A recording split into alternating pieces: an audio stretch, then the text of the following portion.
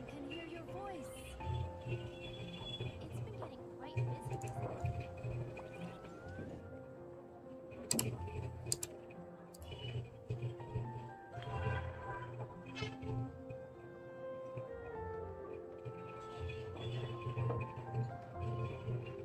Come take a look. There will definitely be something that catches your eye. When you're high up, everyone can hear your voice. Alright, hey guys, it's been a while. I have been pretty busy myself. Like the last time I did a live stream about any game at all, it was Wuthering Wave and it was 5 months ago. And the last live stream about Genshin I did was we went to Not Cry, the first Not Cry mission, and we fought Renier, Rare, or I can't even pronounce the name.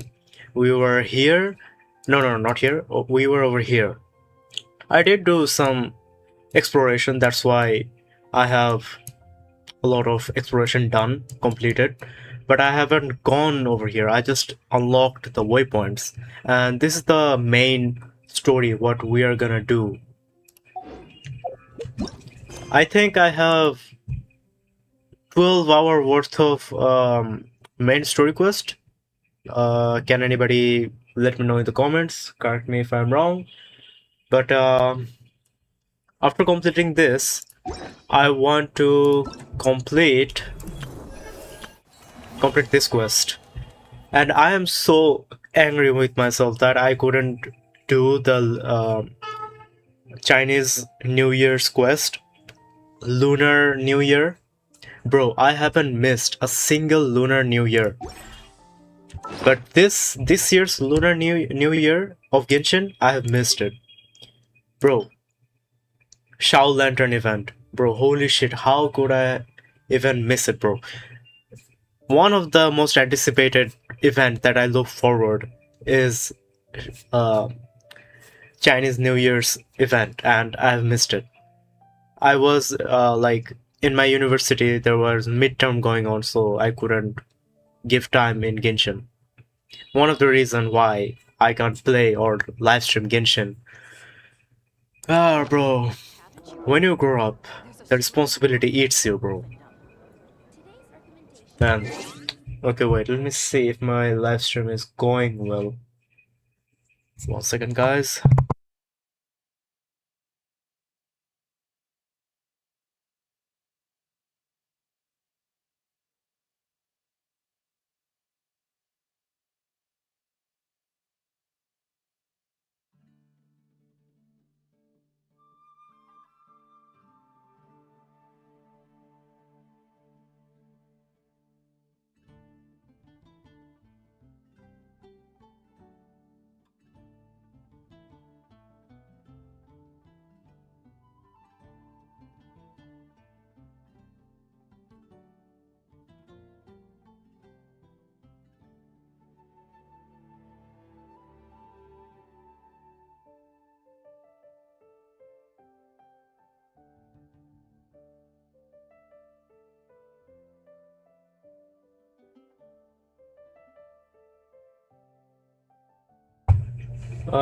I'm seeing this with my phone, and I can see that the live is quite blurry.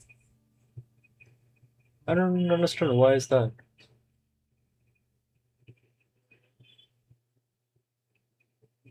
My settings are quite right.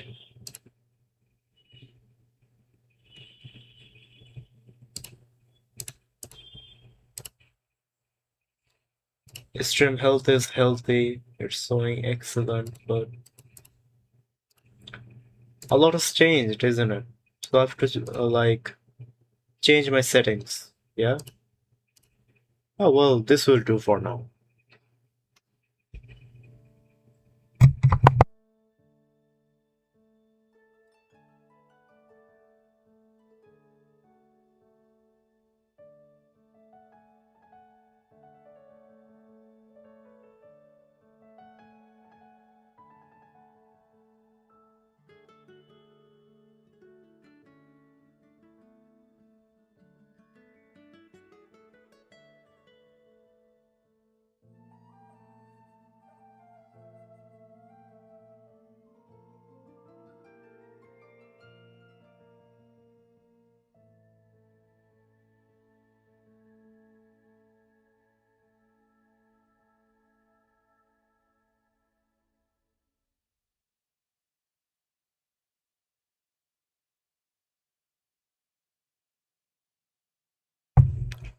Alright. And also, you guys might be thinking that I might be not playing Genshin or anything other related stuff, but my bro, look how much I have grinded. I have grinded 514 and 29 pulls. Well, I thought there will be more, but okay. So 540 plus pulls, by the way. I have grinded the hell out of everything, bro. I haven't pulled much character. These are my top characters, you can say, and I don't go for constellation. The only time I went for constellation was for Raiden and Zhongli. I wanted to get Zhongli to level 2 because back in my day, it's that type of topic. Back in my day, you know, when in co-op you would fight bosses and Zhongli's shield C2 basically gives other players shield, so that's why I wanted to get it, but now it's not compulsory. The characters, the players, the game characters that we get nowadays is just overpowered, bro. And I also heard that there's PvP. You have my Correct me if I'm wrong. attention. I haven't even completed this one yet, bro. I am cooked, bro. And don't even start with Weathering Wave and Starl, boys. Weathering Wave, I am in like Genshin level pace. It's side by side pace. Starl, oh my gosh, bro. It's far, bro. It's far way behind, bro. Starl is cooked. I have to like, if I take Starl, it will take an entire month to complete the entire quest, bro. That's how much pending quest is left in Starl. I am cooked, brother. But anyway, let's continue with this. And yes, focus mode. Where's focus? Enable focus mode.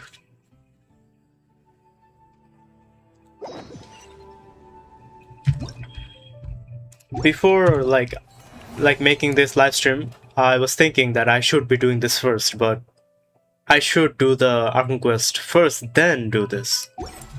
You know? And today I'm like, I have free time, so I can do another live stream tomorrow, inshallah, if I can.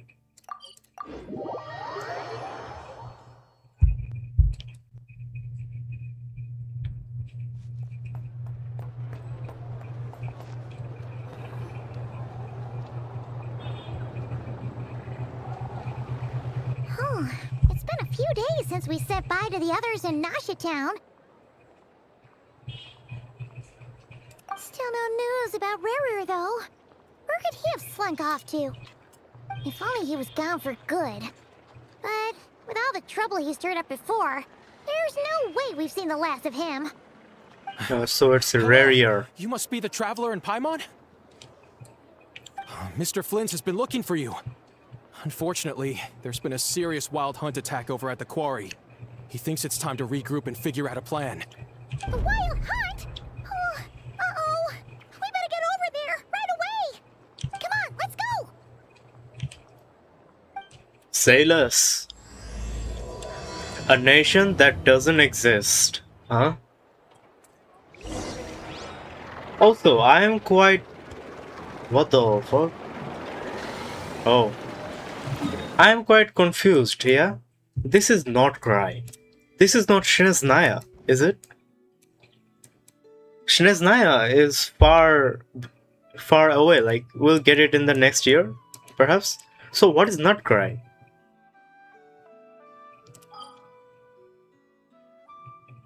I am far behind, like I should watch a guide video like about what happened in the 3 year of like span, because for 3 years I think I've been really inactive in Genshin, but I've been playing, grinding. That's what I've been doing, but with the community I haven't been put it much years into it.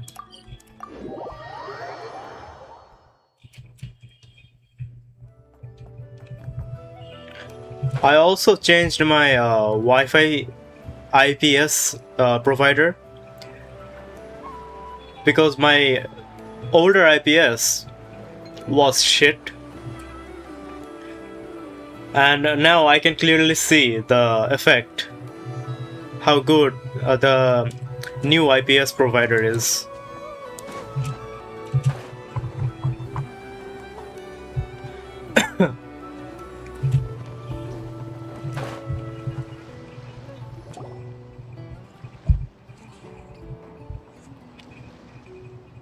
Oh.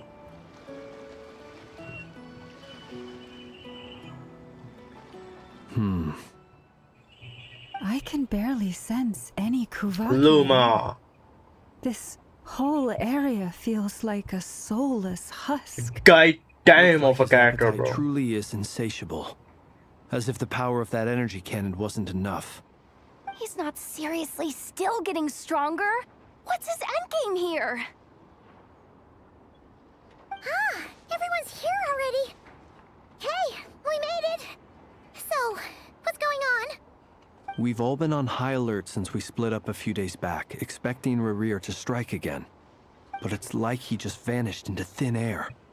No one has seen him nor found any trace of his presence. That is, until this morning, when a ratnik found signs of wild hunt activity while out here on patrol. As you can see, the crystalline itself is physically intact, but the Kuvaki it contained is all but completely diminished.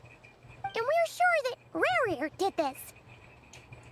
Who else? He's the only one who could pull off a stunt like this. Kuvaki loss has reached critical levels. Reikir of Solnari set to maximum threat level. Warning, unless de-escalation measures are taken soon, he will pose a threat beyond our ability to contain. The consequences could be catastrophic. Traveler, do you remember when we encountered Rarir just after regaining his body? Rare. There wasn't a shred of sanity left. Nothing but madness and rage.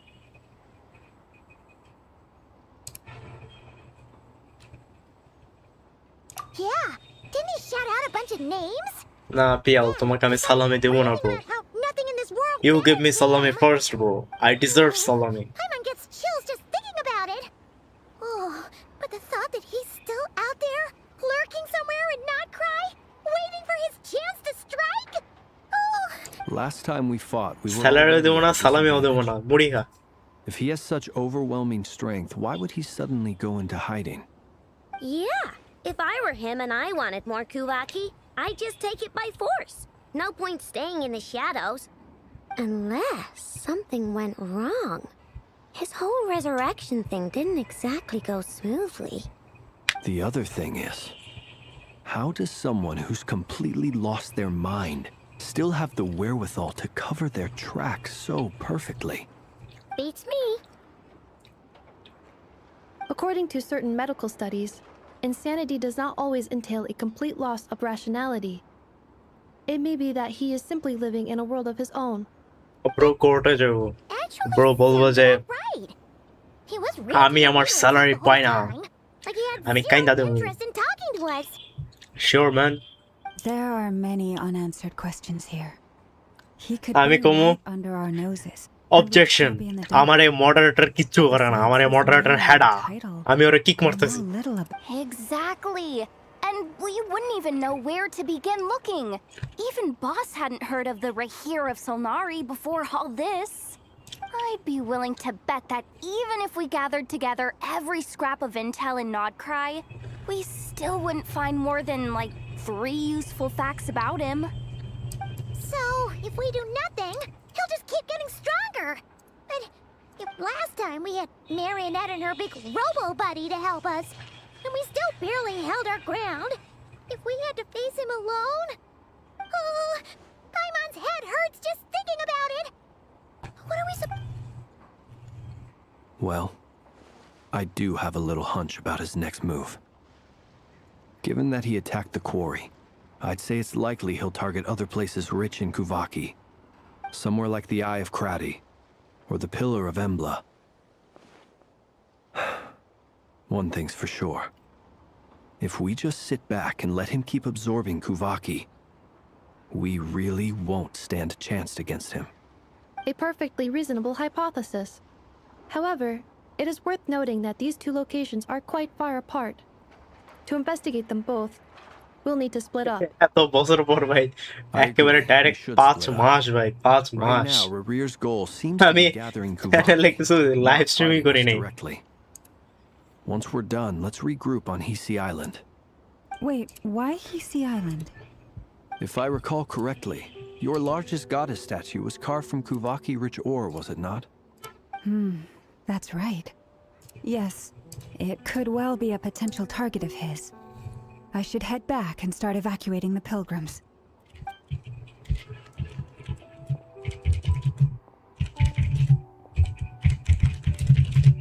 Splitting up's always gonna be risky. But I guess we don't have much choice, right? And if we do run into Rear, what then? Rarier. That's when you follow the third You know, rule of I'm playing Trek Expedition Run 33 like the and wind. Rarier, and I'm confusing Renoir. Third rule? Both of them together right now. Blow? I don't know. Did I? Anyway, whatever. In this situation, go with the flow means go find backup. Agreed. If anyone finds so much as a trace of Rerear, do not pursue. Rarier. Get out of the area and alert the rest of us as soon as possible. We need to put safety first. All right, we'd better get moving. Come on, Anetha, let's go. I also saw the meme of what's her name? I forgot, but she was like telling in Japanese voice. In Japanese voice? Yeah, it was in Japanese voice, and she was saying in what's the name? What's her name? Where is she? Nah, man. Finding a character, bro. I know. Yeah, I know. Was saying in That's so cute, bro. And did you guys pull for Varka, the guy himself, the legend himself? Bro, after how many years, bro? Like, we saw him, like, we heard the stories of him that Varka has gone on an expedition. We imagined him to be a really old, like, cappuccino. Did I really say cappuccino, or I forgot his name, bro? But I expected him to be like old, a macho type kind of a leader, but my bro is young. And his personality is quite funny. I did saw a lot of meme video of Jean finding Vorka and giving him work, and Vorka is trying to get away from the responsibilities, bro. You can really say Jean is now living her life. I also ironically got an email from Jean today. A day off. It's Jean's day off, finally.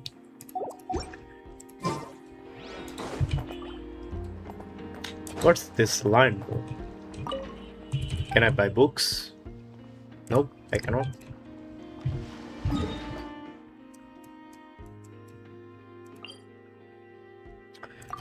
I need to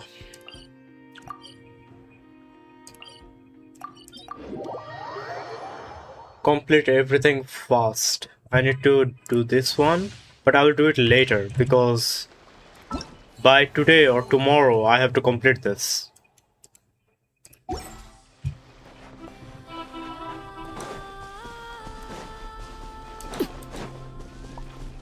I also got a spoiler that Ditore is going to be fighting, not maybe in this Argon quest, maybe next one. Any leads? Nope. Diddly squat. No clues to where he might be hiding. It's like he's a ghost. It feels feels like we're sitting on a powder keg that could go off at any second. Ugh, I hate this feeling. I'd rather face him head on than be left hanging like this. So, you guys didn't find anything either? Not loving the word either. How about you, Flints? I questioned a few Ratniki and eventually narrowed my investigation down to one suspicious individual. But by the time I got to his place, he was already gone. Almost as if he knew someone was on to him. Either that, or he's just extremely cautious. And He's been biding his time for a while now. The question is, where or what is his next target? no idea. Since regaining his body, he seems to have lost all interest in the fragment in my possession. If he did still want it, he's had plenty of chances to take it. All we can do now is hope that Ino and Anefa turn up some leads. Darn it, Rarir. If you've got the guts, come face me one-on-one! Wait, he's actually here? I didn't mean it, I swear! No. Isn't it It's coming where... from Silver Moon Hall. The Lady Kutar might be in danger. Let's get over there, quick! What's her name again? I forgot, bro. How can I even forget her name? Oh, a cutscene.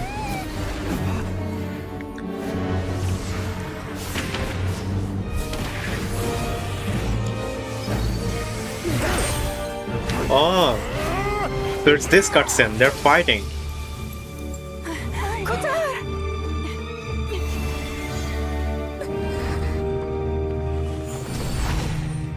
Whoa. Damn. Why is he attacking the damn select? What's going on? No time for questions. Stop him!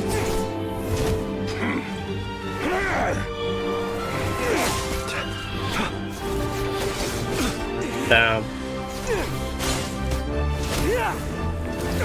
Holy kick. This is insane. Yehuda, get Kutar out of here! On it.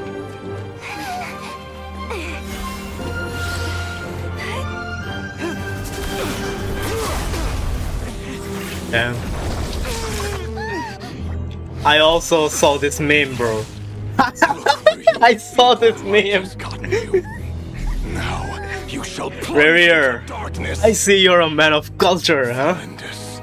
Soon, I will find a way. Watch out!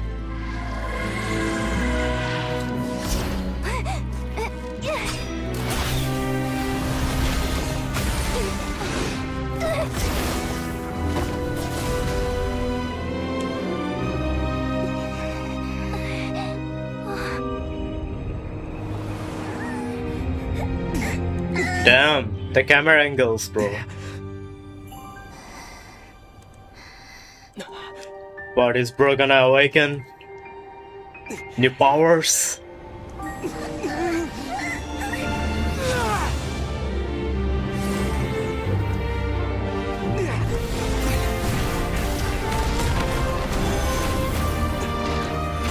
Whoa. NF4.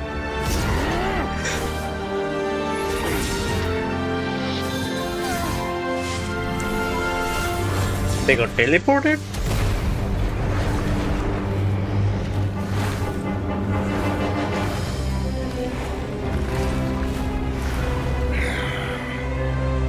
Find them.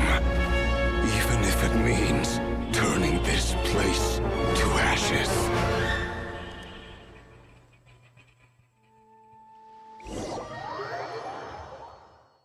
Cool. That was too close. We barely made it out of there alive. What's that guy's deal? How'd he get so crazy strong? He's a threat to this entire nation. I doubt his strength could even be measured by conventional standards. I have a question.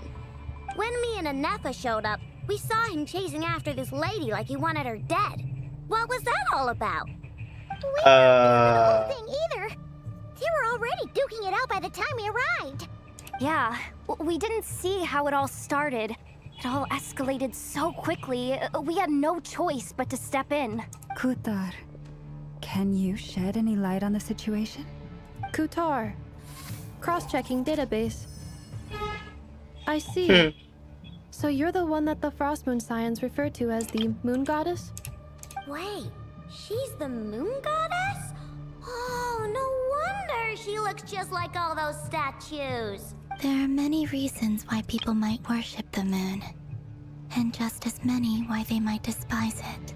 I've never met that person before, but there was no mistaking his deep-seated hostility towards me. Why he holds me in such contempt, I cannot say. But since he hunts the power of the moon, it's no surprise that I am a target. Kutar. There are many potential motives. For instance, you help the traveler escape his grasp. This could be his way of taking revenge. It is also possible that he covets the Kuvaki inside you and seeks to take it for his own. The list goes on. But No, right now, it's way deep. devising a counter strategy should be Way the number one deeper. priority. The likelihood of this location being discovered is close to 100%. A counter strategy? But we don't stand a chance against an enemy. I like this. Surely our only option is to run. He's not gonna chase us to the end of the world, right? So as long as we She's can always sneak out of thinking. Outcry undetected. No, I can't say that.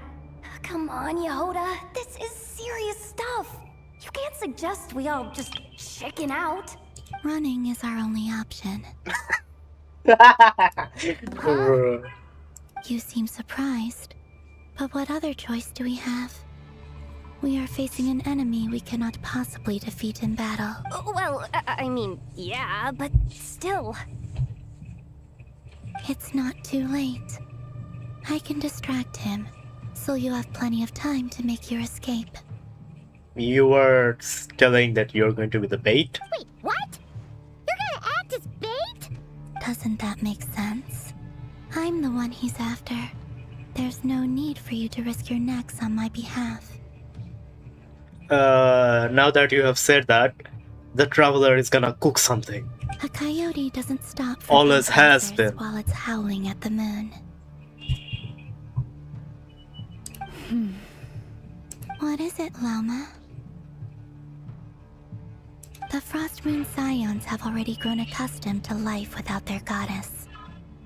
My presence here is no longer essential, and this is not my home, so you needn't ask me to stay. Like, you guys remember when the trailer came out of all the Fitui Harbingers having a meeting, Signora died. I'm talking about that video, official video from Genshin Impact. The way I imagined her is totally different from what she has turned out to be. Like, it's totally opposite. I have imagined her to be an angel of death, bro.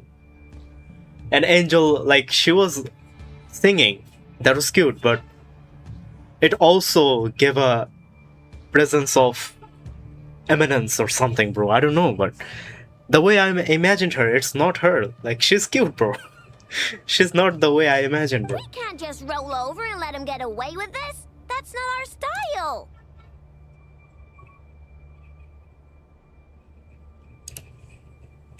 Yeah, we can't just call it quits after everything we've been through together.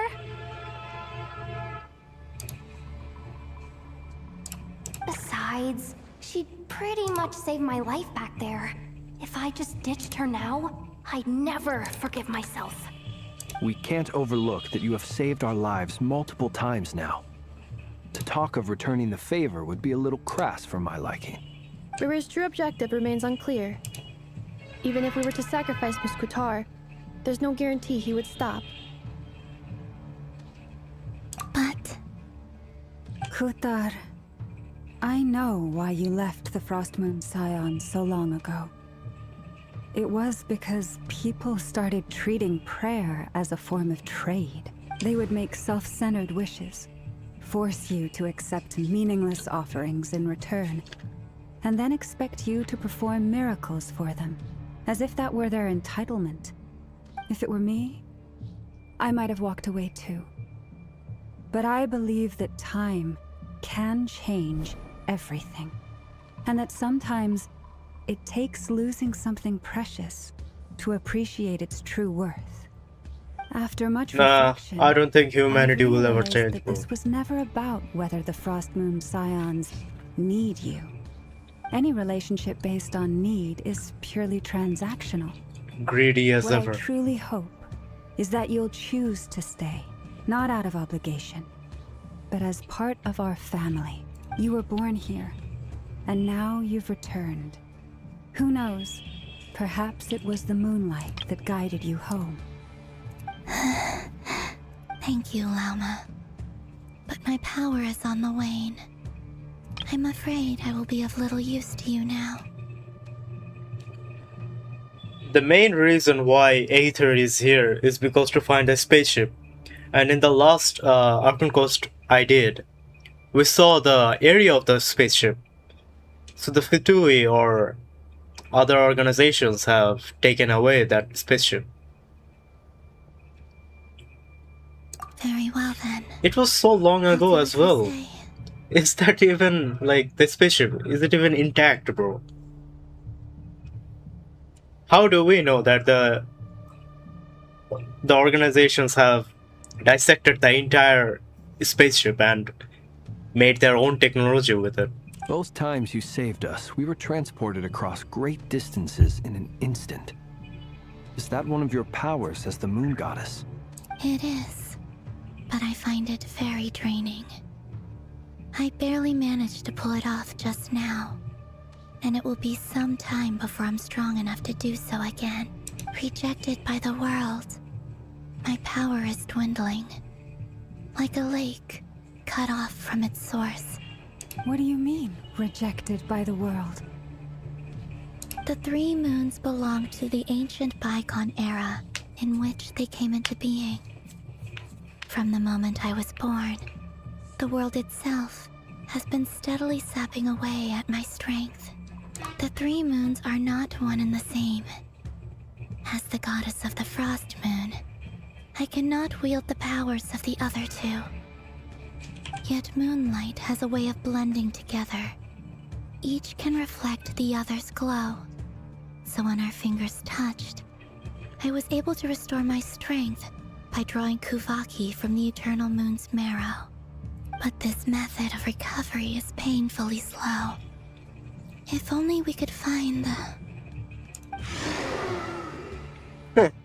It's the Wild Hunt!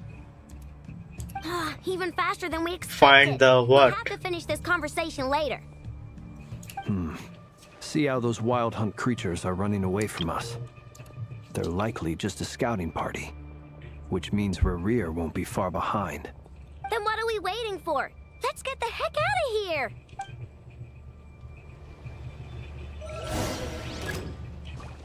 Forest, protect us. Be silent. Ding dong, waterbox! Defensive mode engaged. Annihilation mode. Oh, they just keep coming! This is driving me nuts! Rarir's closing in on us. We need to pick up the pace. There's too many of them! And this time, we can't fall back on Kutar's help to escape. This goes on much longer.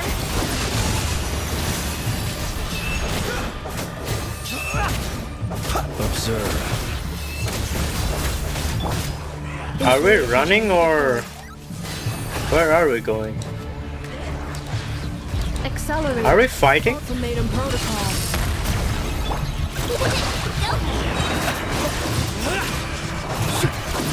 Poor last land, with one heart. Close your eyes. The long sleep beckons.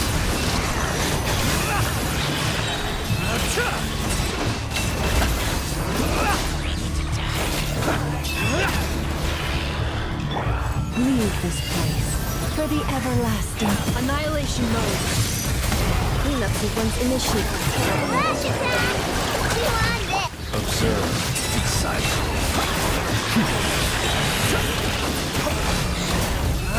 Beware the creatures of the night. Close your eyes. To dust. Bro, am I supposed to fight all of them? I don't think so.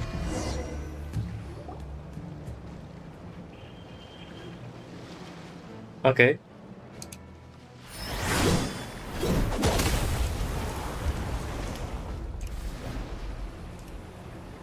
Hey, Varka! The guy himself! With a dramatic entrance! Where is Dainsleif, by the way? Shouldn't Dainsleif be here?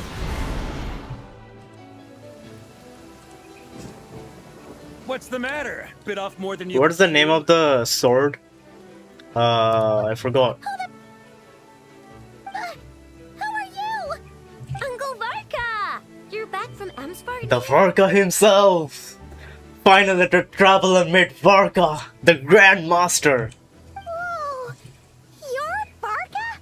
Grand Master of the Knights of Favonius? Yes, the man himself. We could save the intros for later. Right now, let's get you all out of this hellhole. Follow me. I know somewhere you'll be safe. And another reason why Varka isn't Varka, bro. The voice acting, his character, bro, it doesn't match. The name Varka, the Grandmaster of the Favonius, bro. Oh, is that where It doesn't match. That's the one. Come on, move! There's no time to waste. Where are we going?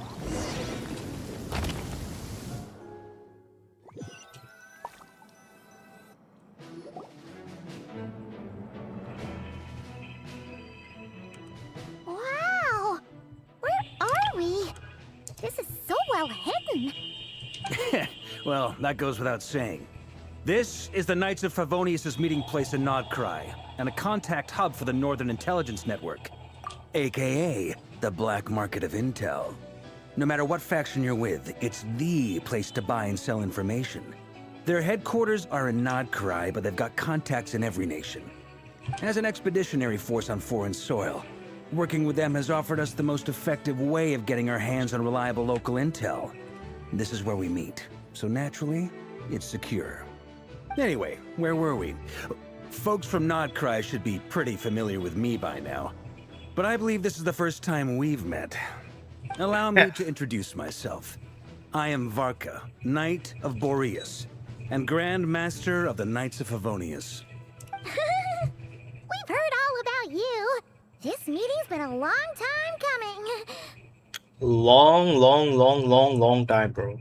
5 years to be exact. You look way younger than Paimon expected. But That's what I'm saying. definitely had that Grand Master vibe. Well, I'm no spring chicken. Just not showing my age yet. Definitely feeling some of that back pain today, though. Rushed back from Amsfartnir without a wink of sleep, only to get right into another fight with that freshly revived maniac. Another? You mean you fought him before? Yep. He wasn't nearly as strong back then, but he was still a formidable foe. I brought some of the knights along to give him a little surprise, but he saw us coming from a mile off. My squad took heavy injuries, and I barely made it out alive myself. We knew it might have been our last chance, so we staked everything on it. But still, it wasn't enough to stop him. I tried tracking him down afterwards, but he didn't leave a trace. Even in his unhinged mental state, he's as cautious as any trained operative. So, I decided to come find you. And as luck would have it, turned up to find you being ambushed by the Wild Hunt. Is that why he's been frantically absorbing Kuvaki these past few days? Because he sees you as a threat? Maybe I'm part of the equation, but even if I weren't, I'm sure he'd still be gathering power. He's clearly working up towards something. Note to self, Uncle Varka's strength rating officially upgraded. Guess it's my turn to ask questions now. So, what exactly has been happening in Nodcry? Why is the Wild Hunt returned in humanoid form? And why is it after you? That's a long story, but I'll try to make it quick.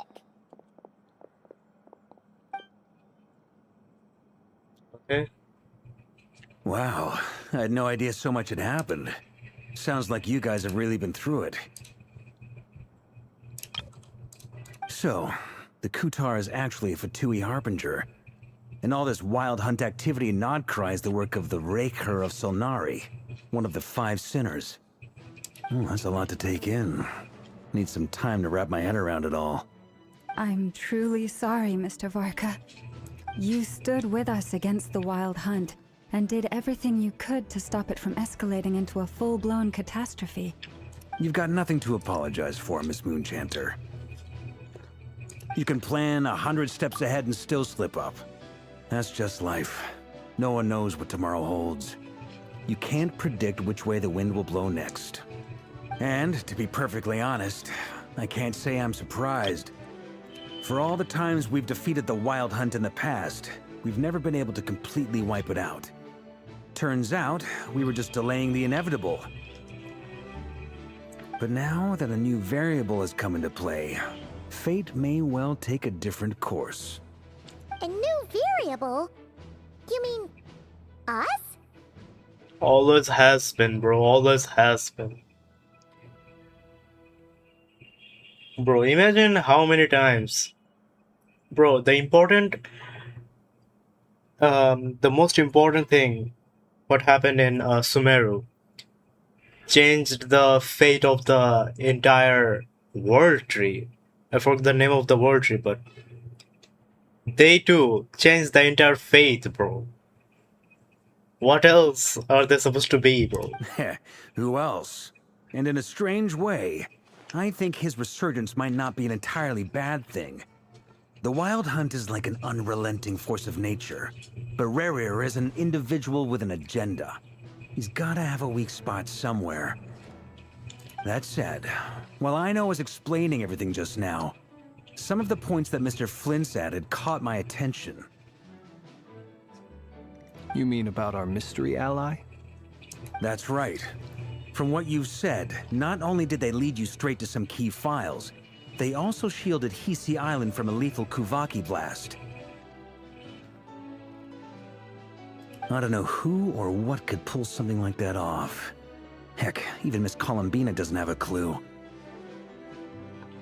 I hadn't heard the story about those files. Would you mind repeating their titles for me? Wild Hunt Phenomena Log, a Nodcryan Ratnik's Field Journal, and Kuvaki Survey Log. Oh. No. Varka is the only one who called her Columbina. Another dead end. Guess all we can do now is hope that our mystery ally keeps showing up when we most need them.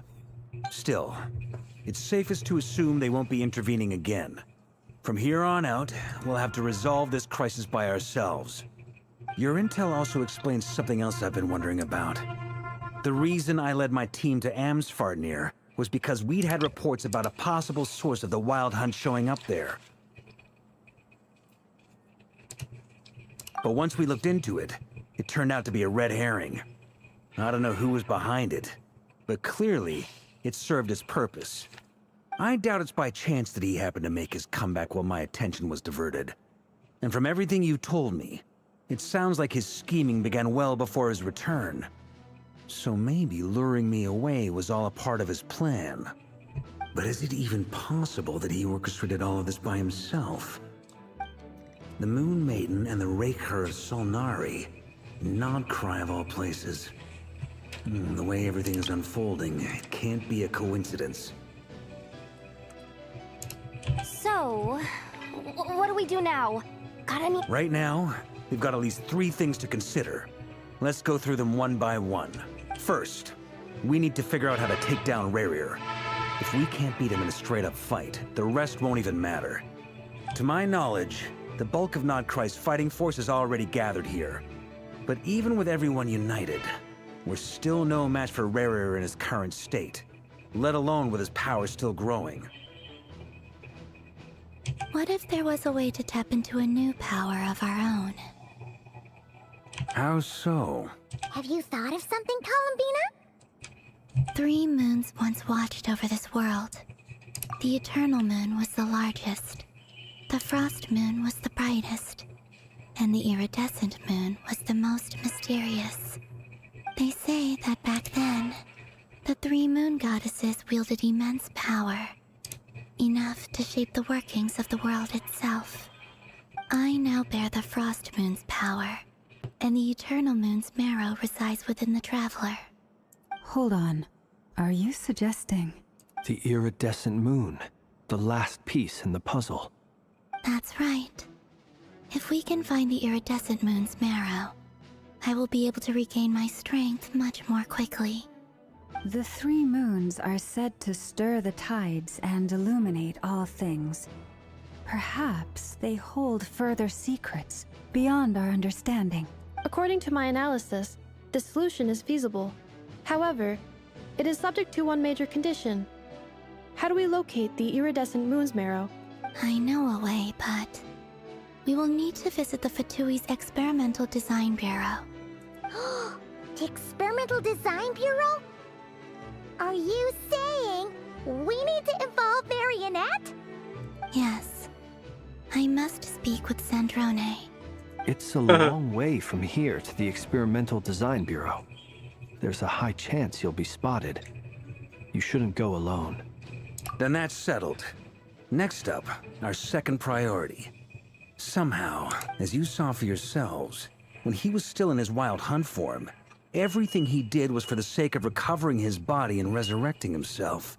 His first act since then, after laying low for a while, was to try and assassinate this young lady. People's obsessions often reveal their greatest vulnerabilities. There must be a reason why he despises the moon so deeply. The Wild Hunt has plagued Notcry for centuries now. If we want to stop it for good, we have to get to the root cause of what's driving it. It's true. We still know very little about him. If Kuthar hadn't given us that lead, we wouldn't even know his name. But where would we even start? I doubt even the Intel Queen of Notcry has a clue. And she... Oh?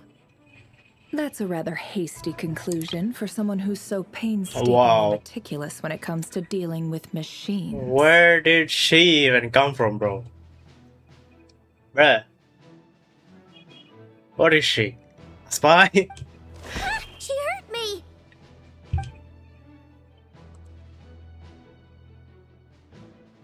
She was there the whole time, What are you bro. doing here? I'm now asking myself the same question. I received a letter from a humble knight of Favonius, requesting a meeting to discuss a major business deal. But it looks like this humble knight had something else in mind. Details, details. Miss Neffer, the important thing is that you've arrived at the perfect time. Since his failed ambush, I've been racking my brains trying to come up with a plan to fight Rarer. Given the severity of the situation, I think it's fair to say that our only chance lies in uniting as one. And I'm talking all the factions in Notcry. We can't do this without the Curatorium. But I knew it'd be a tough job to win you over. So, I took the liberty of reaching out for a little chat. Wait a sec. How did you even hear about this place, Neffer? Didn't you say this is meant to be the Knights of Favonia's meeting spot? And a contact hub for the Northern Intelligence Network? And isn't it supposed to be super hidden? So they're working You really together? think he could have gotten settled in Nodcry without my help? Besides, I'm the one running this gig. Of course I know where the meeting place is. Allow me to introduce the current head of the Northern Intelligence Network. If it's intel you're after, she's your woman. Pretty much seen and heard it all. You're Roman. Okay. Please spare me the flattery. Let's cut to the chase. Seems like you've run into some trouble, huh?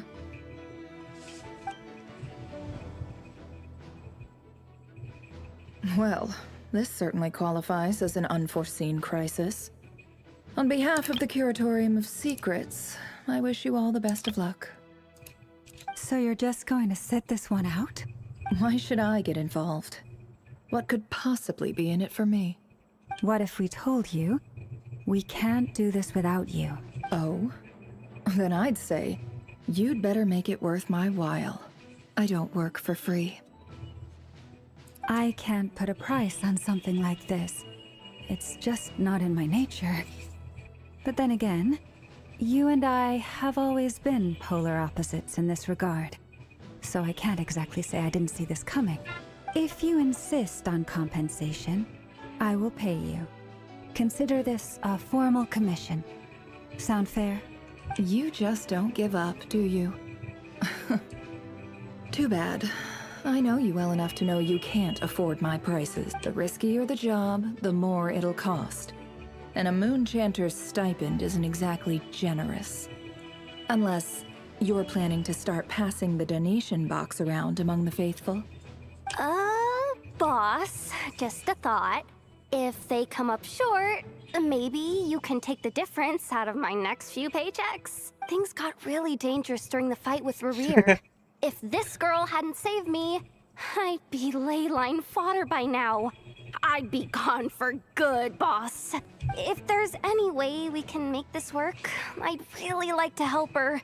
Please?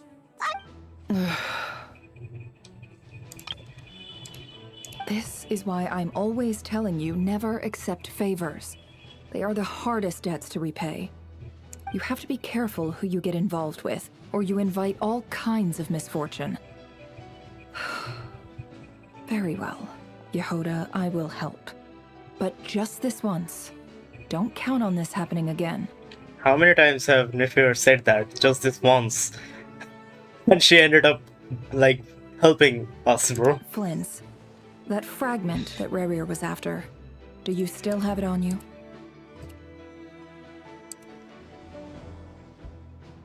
Of course. Let me borrow it. I need it to follow up on some leads. Wait, you actually have some leads? Shh. This is top secret information. I get it. We all have things we'd rather keep to ourselves. Plus, I know we can count on you. So we'll leave the intel gathering in your hands. And that brings me to the third and final item. We need to find a way to distract him. We need time to make our move, so someone will have to stall him. I'm in for this part, no matter what. Anyone coming with? Count me in too. Come off it, you two. Quit playing heroes. I'm way ahead of you here.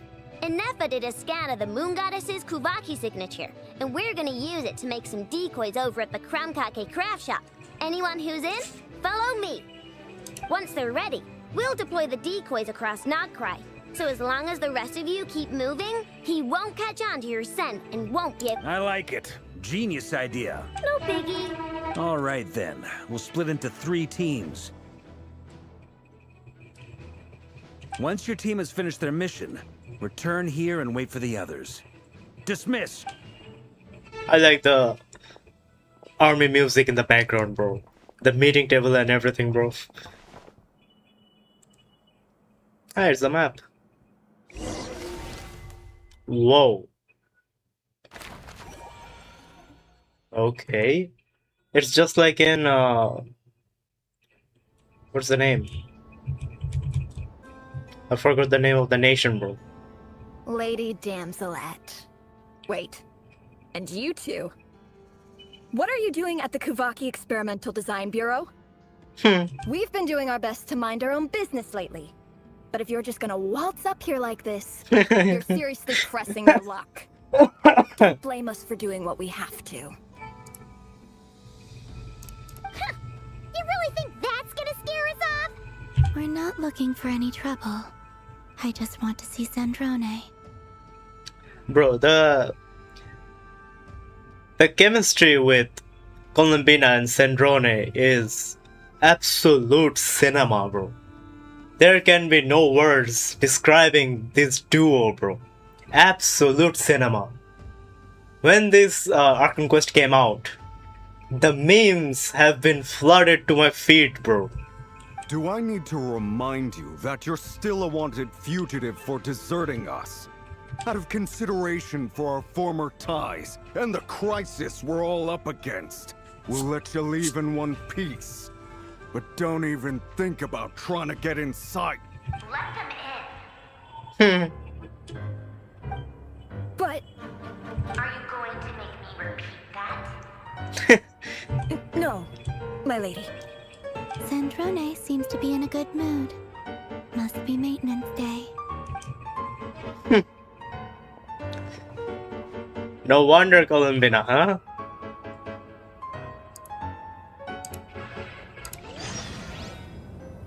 Sure, sure.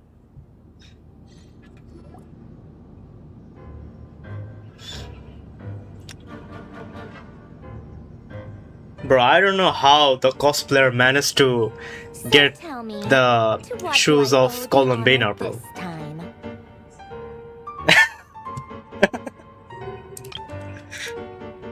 Actually, before you answer that, just so we're clear, we're not colleagues anymore, Columbina. I don't owe you anything.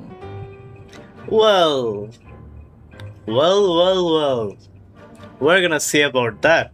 I promise it's nothing big. It seems like you've gotten the wrong idea here. The only reason I let you in was because I was bored. It seemed like a way to kill some time and satisfy my own curiosity. Whatever miscalculations I may or may not have made in the past, I haven't lost the plot enough to even consider sticking my neck out for your sakes. I'd like to speak with Arlecchino. Ah, Arlecchino! Father! His father's gonna be here, bro. What? Huh? You mean the knave? I'd like to speak with Arlecchino. Is she in Nodcry? Bro. This entire Argon Quest is going to be cinema when the father is involved, bro. No, she's not. Once the work on this facility was completed, she went back with the Rooster and Regrator. The only ones in Nodcry are me and... what is it you need to speak to her about anyway? Oh, Titori, isn't it? Rerir is hunting me. If I'm going to face him, I must first retrieve the lost moon.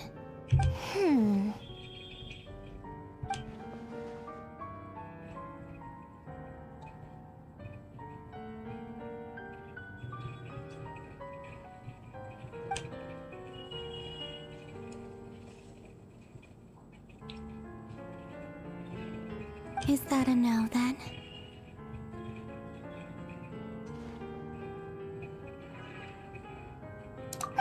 As if I need reminding. I was this close to settling things with him before someone decided to whisk me away to their weird little garden. Have you Bro. held any tea parties lately? Bro, this duel, bro. I swear. Bro, if I get the chance in the future, like, I'm saving for characters, bro. That's why I have 500 plus pulls. But after I'm done, I'm gonna pull this too, bro. If she's gonna be playable, of course. Tea parties? Yeah, obviously. You don't seriously think we'd pack it all in just because you aren't here. If anything, they've been more eventful than ever. Just me, Arlecchino, and a bunch of insolent and sensitive guests who won't stop asking where you've gone. Oh, they've been a real joy. I bet you served them the worst tea you have. Just like you used to do to me when I upset you. Who cares about how good the tea is when there's no one around to drink it? I keep losing people. First Rosaline, now you. I'm running out of people who can make me laugh. Rosaline. Honestly, Who is Rosaline? what could be more ridiculous than a multi-centenarian goddess who's only ever had the plain herbal tea she received as offerings? You'd always brew a different type of tea for me each time. Was it really just to see how I'd react? You can say that Columbina is like the knowing type and Syndrone is like the stubborn type.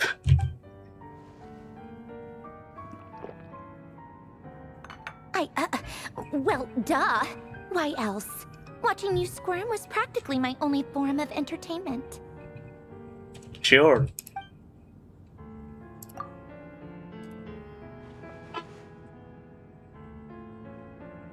ভাই পিয়াও ভাই চ্যাটের ভিতরে আইসোস ভালো কথা এই অবস্থায় ভাই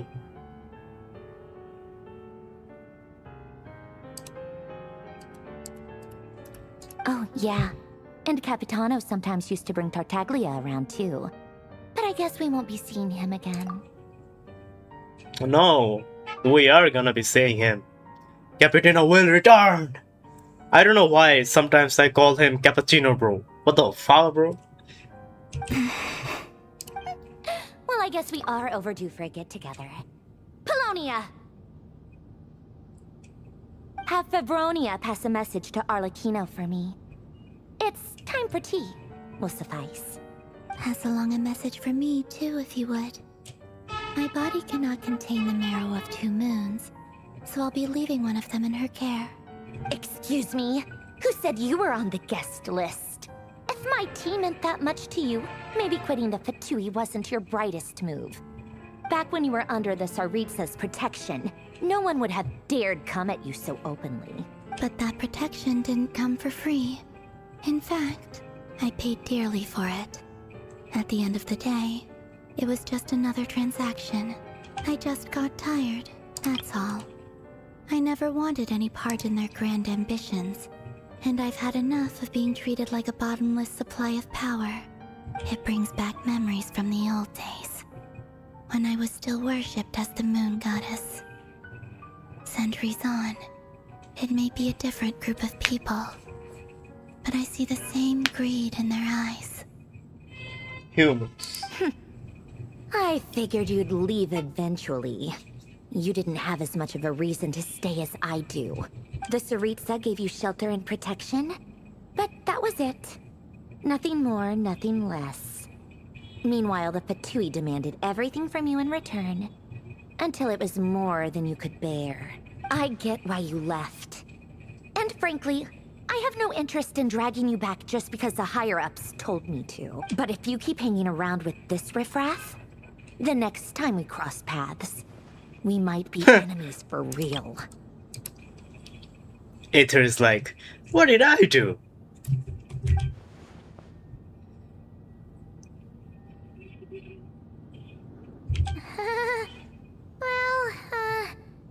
Guess that's our cue to leave.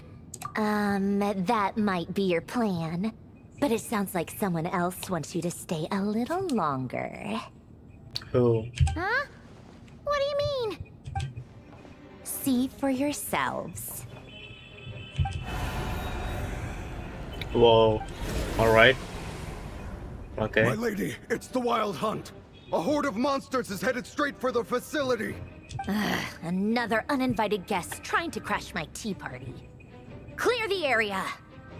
I'll handle this. Wait, what? You want us to leave you here by yourself? Huh, you'll be lucky to make it out of this alive. You really think you can afford to worry about me? Go on, get out of here.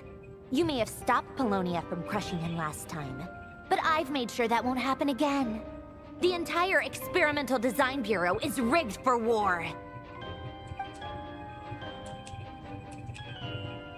Stay and watch if you want, but it'll be at your own risk.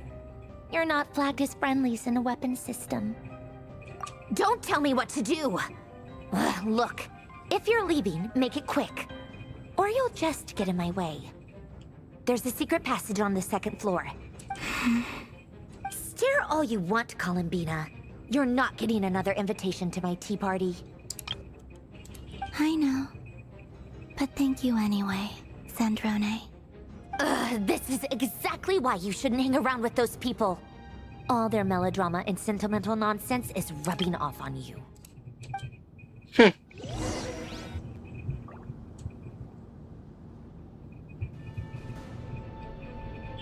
Come on then, Mr. Ray here. Well. Pick up where we left off. It's your Wild Hunt monstrosities versus my Holy shit, bro. Let's see who comes out on top. An army of robots, bro.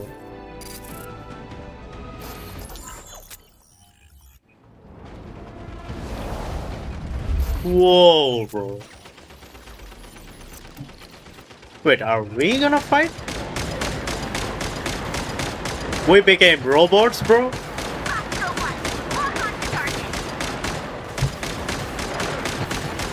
How did he come to this, bro?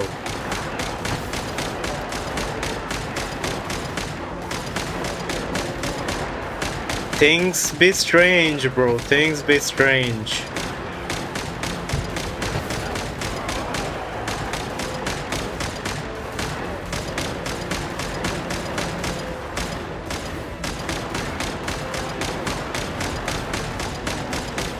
What are we doing here, by the way? Why is this endless?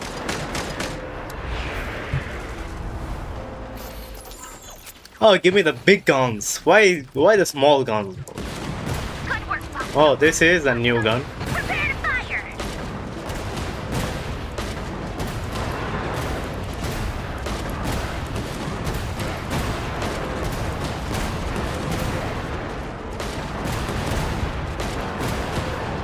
Oh, this gun is fun. Can I get a machine gun next?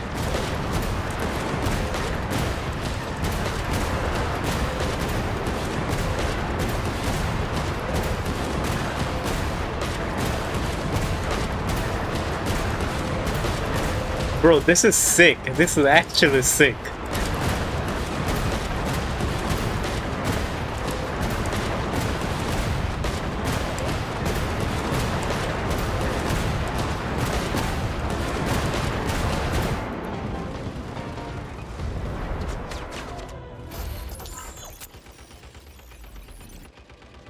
Sniper? Keep them pinned down. Don't let them get near.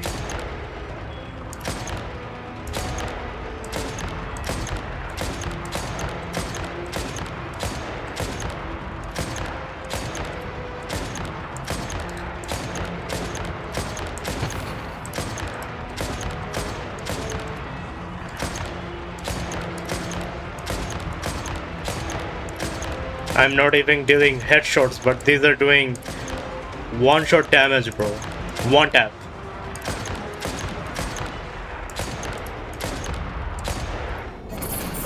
Rotate out. Deploy all backup units. Get in there and hold the line.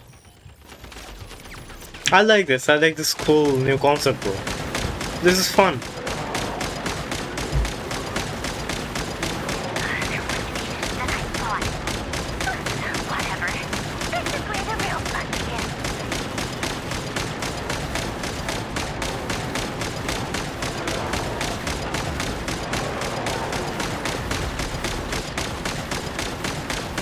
Okay.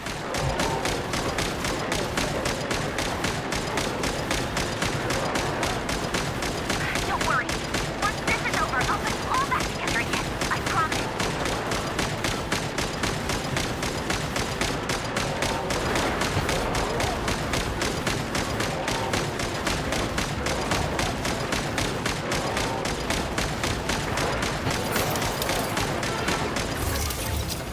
Whoa. Damage. Finally, the Ranger himself. Time to... Oh. Huh? Where'd he go? Uh-oh.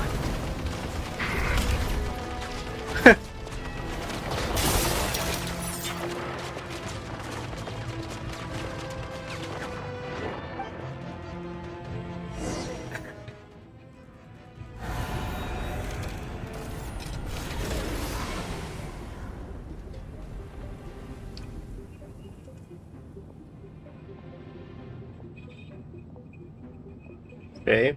Now how is this gonna turn out?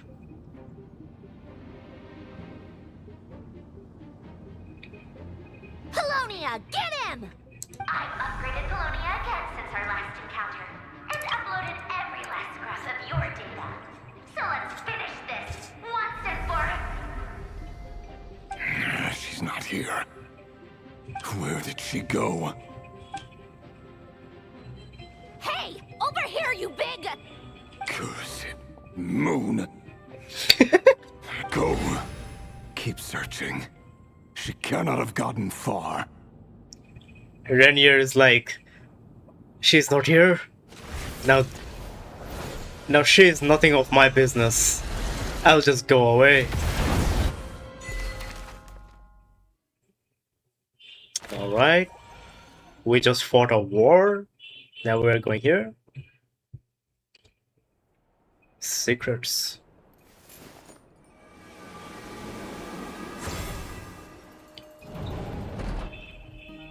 She's from Sumeru, isn't she? With a Zaza, of course. So this is your method for investigating Rarir's past. It almost looks like some kind of ceremony. Good deduction. But it's quite a different affair from what you're used to with the Frostmoon Scions.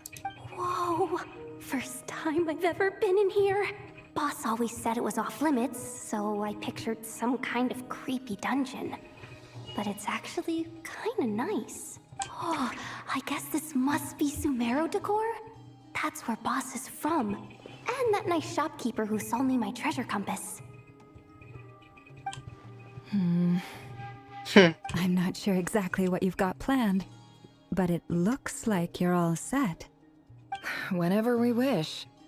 But for some reason, I've got a feeling this isn't going to end well. I've never faced Rarir myself, but from what you've told me, his power is beyond anything I could imagine. I, on the other hand, am just an ordinary businesswoman. Our paths should never have crossed, yet here I am, forced to make an enemy of him. If you ask me, you're about as far from ordinary as it gets. So what are you saying? You're getting cold feet? Once I take a job, there's no backing out. Still, I have to ask myself if the power I'm relying on will even work on an opponent of this caliber. And also how to make sure I come out of this alive if things spiral out of control. Death is the one thing we can take for granted. It is the great equalizer, however fortunate or unfortunate we may otherwise be. So it's important to consider how to spend what lifespan we have left. Come on, boss. Lighten up. Quit talking about death. It's bad luck. For once, I agree with you. When you're up against a foe like Rarir, there's no such thing as being too prepared. Is there anything I can do to help? That won't be necessary. I've already made up my mind. Time to cash in a precious favor I've been saving for a rainy day. Yehoda, I need you to find someone for me. The sooner the better. Eh? Find who? That shady merchant who sold you an overpriced treasure compass the other day. What, Dore? Come on, boss. You're pulling my leg again. In what way is she shady? She showed up when I was completely lost and sold me a neat little gadget that was exactly what I needed. Trust me, she's a good person. Bro, she's smiling. Anyway, I know who you're talking about. Don't go anywhere. I'll be right back.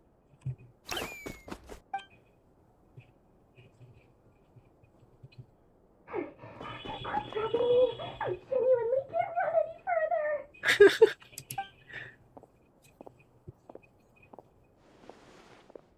Hey, aren't you? What is it? What's the big rush? You dragged me out of a dream where I was literally swimming in Mora. I'm charging double my usual attendance fee.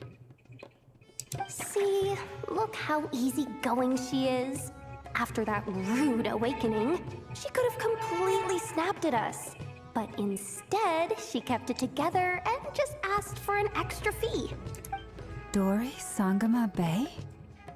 I never would have pictured you two doing business together. If you want to make it big and not cry, it's all about connections. Lady Nefer just so happens to have a lot of intel that interests me. And she also did me a big favor in the past. It was back when I first arrived in Notcry. My trusty assistant, the genie in my lamp, had an adverse reaction to the Kuvaki and fainted. And wouldn't you know it, that's when I suddenly find myself in a life or death situation. That's why she's smiling, that I owe you a debt. Now repay me. Save the day. I've been giving her a 30% discount off all of my goods ever since. Now, so that no one here feels left out, I'm willing to extend a 20% discount to fellow friends of Boss Nefer. Plus, any other friends you send my way will enjoy 10% off. What can I say? The great Lord Sangama Bay is nothing if not generous. So, let me guess. You've run into some trouble. Even the Sumeru music in the background, You bro. possibly need, and the more you buy, the more you'll save. You guessed correctly. What have you got in the way of survival gear? The one type of gear I've never been short on. What are you looking for? A jetpack fresh from the Academia's labs? An ancient suit of armor dredged up from the bottom of the sea? At the very least, I need to know what kind of opponent you're dealing with here. If even you're worried about staying alive, it must be pretty serious. Opponent, huh? One of the 5 sinners. I wonder what type of opponent he is, bro. What if I told you it's someone with the power to bring a nation to its knees? Correct. Is that so? Then we really are talking top-shelf treasures. I don't have anything like that in stock right now. I'll have to ask my supplier. Your supplier? A powerful woman, make no mistake. I can't reveal her identity, but luckily for you, I hear she's planning to visit Notcry in the near future. It's Arlecchino, isn't it? And also, like, bro, the business is like this, bro. That if you don't have connections, you got nothing at all. And if you have connections, then this is what you get. This is exactly what business is. If you're willing to wait, I can ask her when she's here. Can't say exactly how long that'll be, though. Then, let me put it another way. What would you do if you encountered an enemy like that? Roll over and serve yourself up on a silver platter? Of course not. I have a handy little trinket from one of my generous suppliers, which... Hold on. What exactly are you getting at? No, no! This is for my personal use only! Let's just say I'm borrowing it, all right? Just for insurance purposes. You'll get it back later. Favors are the worst kind of debt to owe, and now you've got a chance to repay one. A win-win situation, don't you think? Fine. You can borrow it for 5 days. No, make that 3. And for every extra hour after that, I'm charging you 1,000,000 mora. Deal? Deal.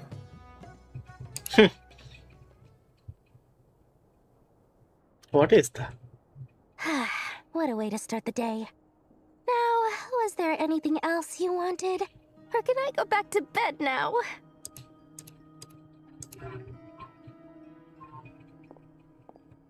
That will be all. Take care now.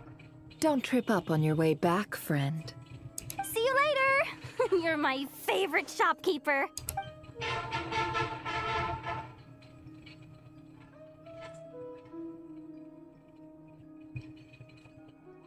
Excellent. Everything is well and truly ready. The ceremony can now begin. After initiating the ceremony, your minds will follow me wherever I go. You will see many strange things in your mind's eye. Sumeru ship. So remember, don't be frightened, and don't make a sound.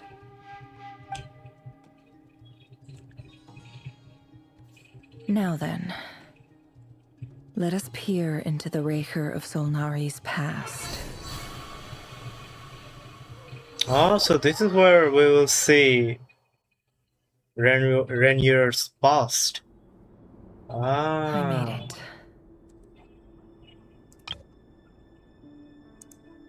I don't recognize this style of architecture. Must Because be it's in... Conrian. It's the place. I keep forgetting the name, bro. Simple furnishings, table and chairs.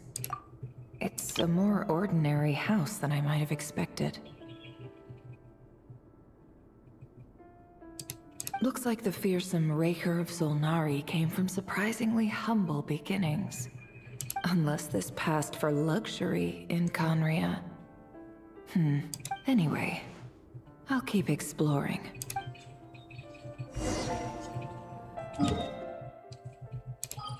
It's Enconomia, isn't it? That place is from Enconomia.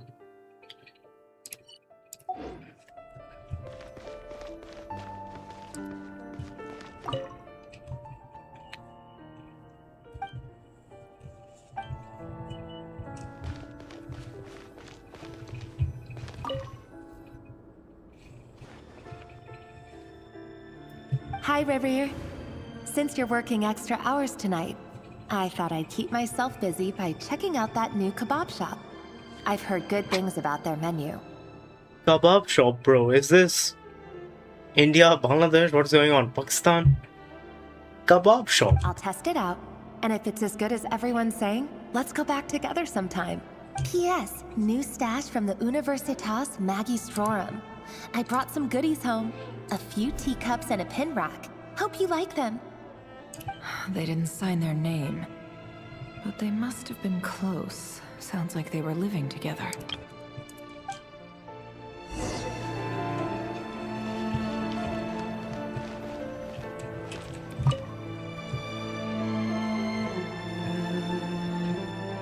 I went over to Joseph's for drinks today. They have a fine collection, but I went alone. Felindis was tied up with something and couldn't make it. Joseph asked why I came alone, but I didn't really have an answer. He then went on to ask about other things. If you ask me, someone who asks that many personal questions is too nosy for their own good. But if he invites me again, chances are I'd still go. Felindis. That's the same name Rerir mentioned. Crane imports keep falling. If things don't pick up, we'll soon be back. Honestly, I'm not a huge fan of that new type of mushroom everyone's been into lately. Didn't it start out as a lab-grown variety? I heard it's even mildly corrosive. Seriously, why would you even eat something like that? I don't care if it's an impressive feat of alchemy.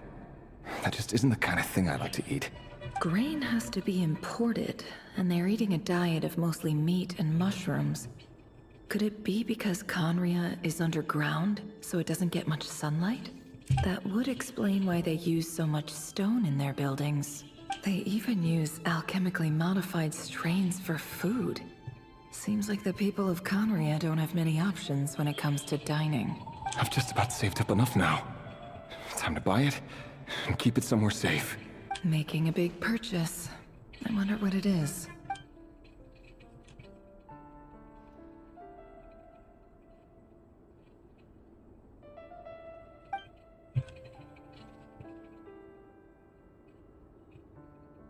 He really is Ordinary. a professional. No wonder he's so good Unreal at covering person. his tracks. Despite what he's become, it seems like he's retained certain habits, at least in this regard.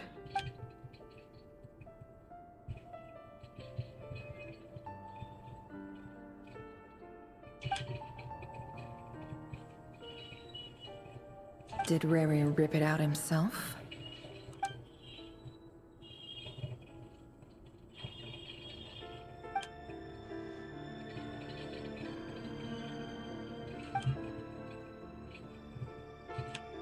Before I met you, I was convinced that my heart was nothing more than a stagnant pool. The burial place of a fallen moon. A withered, windless grove where the waters rested forever unrippled. Sir Rerir was a poet. It was you who helped me see that my heart hadn't entirely withered away. That it could still beat to the rhythm of love. This is just trivial sentimentality from the looks of it. Why would he go to the trouble of hiding that? The burial place of a fallen moon.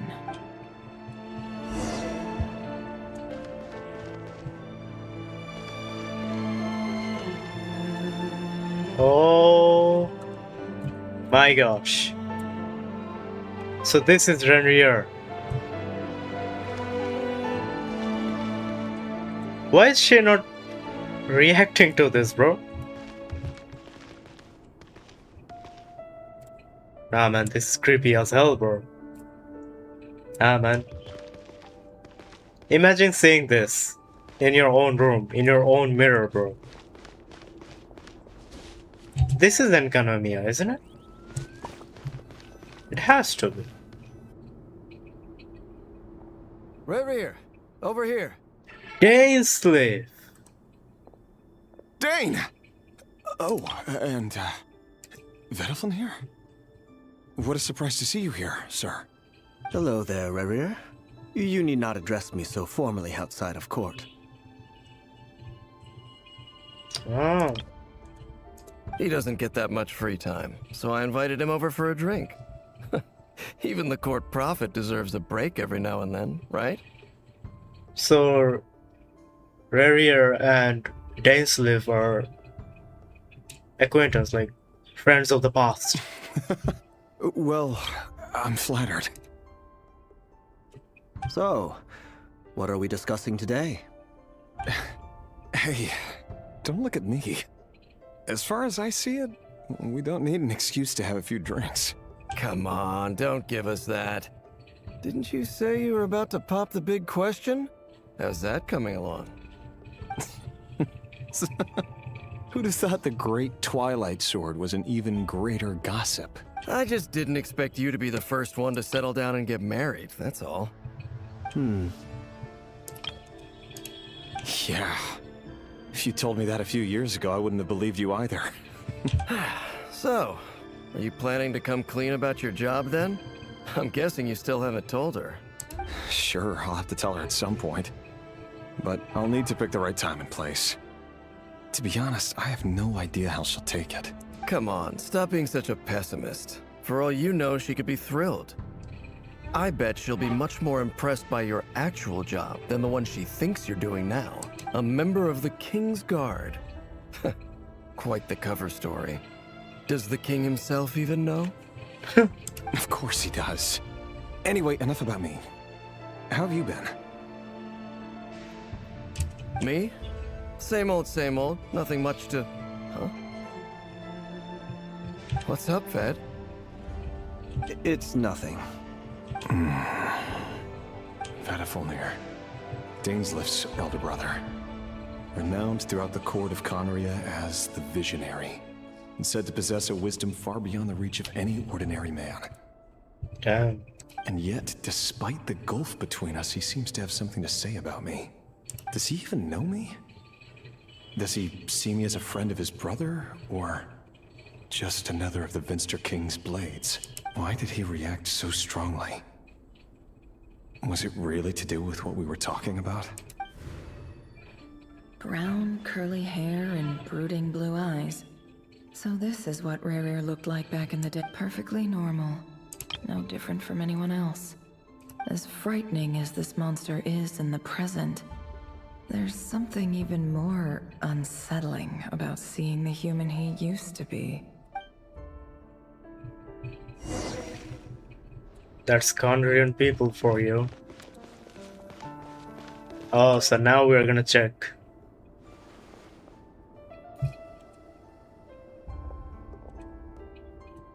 It's our...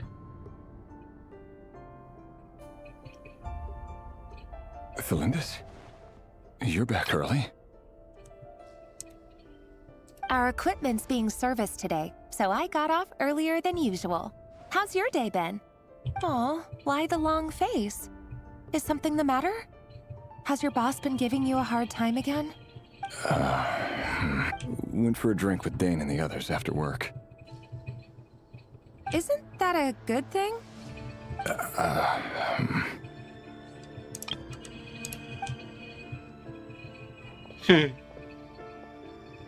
Vedafulnir showed up today too.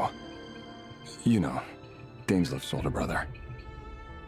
Ah, Mr. Vedafulnir. Yes, I've heard of him. They say that everything he says ends up coming true. He overheard Dainsleif mention that I'd recently proposed, and seemed to have an issue with it. But when I asked what it was, he kept it to himself. So, you're worried? You could be such a child sometimes, Revier. We're nobodies. Why would the Visionary be concerned about us? I'm sure someone in his position has much bigger fish to fry. Maybe you're right. You worry too much, Revier. We've been together for ages now, and everything's been going so well, has it not? You've even proposed to me. So, you do remember. Tell me then. What's your answer? Like I said, I need some time to decide. You can't just rush into things like this. We may be nobodies in the grand scheme of things, but if we want things to work out, we've still got to plan ahead. All right. Take your time. Just don't keep me waiting forever. Damn. Nobodies. Sounds about right. In the eyes of people like Vedalfnir and Dainsleif, what do we matter? Can someone whose gaze is so fixed on a far-flung future even see the present clearly? Besides, the dynasty's fate rests with the king and his inner circle. Whatever I do, it won't make much difference. Meanwhile, every idea they come up with and every decision they make, it affects everything. These days, the king is lost in his research, and the purge of the Crimson Moon bloodline grows ever more intense. The opposition tried to speak out. Crimson Moon. But nothing came of it. And I'm under no illusions as to why. Because we eliminated them and got rid of their bodies. A man can have 1,000 reasons to carry a sword, but there are few good excuses to use it. Yeah, that's a heavy word. A gentler approach, and he never will. What becomes of someone who kills on another's behalf? Can he ever find true peace? So he is like an assassin type.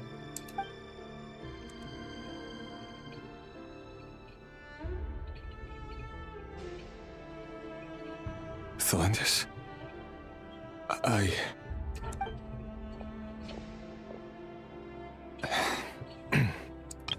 It's nothing.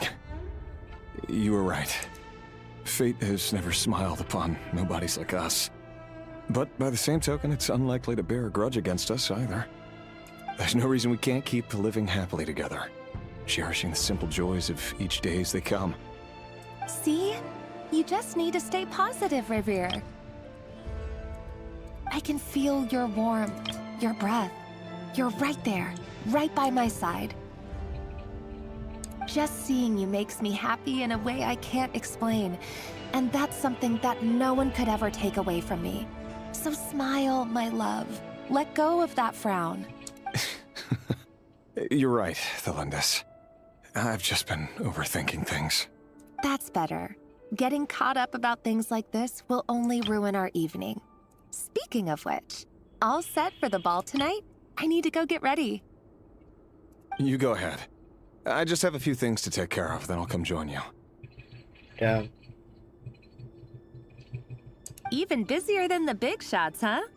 Fine, I'll go get started. But don't be late. If you keep me waiting too long, I won't be a happy bunny. Relax. I'll be there. Seriously, though, you drive a hard bargain. You're really gonna leave my proposal hanging and still expect me to take you to the ball?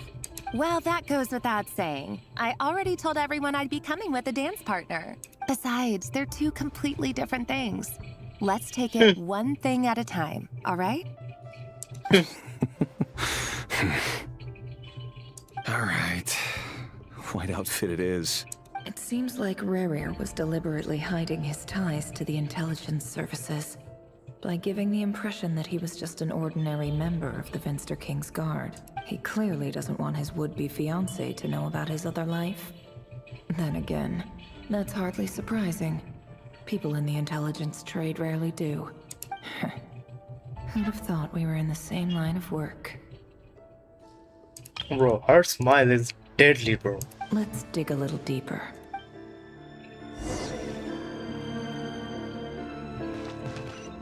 Yeah, I'm keen to know about Rainier's past as well. Our last operation was a resounding success, and all thanks to you, Rahere of Solnari. In total, we apprehended 32 dregs of the Crimson Moon, and 67 accomplices. 67. 67. After all these years since the dynasty's fall, bruh, so many of them still linger on. Indeed, it cannot be denied. Yet it was destiny that the Crimson Moon should be overcome by the eclipse, and that His Majesty, the all-seeing Finster King, now guides our nation on the path to prosperity. Khaenri'ah has no further need for a dead moon. But alas, there will always be those who refuse to see the truth. choosing instead to romanticize the past. That's not entirely true. Much about the Crimson Moon era was worthy of remembrance. And that's exactly why they keep trying to see it restored. Many of its secrets remain unsolved to this day. As it happens, that's precisely the field of study my partner is devoted to. You still haven't told her what you really do for a living. Where would I even start? How do you tell someone that you're one of the king's hand-picked executioners? That your hands are steeped in blood? You didn't choose this life, any more than I did. Orphans like us don't get a say. But I'll sure as heck be the one to pay for it. Speaking of which, we need to be more rigorous in the way we identify direct descendants of the Crimson Moon. Someone, it seems, has strong opinions about my future plans. Most likely my marriage in particular. I have a feeling that we may soon become targets of the Crimson Moon's retribution. Your concerns are not unfounded. They've taken out many of our colleagues these past few years, and for that very reason. Take care, Rahere of Solnari. I look forward to toasting you at your wedding. Thanks, Thorkel.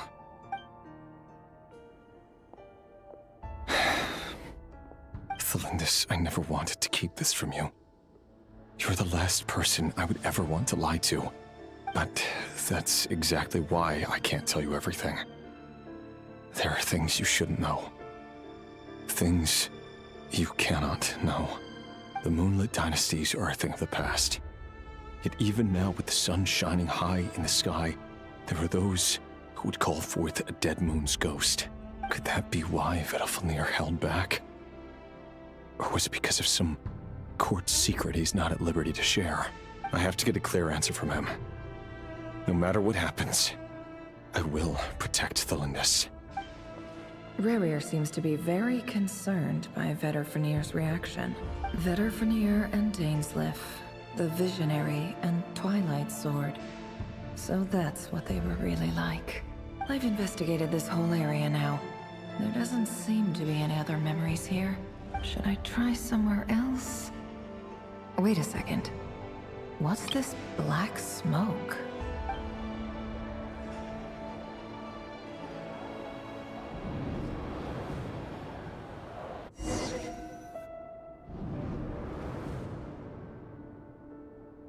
So, he's late after all. Just you wait, Rarir. You're in for it. Big. Are you waiting for someone, ma'am? Could I tempt you into buying some flowers? Oh, sure. Pick me out a pretty bunch if you would. Thank you. But I'm afraid none of them are as pretty as you. For someone so young, you sure have a way with words, don't you? I'm only telling the truth. Look me in the eyes. You'll see I'm not lying. Hey, isn't that Arlecchino's eyes? May we have a word in private? Who are you? And what do you want? It doesn't matter who I am. Too many of our kind have fallen lately, so I decided to take the risk of reaching out. Not long ago, the Rahere of Solnari led an assault on one of our strongholds. We suffered many casualties, and many who came to our aid lost their lives as well. Sorry, I don't know why you're telling me this. And I don't want to get involved. Wait, hear me out. This time we finally got a clear look at his face and learned his true identity. His name is Rarir, and he claims to be one of the King's Guards.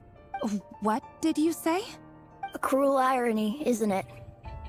The man you're set to marry leads a double life as a brutal executioner. But surely, you must have caught a whiff of the blood on his hands. Why are you telling me all of this now? Simple. It's because... How strange. Rarir was nowhere to be seen in that memory. It clearly belonged to Thelindis. Rarir couldn't possibly know what happened if he wasn't even there. Why would her memories appear in his fragment? The ceremony won't last much longer. I think it's time to call it a day. Okay. That's interesting. Nefir is right. Why would there be a memory of that? So that was your doing? Did you just pull us inside Rareer's fragment to spy directly on his memories? Any more questions, and I'll have to start charging. I had no idea you could do that, boss! Seriously, that was amazing! We're not worthy. We're not worthy! I gotta admit, though, I'm itching to see what happens next. Feels like we barely scratched the surface.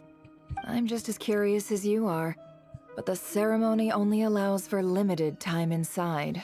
That's all we can see for now. Luckily, we managed to learn quite a lot. So far, so good. I just hope the others are doing okay too, especially the group with the Traveler. Their mission is a risky one. If you're worried about them, go see how they're doing. If I know Boss, she's gonna need some time to write up all the details and make sure it's all coherent. I'll stay behind to lend a hand, but... Alright, let's go.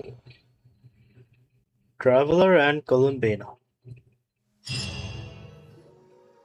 Oh, they've been prowling around for nearly 2 days now.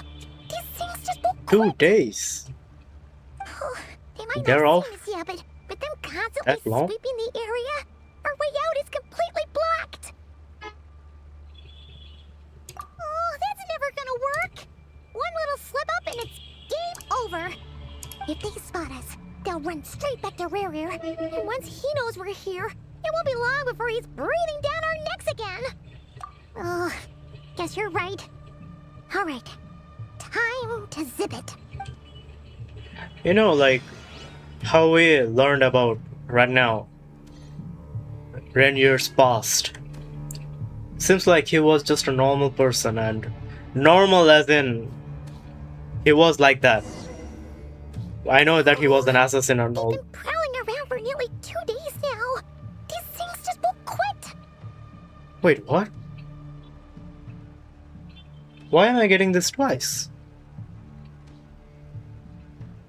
Yo, are we stuck in a loop? Oh, they might not have seen us yet, but then, oh, that's never gonna work. If they spot us, they'll run. Oh. Wait, Quick, hide! We almost got spotted.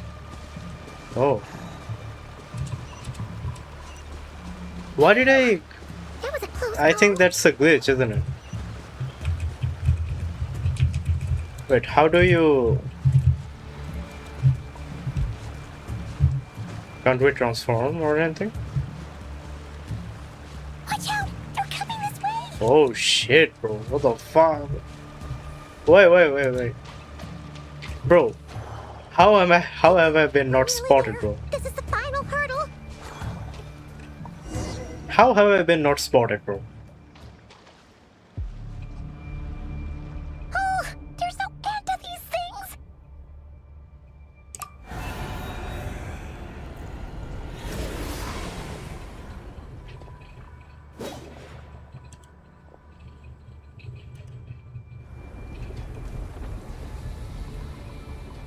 Gainsleif is gonna come? Maybe? Perhaps? No? Fire. Fire? Wait, what's that smell? Oh no, there's a fire! But why? Arlecchino! It's Arlecchino!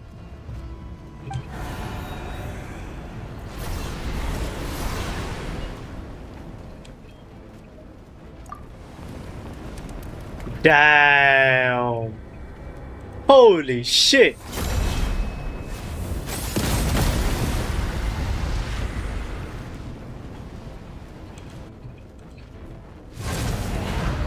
Sandrone was right.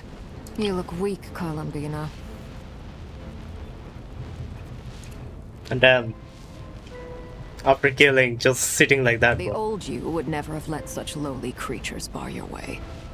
Word has it that you did something for the Tsaritsa, and that's why you've lost most of your power. Freedom comes at a heavy price, doesn't it? It's Arlecchino! You came! Hello again, Columbina. And greetings, guests of the House of the Hearth. Bother. It's been a while, Harlequino.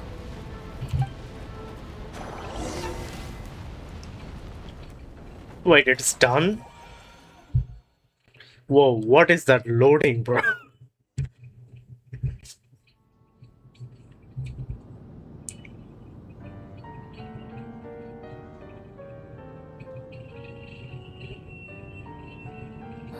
Stupid right here of stupid Solnari. Ugh, whatever. I've got all the data I need. Next time we meet, you're finished. How many data are you gonna need? He sure doesn't pull his punches. Excuse me, do you need a hand? You can do me a favor by staying out of my way. Can't you see I'm busy? Wait a minute. I recognize that voice. Hello, Miss Sandrone. Father sent us over to help. How considerate of her. Hey, Fremine, get over here and help me fix this. Lenny, you do your thing. Just keep your sister away from my machines. Nearly every machine that cat girl touches ends up going haywire. Go put her on cleaning duty or something. Bro.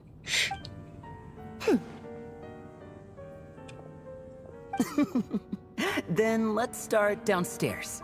Fremine, we'll leave this place to you. You've got it. Wait a second. Pretty sure there's still some tea in the cupboard. If you want some, you'll have to make it yourselves. Alright. Oh, we're gonna get meet up. Cool. Cool.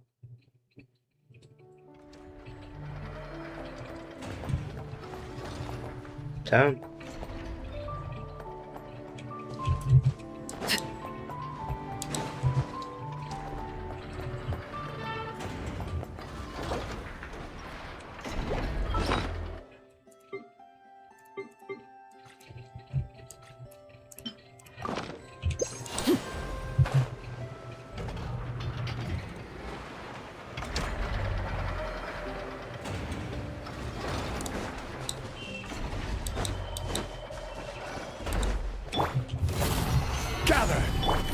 Quietly now. Illusion shattered!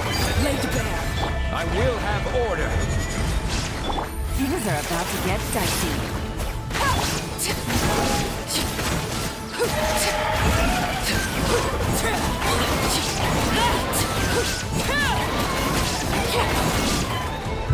Bro, where is this guy going?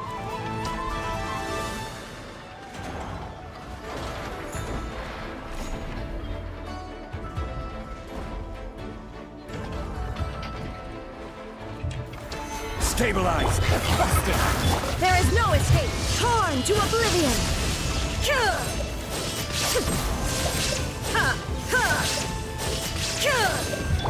This is order!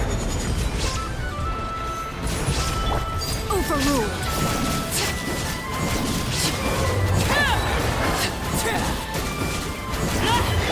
Quietly now. Game's up. Shine down! Inazuma shines eternal! But a momentary distraction.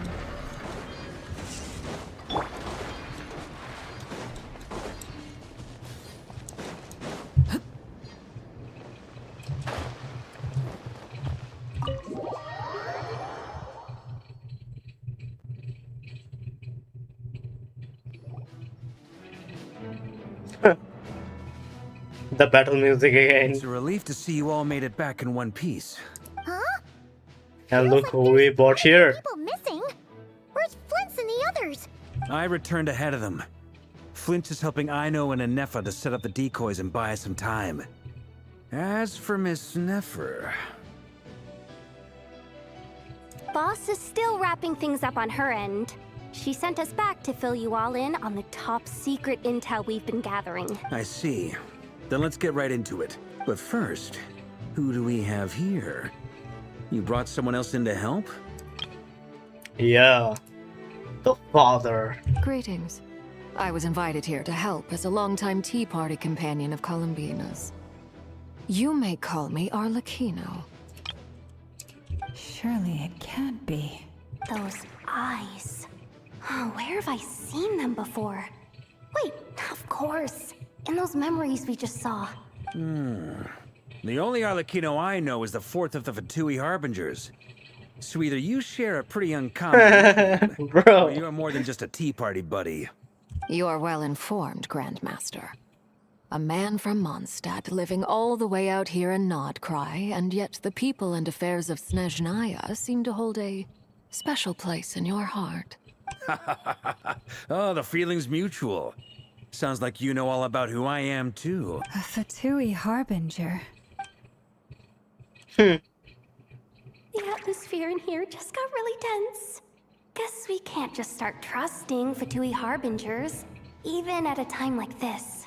I must admit, though, I'm a little curious. Seeing as the moon goddess no longer belongs to the Fatui, what makes you so willing to put your neck on the line here? I mean, a lot has been in Fontaine. There have been a lot of scenarios, a lot of stories, and then their friends? Nor I does guess? Nodcry belong to Mondstadt, Mr. Varka. Yet still, you're fighting for it all the same. Things don't always have to have a tangible payoff. Sometimes, stopping things from spiraling out of control is a higher priority than chasing the spoils of victory. Of course, I can't say there's nothing in it for me at all. But that's between Columbina and myself.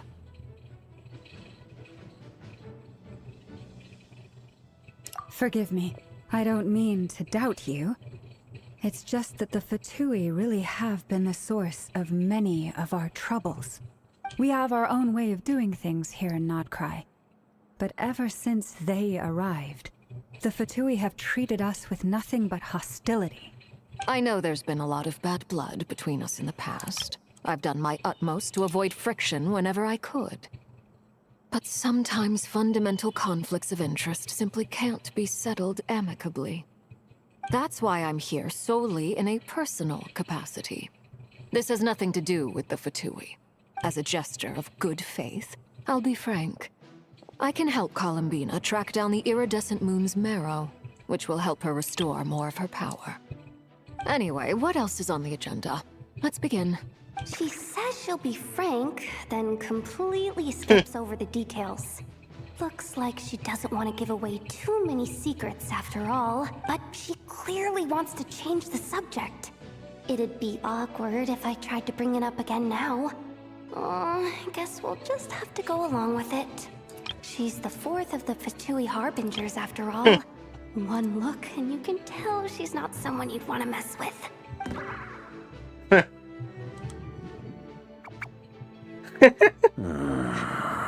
Well, since Miss Arlecchino sounds confident in her ability to handle that, we'll proceed to the next topic. Yehuda, time to share that top-secret intel. Alright, listen up everyone. First, we now know that Rarir was originally a Conrian secret agent whose primary mission was to hunt down and assassinate the so-called Dregs of the Crimson Moon. The Dregs of the Crimson Moon? In the memories, there was a lot of talk about the Crimson Moon and Eclipse, and a whole bunch of other stuff from the time of Conria. To my knowledge, those were the names of two different Conrian dynasties. Long, long ago, it is said that the people of Conria worshipped the Crimson Moon, drawing a mysterious power from its reflection. But one day, a coup saw the Crimson Moon eclipsed, hence the name of the new dynasty that replaced it, and how it became the new emblem of Conria. Still, long after the Crimson Moon dynasty had fallen, the last ruler of the Eclipse dynasty, the Vinster King, still coveted the secrets it left behind. So, he sent the Rahere of Solnari to secretly hunt down the Crimson Moon's few remaining followers. In those days, Rarir showed no signs of madness. In fact, he was as normal as any other person. Oh, and he had a fiancé, or at least a would-be fiancé, called Tholindis. What's the matter?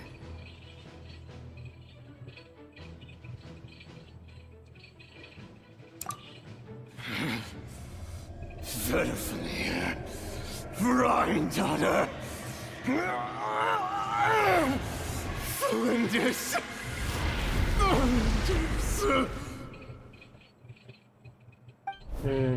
Interesting. Anything else? What about this would-be fiancé of his? Do we know anything about her? Well, she was a researcher at the Universitas Magistrorum, but it felt like she was hiding some kind of secret. Oh, and one more thing. For some reason, Rarir's fragment also contains some of Tholindis' memories, though only a very small portion. Well, no shortage of potential leads, I'll give you that. In any case, it sounds like we can conclude that while Tholindis was still around, Rarir appeared to be lucid and quite normal. Tholindis, it seems, must have been the one thing in this world that he couldn't let go of. Tell me though, were these pure-blood Conorians we're talking about here? Why do you need to know that? Hold on. If she was a pure-blood Conrian... Oh yeah! Just like how it was with the captain! If we could somehow find her, do you think there's any chance Rarir might regain some of his sanity? It's possible, but it would take a miracle. We can't pin all our hopes on that. That merchant who never knows, Dori Sangama Bay. Maybe we could hire her to look into it. All right then. Let's keep working in our separate teams. Traveler, Paimon, Kutar, and Miss Arlecchino will go look for the iridescent moon's marrow. As for the others... On the way over here, I noticed that the Wild Hunt monsters had grown even more frenzied in their search for Kutar. At this rate, the people living here will be in grave danger too. So I'm thinking of gathering together some of our followers to go wipe them out. I'll head back to the curatorium and meet up with the boss. Feels good knowing we've all got something to be getting on with. Given that the Wild Hunt has been a lot more active lately, the Lightkeepers have likely begun their own operations too. I'll hold the fort for now, then discuss our next move with Flints, Aino, and Anefa when they get back. Alright then. Well, the clock's ticking. If that's everything, we'll be on our way. We'd better get moving too. We'll try to buy you as much time as we can. Relax. Just do your thing. Now, stay safe, everyone. Dismissed.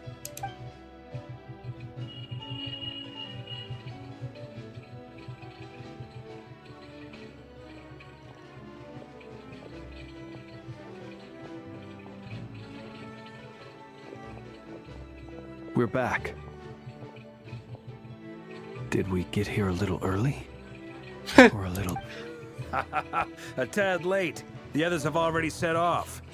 To summarize, our resident moon goddess has found us a new ally, and Boss Nefer has uncovered some promising info. Everything going smoothly on your end? Not great. I don't know how long we can stall them for. The decoys are getting taken out way faster than we imagined. I'm gonna make some more later, but I need a timeout first. I'm so tired right now. Oh, right! Inefa, could you fill in Uncle Varka on what we just discussed with Flints? Sure. Uncle Varka, you previously told us about how when you went to investigate a source of the Wild Hunt in Amsvartnir, you discovered that it was just a diversion. But according to Flints' intel, several outbreaks of the Wild Hunt had already occurred in Nodcry in the period leading up to that. That was before Rarir had regained his body, when he was far from regaining his full strength. In other words, in theory at least, he still lacked the means to act in two places at once. Flints, with everything that's been happening, the Lightkeepers across Nodcry are rallying to fight back against the Wild Hunt.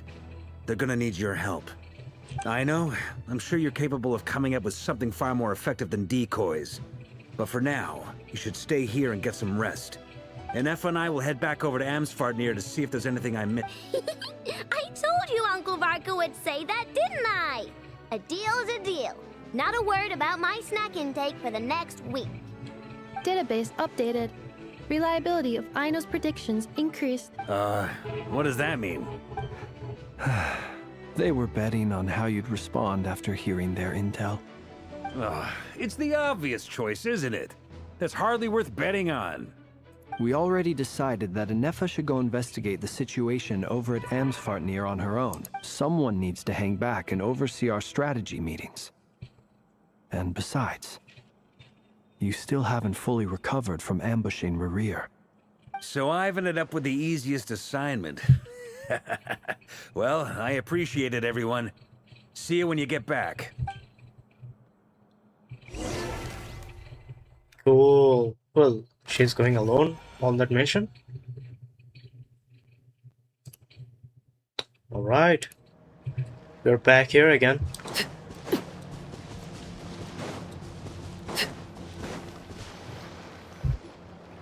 Here, this will serve as a good spot to cross over. Arlecchino, hold up a second. Since you brought us all this way, would you mind telling us what you got planned? We still haven't got the slightest idea what's going on here.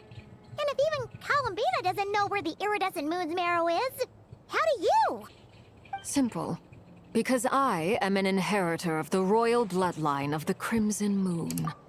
And one of the last surviving embers of the Two Worlds' flames. Damn. Huh? Are you serious? As in, you're a descendant of that Crimson Moon dynasty we were just talking about? The one from ancient Conria? Your surprise is understandable. I was also taken aback when I first learned of it. But the more I thought about it, the more I realized the signs had been there all along. When I was young, I discovered I could wield a very special kind of fire. It coursed like blood through my veins and smoldered away inside my nerves. What's more, whenever I experienced strong bursts of emotion or drew too deeply on this power, it was like some kind of presence within the fire would begin to gnaw away at me, consuming me from the inside out. Exactly. That is why my hands are like this too. At first, I saw it only as a curse, but once I became a harbinger, the jester apprised me of the truth. Together with my own investigations over the past few years, there are several things that I have gradually come to understand. For instance, take the so-called Crimson Moon. In truth, it is nothing more than the shattered remnants of the iridescent moon, fused with the abyss to prolong its lifespan. Since this blood flame was bestowed upon me by the Crimson Moon, it is a fusion of the iridescent moon's former power and the corruption of the abyss. Ah. So they've tempered with the You all moon understand the and nature other of the stuff. abyss well enough. I draw upon its power, and in return, it hungers for my soul. This strange blackness is the mark of corruption it has left behind. If I recall correctly, you once told me that if the corruption ever made it to your heart, you'd become a completely different person. Oh. Yes. And that's the reason I'm always careful not to push my power too far. It's essentially a never-ending tug-of-war. Now, why are all the characters have such backstories, bro? Oh, sounds intense. Anyway, the rest of my story can wait. Is there anything else about the Crimson Moon or the Iridescent Moon that you're unclear about? Renier, Arlecchino, Zhongli, Venti, maybe Raiden Shogun. But we have learned a lot about Raiden Shogun. Then what? Oh yeah, the past of Nahida. But we've also covered most of the history of Nahida. She was a different person and now reincarnated into a child and then other stuff. But Zhongli, bro, That guy is him. Zhongli is him. Paimon has a question. So, the crimson moon that the Karians used to worship was actually the iridescent moon, right? Which was one of the three moon sisters. Does that mean that the Karians were to the crimson moon as the frost moon scions are to the frost moon? So much of that history has been lost. We have no way of knowing exactly what they were like.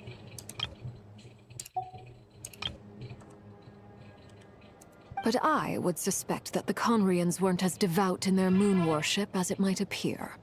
The iridescent moon's remains simply served as their link to the Abyss. Later on, perhaps someone discovered a way to make direct contact with the Abyss. Or maybe there was some kind of ideological divide. Either way, a dissenting faction staged a coup and drove out the royal heirs of the Crimson Moon dynasty. Still, even with the dark sun looming high overhead, the Crimson Moon's glow never truly faded. If you want living proof, it's standing right before you. Damn. The first time we met, I sensed something familiar in your presence.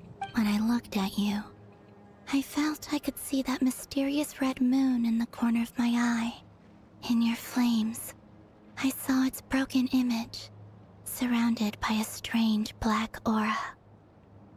Well, I appreciate that you kept it to yourself. Much about the Crimson Moon is still a mystery, and I'd prefer not to end up as the object of an insane research project. Anyway, time is against us here, so if there's any other questions, they'll have to wait. So the Fitui, Hervin just doesn't even know that she is from the dynasty.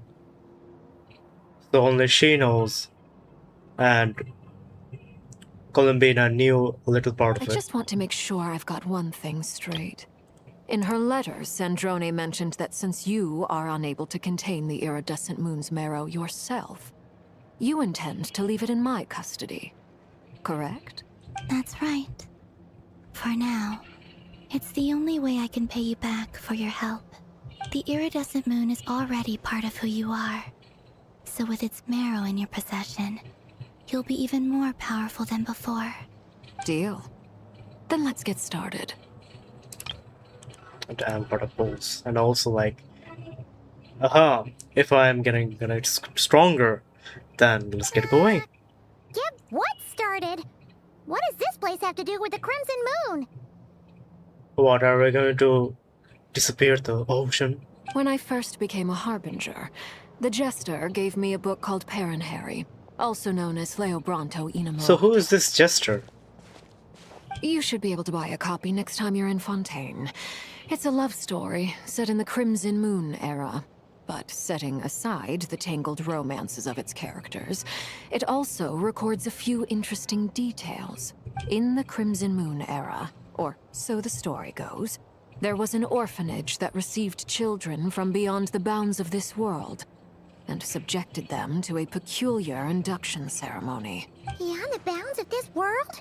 For real? And what kind of induction ceremony? The Crimson Moon sages looked beyond this world for beings with powers that surpassed the gods. But fearing they might lose control, they subjected these children to a process of refinement. So it's from different other part of the world. Then it all the way goes back to this guy's fake. The theories all connect. They made these children crawl up a fireplace and kept asking them, "Have you died? Did you see it?" Until they finally admitted to having died and seen a crimson moon. The adults embraced the children who passed the ritual, telling them, "Within the fireplace, you have traversed the flames between two worlds. Here and now, you are born anew." The book leaves much unsaid. But I suspect that this was their way of branding the children they ruled, leaving an indelible mark upon them so that they would forever live in the Crimson Moon's light. That explains why I can't sense the Crimson Moon's marrow in this world. It makes sense that it would be sealed in a special space, that can only be accessed temporarily through some kind of ritual. There's no fireplace here. Do you see a chimney anywhere? Chimney. Oh, are we supposed to build it ourselves? Okay, fine. Paimon will go find some bricks. That won't be necessary. The fireplace is purely symbolic. The key to the ritual is crossing the flames between two worlds. In other words, the flames that burn within me. Those burned away by such flames leave behind a kind of ghostly afterimage in the world. In the days of Conria, people believed they could be used to bridge the gap between the two worlds of life and death. In short, I can open a passage to that space for you. That's the easy part. The catch is I'll need to stay on this side to keep the passage open. So I won't be able to come with you. Once you're inside, you'll have to find your own way. Very well. Then I'll open it up. Traveler, spare me a little more moonlight if you would. I may need it.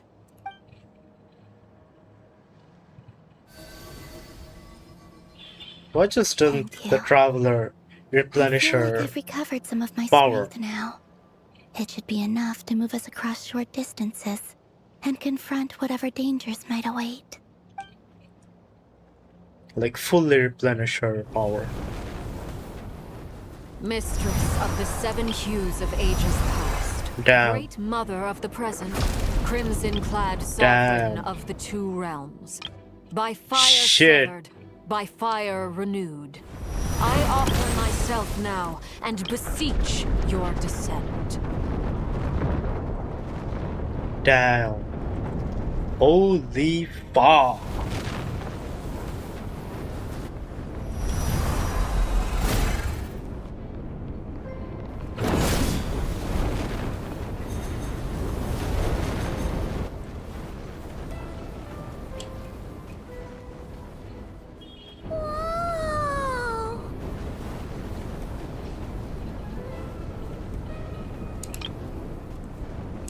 Damn. One word of advice. As you're crossing over, no matter what voices you hear, do not answer. Got it. I sense a sinister gloom inside, but also the familiar light of the moon. I feel that I am about to meet an old friend who has changed beyond all recognition. All right, let's go. Okay. Whoa.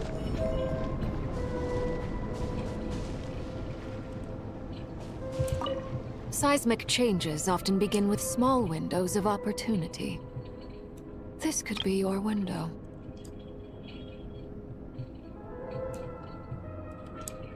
Damn.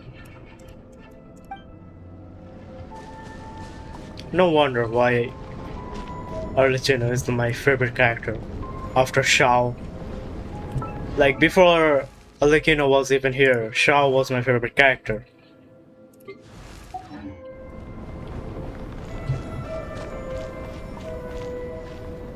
Damn.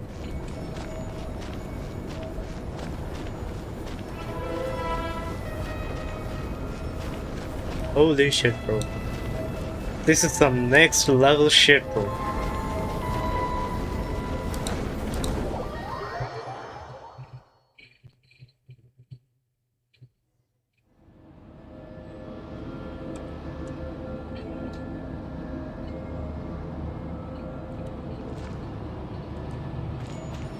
I sense your presence and craving death and rebirth. Wait, why are you? You have crossed over from another world, transcended fate itself. I have no right to.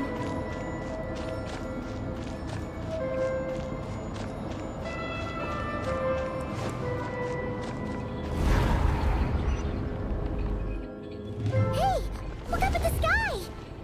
A red moon! This must be the spot, right?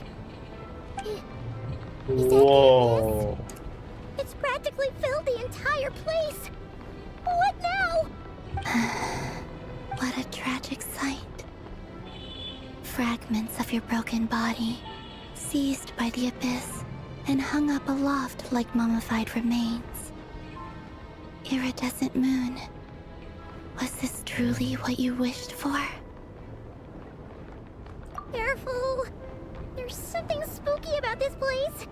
Feels like something is lurking in the fog. Paimon's right behind you. Whatever you do, don't run off without her.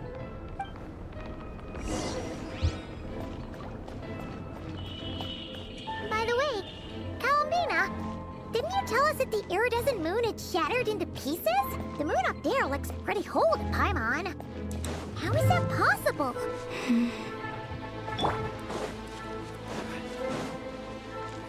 Oh, so she doesn't know. Solidify! There is no escape! Busted. Take it easy. I don't need to fight them.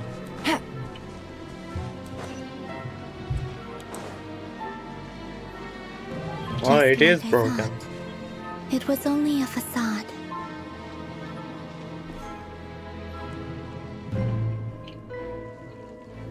Doesn't this look familiar? Gather! Shine down! Well, I don't need to fight them.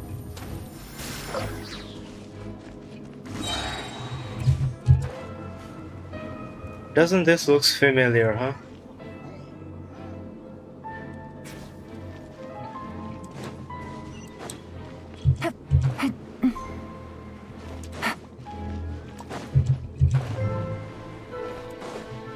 Why is a treasure over here, bro?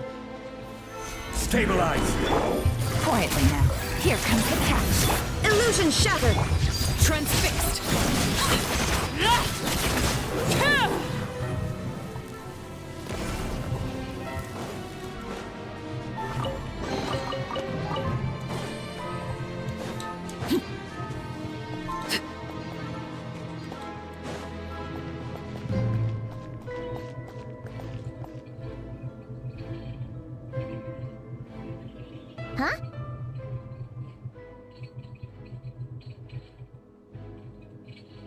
The Hexen Circles, or who are they? Yeah, the Hexen Circles. One of the name. Huh? Forgot her name. Real? That's way too high. There's no way we'll be able to reach it. No. I'm not sensing anything up there. It's coming from under the mountain. Let's see. Ah! There's some kind of weird shadow over the water. Oh, these things. It's from, I forgot the name again. See that? Looks like a mechanism of some sort. Let's check it out. It's from... Yeah, the chasm.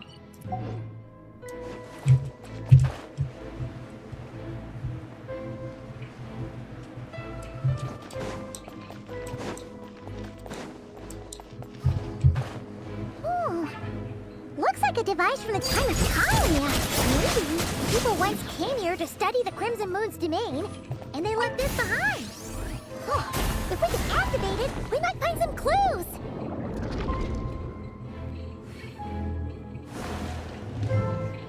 Funny. Hey, look at that! Now that the mechanism's running, the shadow in the water looks different. Do you think these mechanisms might be the key to unlocking the secret? Very convenient. Felindis, we'll leave the rest of the research in your hands. We'll be heading back now. Ah, so she has some secrets. I hope this isn't ruining date night. Ugh. Mind your own business. Just leave me some snacks on the table. Felindis? Is that Rere's girlfriend? How come we're hearing her voice here?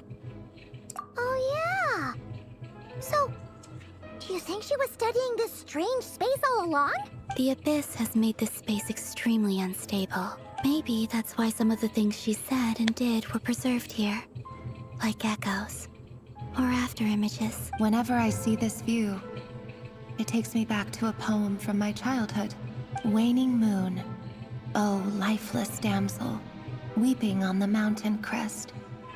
Mourning still in wistful tone, her fragile soul now laid to rest. For me, of all people, to be here investigating the mysteries of the Crimson Moon space. Is it a coincidence? Or something more?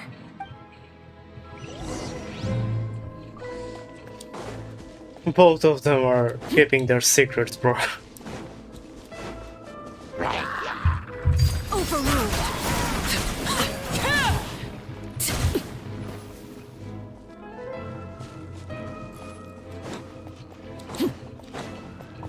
Oh, looks like the Abyss has messed up this mechanism. We need to find a way to get it working again. Let's see if there are any other devices nearby.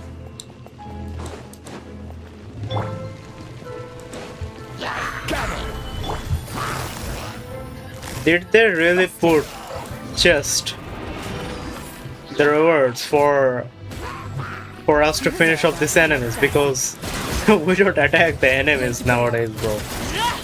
It's just a pain in the ass, bro. So they gave us a reward system? Really?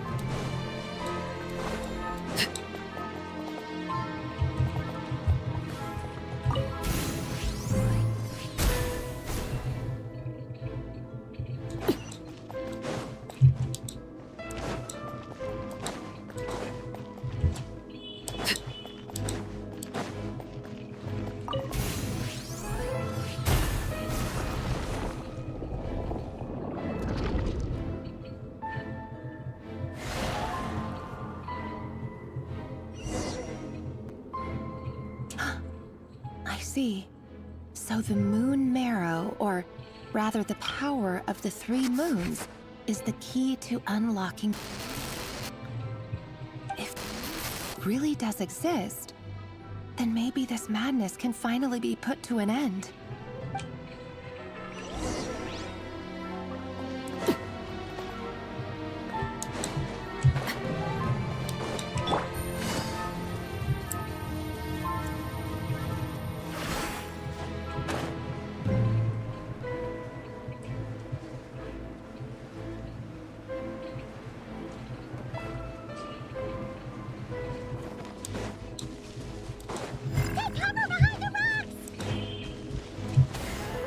Really?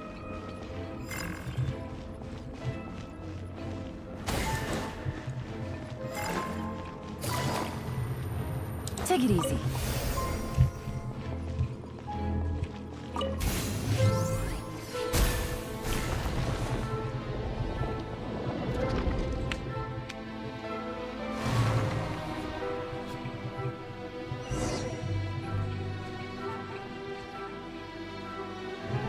With the Abyss inhibitors in place, I should be able to access the chamber with the moon marrow. Oh, Razer, with every step you take, you're drifting further from what you truly desire. But you're not the root of the problem. Ever since that outsider set foot in Conria, the Vinster King has sunken deeper into madness. Outsider. Is it Traveler's sister? Lumine. If only I could get my hands on that outsider. Why is she looking at the Traveler? Hey look! The moon's reflection is back to normal! Elendis' voice mentioned a chamber with the moon marrow. Do you think maybe it's hidden in the moon's reflection? It must be. For within it, I sense the fragile aura of a dying soul. Then there's no time to lose! Let's go!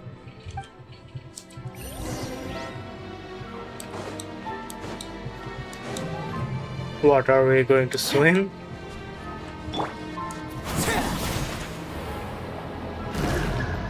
Whoa.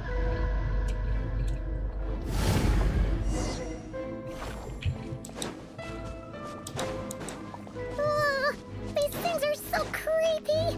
Oh, looks like we'll have to destroy them if we want to get to the iridescent moon's marrow!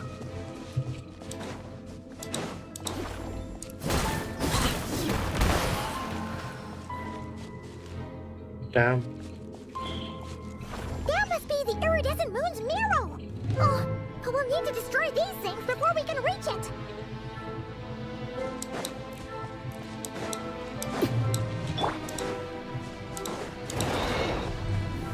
Solidify! I will have order! Gotcha!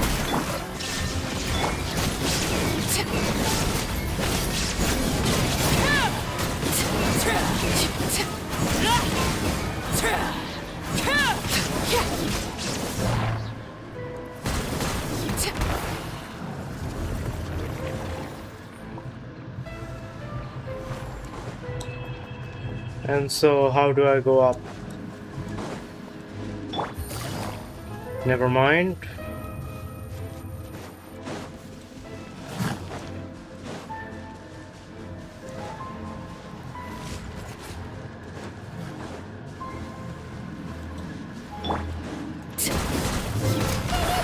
We're so close!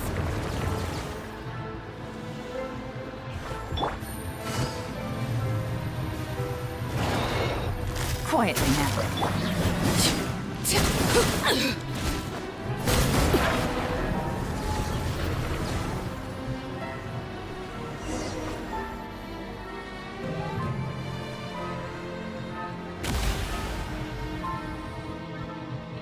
Is that the fragment?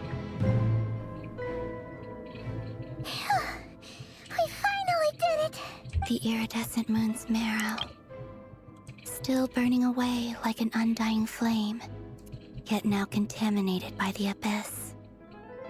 It has taken on a new form entirely.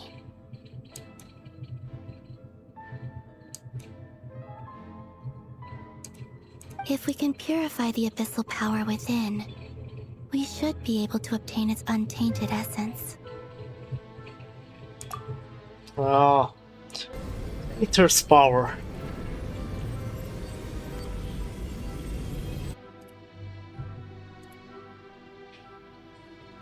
Oh. It's so cold.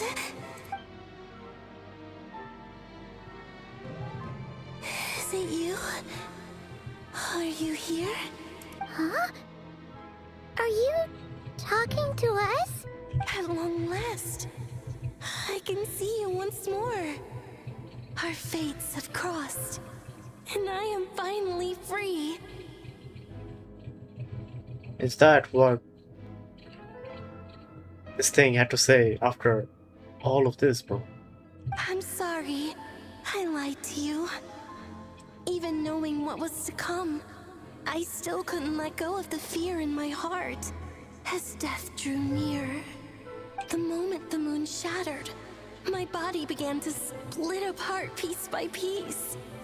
Like I was being cut into pieces by 1,000 blunt blades. My thoughts scattered as the cold crept in. But I could not bear to fade away like that. Tell me, what was it that brought you to us all that time ago? If only I had possessed your courage, then I might have been spared this torment more painful than death. You look so puzzled. That's how I felt too when I first saw you. But trust me when I say that everything happens for a reason. Farewell, Hypo.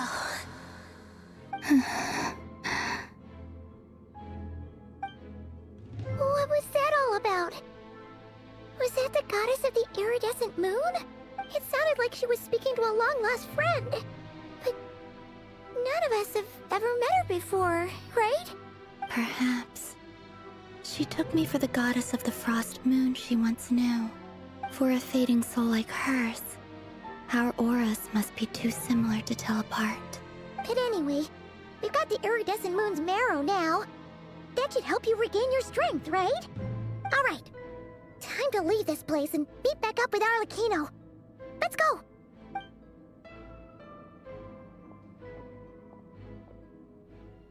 That's odd. This place looks different than when we came in. Waning moon, huh? oh lifeless damsel. Oh.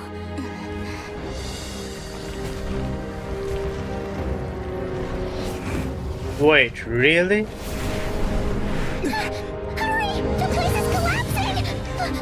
Collapsing, but the rocks are falling at the direction of us, not down. Why, bro? What's up with the gravitational field, bro? Marrow. All that's left here is a dark will. It will show us no mercy. Bro, I really like her running animation.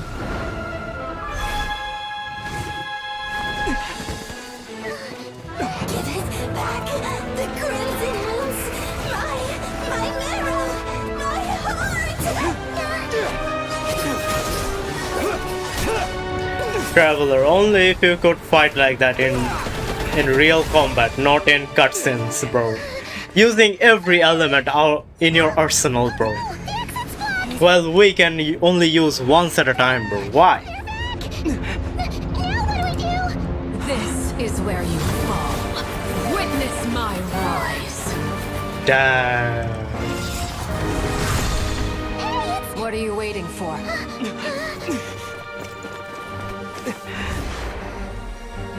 Archino, the aura farmer. Damn. Cool.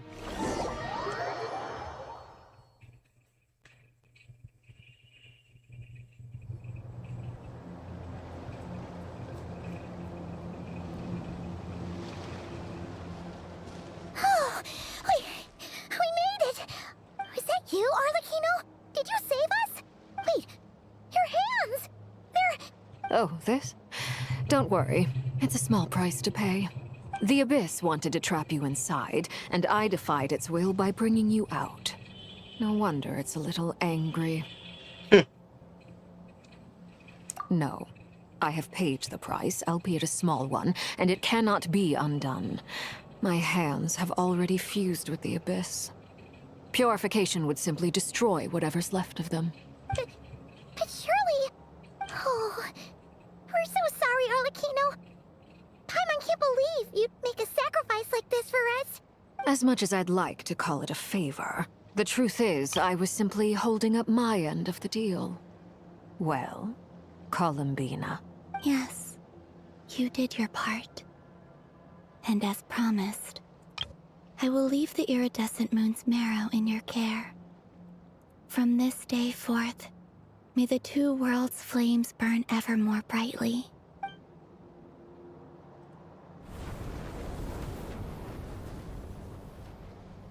I'll take that as a blessing.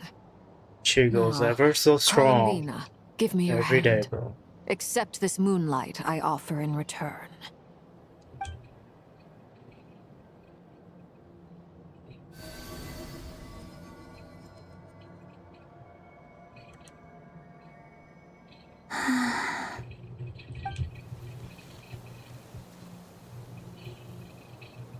Feeling stronger?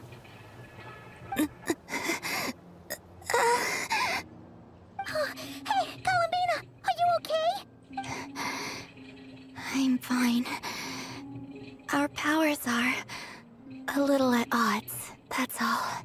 By the Frost Moon's authority alone, wielding the power of the other moons was always going to be a stretch. Still, I think it's fair to say that your strength has returned. At least to the level it was at as Third Harbinger. It's still not enough.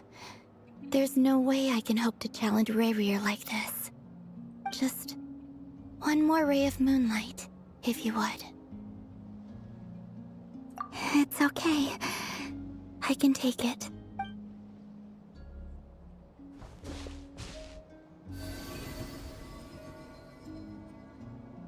Down.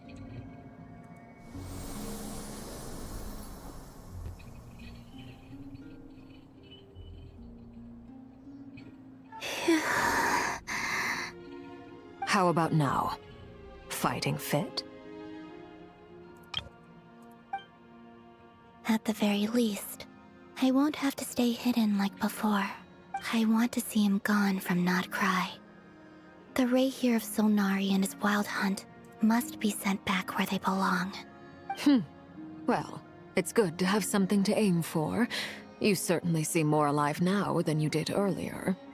When I first met you, you didn't strike me as a ray of moonlight. More like a wisp of fog drifting in from who knows where, ready to scatter at the first sign of a breeze. And when I first saw her, I thought she was gonna be a menace. But now, you're full of vitality. Just like the frost moon, once the brightest of them all. May you keep shining, Columbina. This is who you are. Thank you. Look after yourself too, Arlecchino. I know you have plans of your own, and that's why you're always seeking to grow stronger. But whatever you're after, don't let the Abyss take a hold of you. I do not wish to see you go down the same path as Rerir. I appreciate the concern, Columbina. Although perhaps it's time you took a new name. A new name? Another name to remember, bro. I already have a hard time remembering names, bro. Kutar, the Moon Maiden, Columbina. They're nothing more than code names. They describe who she is and the roles she's played, but they're not her real name. We often use code names in the House of the Hearth, too. But it's knowing your real name that keeps you grounded. Up till now, you've been living a wandering life, so you've probably never really cared. All I'll say is this. Once you've defeated Rerir, give it some thought. All right, that's it from me. I'll get you back safely first, then go meet up with Sandrone. You're the best! I appreciate the gesture. It speaks to your good character. Anyway, let's get going. There are more urgent things to do right now than trade compliments. Damn. We learned a lot in this Arkham quest. Now what? It was a close call, but we got the iridescent moon's marrow and restored Columbina's strength. And that's all that matters. In other words, Bro. mission accomplished. I'm Who could have how thought? everyone else is doing. This place is the place of the Crimson Moon, bro. Like I did the quest, not the quest, a world quest where you get the chest, but there was nothing to, there was no clue. Like here, I've done my quest. There was a luxurious chest over here, if I believe, for, I don't remember much.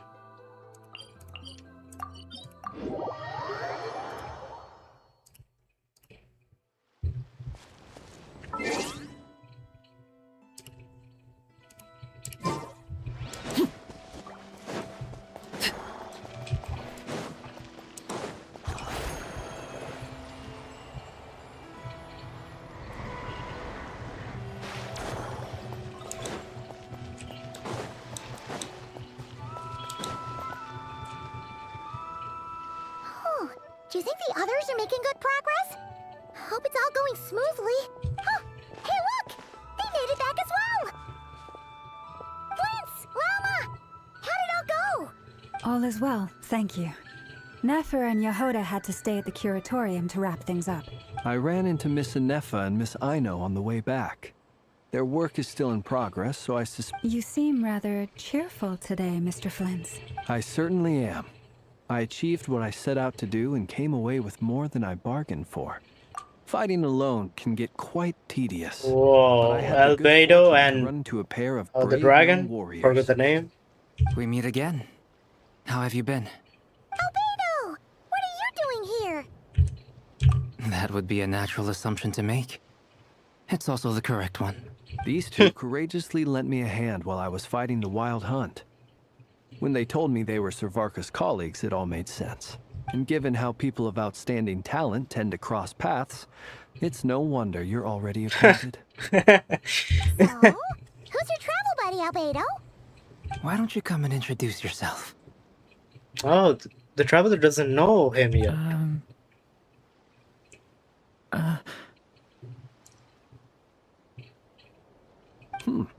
A gentleman of few words, I see.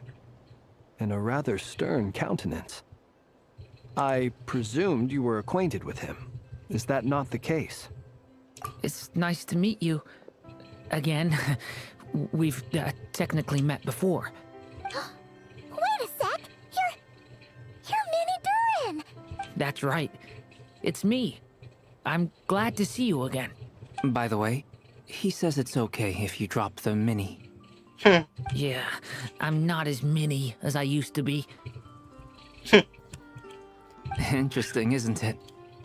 The first step towards blending into human society appears to be reflecting on whether one's name really reflects who they are. Wow! You look so different! In a good way, of course. It's great to see you looking so healthy. Thank you, Paimon. And although you're as mini as ever, I understand that diminutives don't always convey endearment.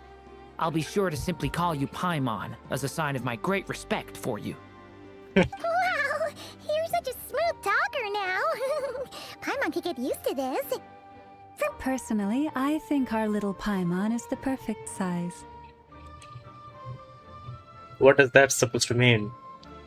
Is this a reference to something, bro? When people call her little Paimon, it's just because she's so adorable that they can't help themselves. If that's not a sign of endearment, what is? You're absolutely right, Miss Lauma. My brother still has a long road ahead of him when it comes to understanding human relationships. Anyway, speaking of long journeys, didn't Columbina, leave with you? How come she isn't back yet? She's been catching up with old friends. Wouldn't be surprised if she stopped for a cup of tea or 10 on the way back. Uh-oh. People are talking about me. Hope it's nothing negative. Bro, the entire nation has come along, bro. Holy shit, bro. What is this assembly? Avengers assembly type of shit, bro. Judging from your expressions, I'm guessing it all went well? It's getting crowded here. I'll go grab some chairs. No need. This is a job for an alchemist. I'll whip some up momentarily. Thank you for your hospitality, ladies and gentlemen, but I was merely escorting my friends back. Bro.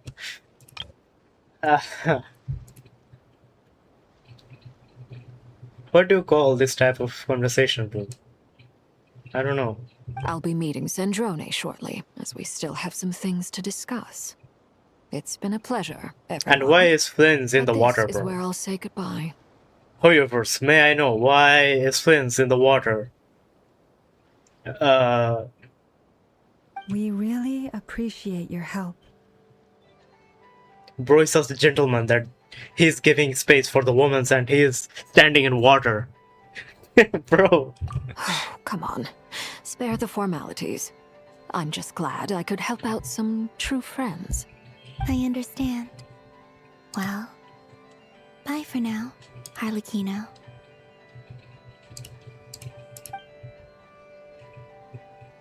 Oh, this place is hopping. It's probably a good thing one of us left. Otherwise, we might not fit all these people in. Are you saying we're about to run out of chairs? As a matter of fact, I am. Come on in and see for yourself. Ah, so that quest is done. So the nation what doesn't exist is finished.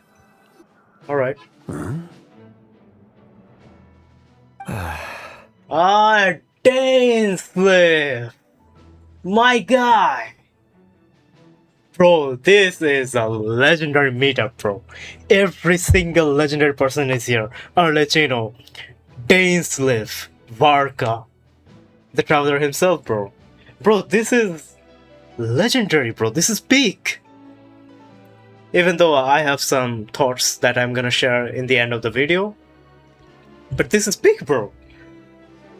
Bro, whenever did we get such intense meetup, bro? Holy shit. The Traveler's gonna... chit-chat outside, by the way. With Miss Columbina's colleague gone, we should be back to the original crew plus the other colleagues I brought. Bro, Arlecchino should have been here, bro. Arlecchino should have been here. And Nephir should have also been here as well. Though it looks like we have another new face. Someone else managed to rope in a colleague too?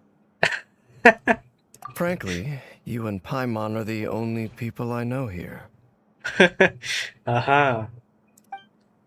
This here is Deanslip, colleague of Tibet's greatest guide, Paimon, and greatest adventurer, the Traveler. Well, not exactly colleagues, more sort of friends.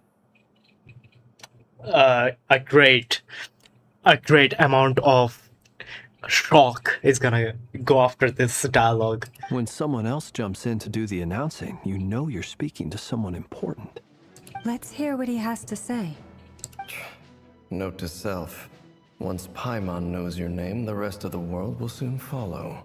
When he comes looking for us, it's Bro. usually something important. Paimon's guessing you've heard about the Wild Hunt, then. From the looks of it, you're about to hold a meeting. If I were to say that the Wild Hunt is our mutual enemy, would that earn me a seat at the table? I don't think Rainier is your mutual enemy. Rather than, you should be As friends. the saying goes, the enemy of my enemy is my friend. Mr. Dainsleif, there's a seat with your name on it. Though, I can't promise the same for everyone else. Hey, Albedo, think you can rustle up a couple more chairs? After all this time apart, Grandmaster Varka's first order is to rustle up a couple more chairs.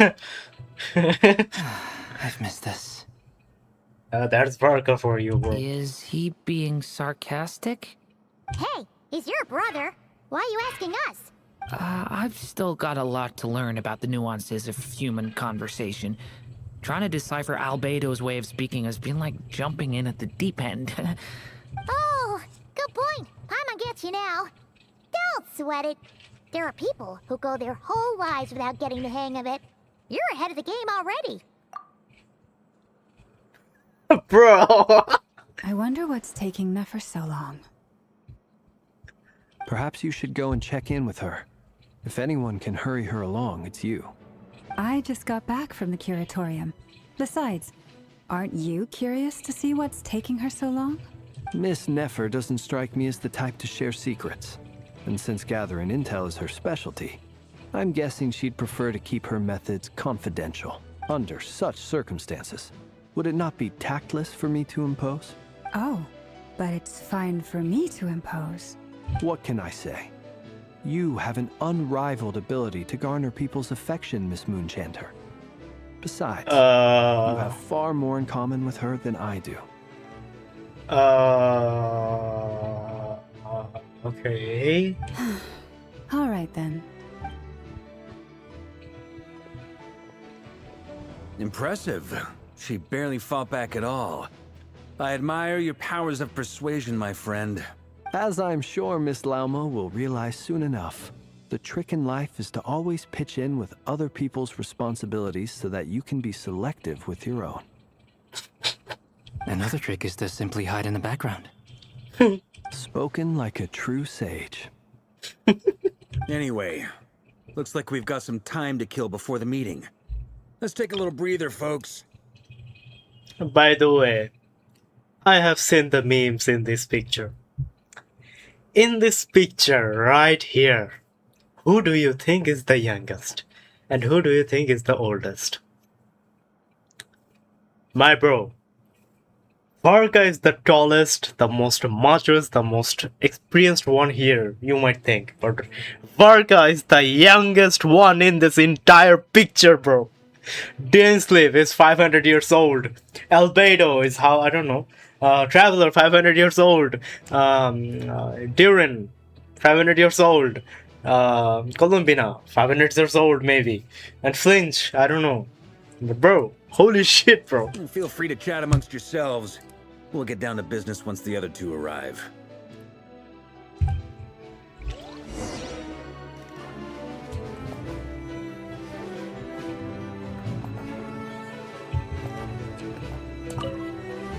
You're both awfully quiet.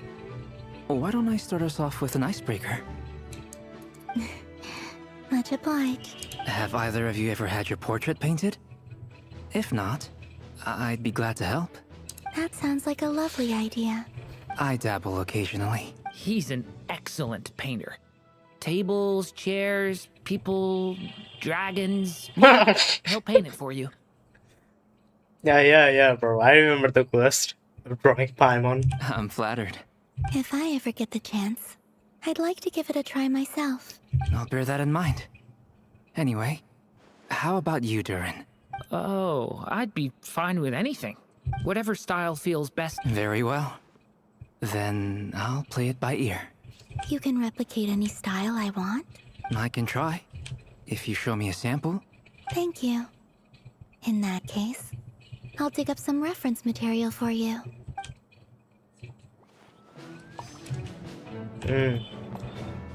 Cool. Days live, my guy. Wait, I will be back.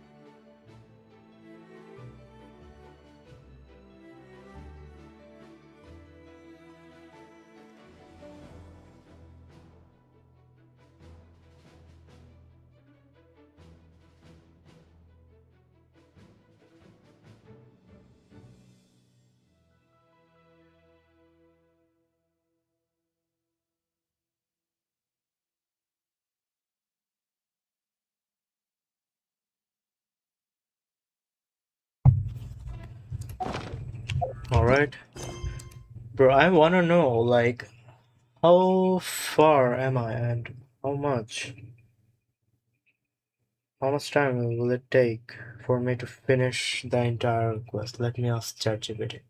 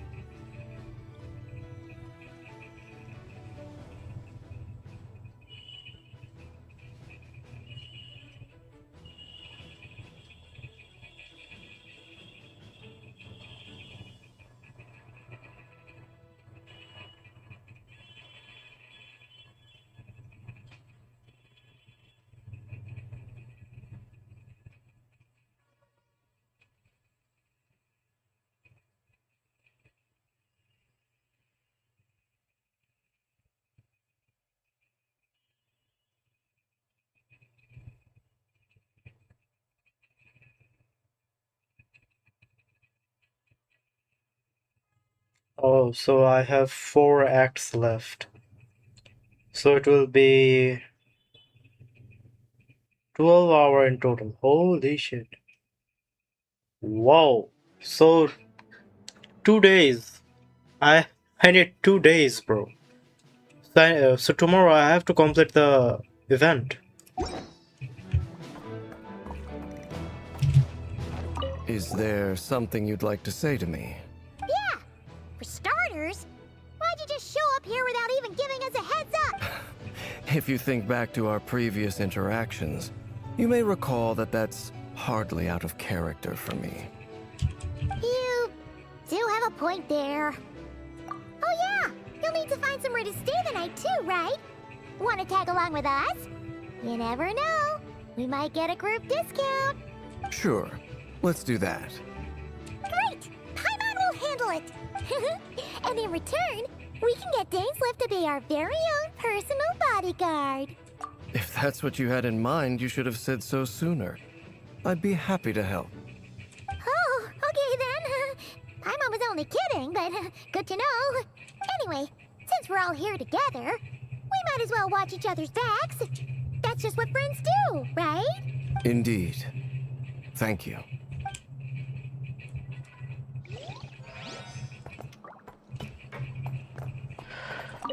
Truth be told, I can't remember the last time I was in a meeting with so many people.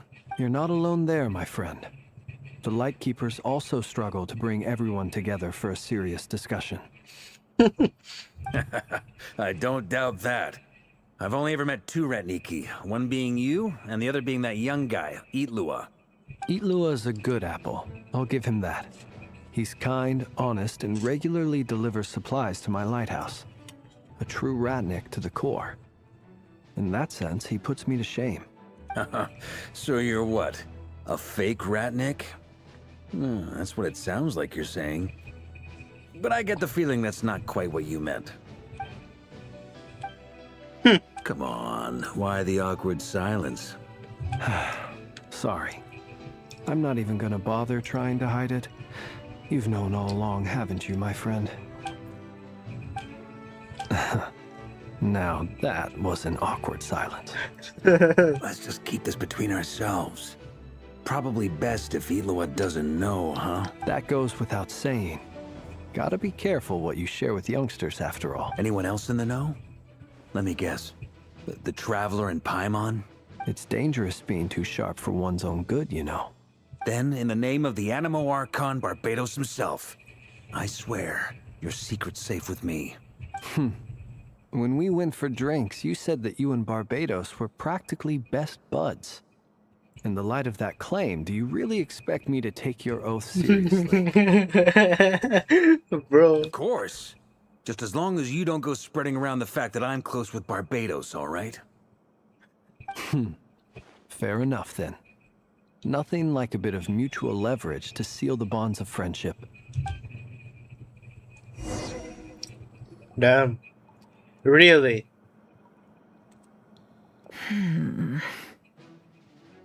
Nefer is gonna say, Dainslift? Is that Dainslift?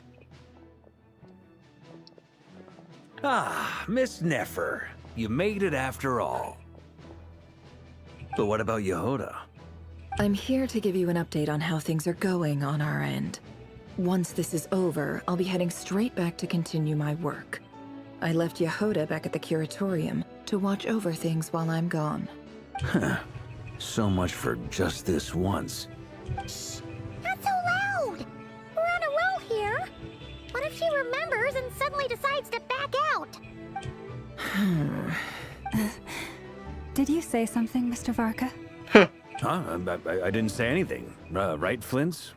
Must have been a frog. Must have been a frog. Here at nighttime. It's like really a concert in the background. Really? They made must have been the wind and made it a frog. Wow. Absolute cinema Hoyoverse, bro. What? And what is Flint doing, by the way? Why is Flint and Varka becoming like Sino, bro? Anyway, before we begin, there's a few introductions to make. let me start by saying that it's an honor to be speaking before so many distinguished colleagues and collaborators. First up, we have Miss Lauma. As Moon Chanter, she's the leader of the Frost Moon Scions, a local religious community in Nodcry. Then there's Miss Nefer, boss of the Curatorium of Secrets, an intel gatherer extraordinaire. Nefer is leading the investigation into Rarer's background, assisted by Yehoda and Lauma.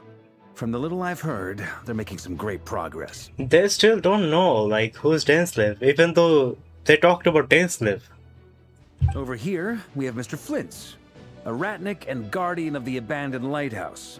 In our last operation, he courageously distracted the Wild Hunt to buy time for the rest of us. For those of you who've never met, this is Mr. Albedo, a renowned alchemist and captain of the Knights of Favonius investigation team. By his side is a new face for us all, myself included, Mr. Durin, who's come to lend. Next up, we have the Moon Maiden and former Fatui Harbinger. Now the shock is gonna come, isn't it? Because Nefer is here. Then we have the Traveler, who's earned more titles than I could possibly hope to list out, so I'll spare you the rundown. And Paimon, the ultimate travel companion and quite possibly the best guide in all of Tevat. And Dainsleif. Wow! That's a lot of people! Great turnout! Miss Nefer, it looks like you might have another job coming your way. So, congratulations on the booming business, I guess. Wait, aren't we forgetting about someone? Traveler, do something, bro. You think I haven't got enough on my hands as it is? Who's looking for me now? Wait, Varga, bro. Did you really forget about Dainsleif? The guy himself? That would be me, Miss Nefer. I have a commission for you. And you are? Dainsleif. Who I am doesn't matter right now. Ah, bro! What does matter is that I'd like you to gather more intelligence about the Recher of Solnari. Nah, man. Nah, this is some bullshit, bro. Okay, maybe later she'll know. Well, it's not as if we never take on anonymous commissions. But in your case, I'll have to decline. I'm gonna take a wild guess and say your job's probably more hassle than it's worth. Something about you seems like bad news. It's my eyes, isn't it? Conrian, I assume. And what's with the mask? Are you trying to hide your identity? In any case, the fact that you're even still alive raises an awful lot of questions for me. My name is Dainsleif. And yes, I am finally. from Conria. At least, bro. As I'm sure you're aware, the Recher of Solnari's real name is Rerir. He was once an acquaintance of mine. Really? Then you must have been quite an influential figure yourself. You flatter me, but none of that matters anymore. My point was simply to clarify why I have asked Miss Nefer to investigate Rerir's background. So you're both from Conria, and it sounds like you used to be friends? What am I missing here? Surely you already know how he became one of the Five Sinners. I'll tell you everything I know. The history of Conria, the names and identities of the Five Sinners. Hey, yo! I remember it all like it was yesterday. Bro, this is important. Bro, we're gonna finally know about the history of Conria. Dainsleif is gonna tell everybody, bro. What the hell? I have never spoken openly of this before. But the truth was exactly as people say. The Five Sinners were each driven by their own desires, and it was by playing upon these that the Abyss tempted them to their fall, tearing Conria apart in the process. The visionary, Vedafanir, who wished to foretell the future. The wise, Haroptatir, who sought limitless knowledge. This is key information Gold, right here. Rheindotter, who desired to create life. The foul, Surtologi, who pursued supreme strength. And last, but not least, Recher of Solnari, Rerir, Ravager of the Moon. Of the five, Rerir is the only one who remains a mystery to me.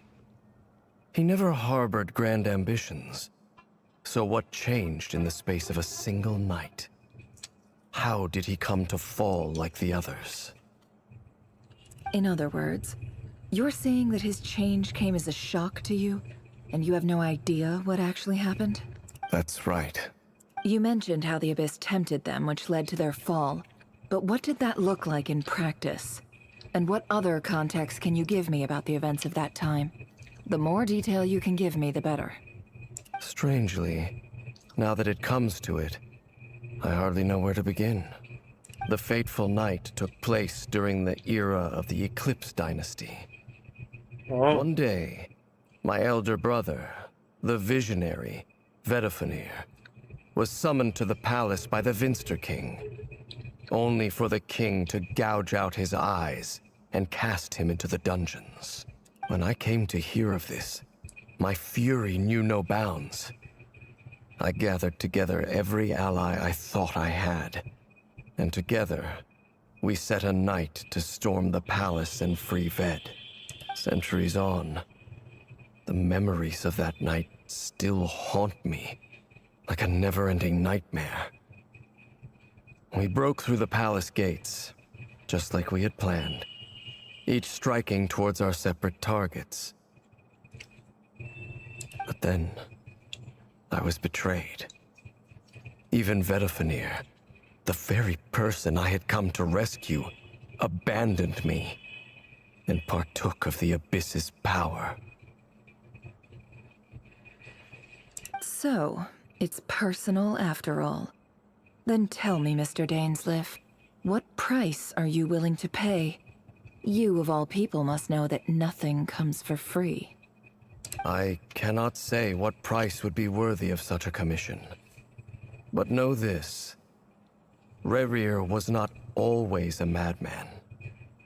Believe it or not, there was a time when he was just an ordinary man, working for the Conrian Intelligence Service. Oh, believe me, she knows. She has gone through his past. Uncovering the truth of Rerir's past is the only way to unravel this mystery. But before you decide if you will accept my commission, I will tell you more about him. Enough, I hope, to help you plan your next move. Sounds pretty good to me. Feels like we just flagged down a random passerby, only to discover he's actually a master strategist who has a score to settle with our enemy. Hey, bro. Can I borrow your halo? It could be useful in the lighthouse. Hey, enough with the wisecracks! Besides, isn't that lamp of yours bright enough already? Relax. It was meant to be a compliment. If that was a little over the top for your liking, I'll make sure to tone it down next time. I'll give your proposal some serious thought, Mr. Dainsleif. Let's speak in private once the meeting is over. Before that, there's a few things I'd like to share. Shit, bro. When Arthur speaks, you know something is up. And this is that moment.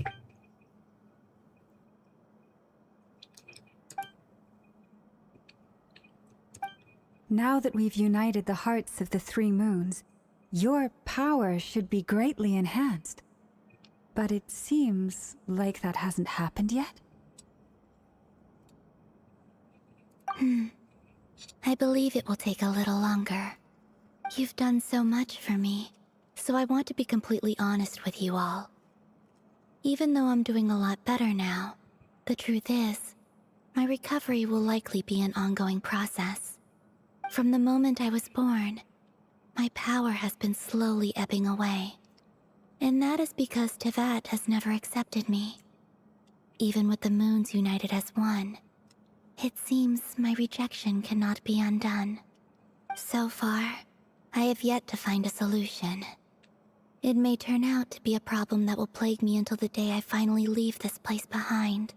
Even so, I will do everything in my power to help you drive out the Rahere of Solnari. As Arlecchino put it, this is not about chasing the spoils of victory. It's just a gesture of heartfelt gratitude. Kutar. Defeating the Razer of Solnari will be no easy task. While my strength slowly recovers, we'll also need to gather more intel. Naturally. We should take all the help we can get if we hope to defeat him. We've considered several viable plans now, but our choice hinges on the answers to a few key questions. Is it even possible to kill Razer? What experiences shaped the person or 5 monster sinners? he became? I don't think so, And bro. what's he really after? Given Albedo's expertise in alchemy, I think we should leave him to try and answer the first of these questions. So just like how Denslip said, Renier's like becoming a sinner is mistress to him. So like all the 5 sinners, like Ryan daughter and other sinners, they're all powerful except Renier. Well, you can debate. Renier is not even in his prime self. Bro doesn't even have his full strength. That's why we haven't seen much of him. Or the game, however, didn't display the amount of pressure needed to show what a 5 of sinners are. Understood. As for the other 2, I'm afraid we'll have to count on you again, Miss Nefer. Believe me when I say it's not my wish to burden you. But right now, relying on your skills is our only option. So you're placing all your hopes on me, huh? We can't thank you enough for agreeing to help us. Honestly, I can hardly believe how lucky we are. You sure have a talent for changing your tune, Miss Moonjanter. Timid like Yehoda one moment, then flinches insincere flattery the next. Ladies, please. I must object to your portrayal of me. That's all. Feel free to keep bickering. Just pretend I'm not here. I almost don't want to leave this room.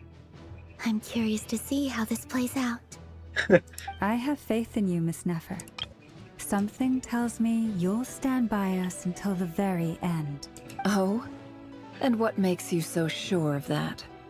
What if I suddenly decide that my compensation is insufficient? This isn't about the money. I can sense that you've got a deep-seated distaste for Rarir. And knowing you, that alone is motive enough. Why would she even have that distaste of Rarir? Look at them getting along so well. Like 2 peas in a pod. And I'm the one they accuse of insincere flattery. There is no justice. Miss Lauma, you have to understand something. Unlike you, I don't actually enjoy having everyone's hopes on my shoulders. Is that right?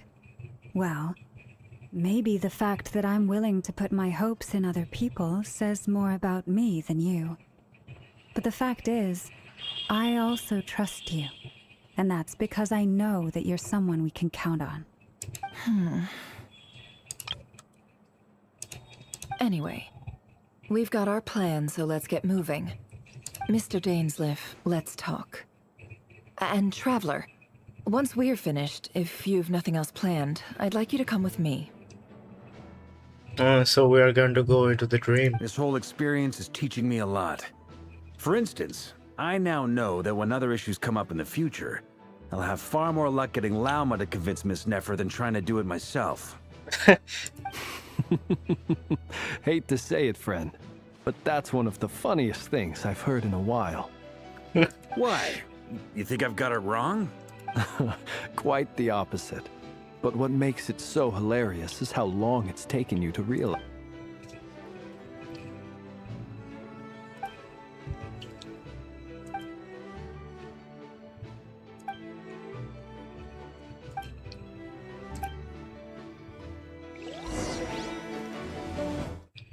Okay. Up to next. Oh, finally we're gonna go inside the dream.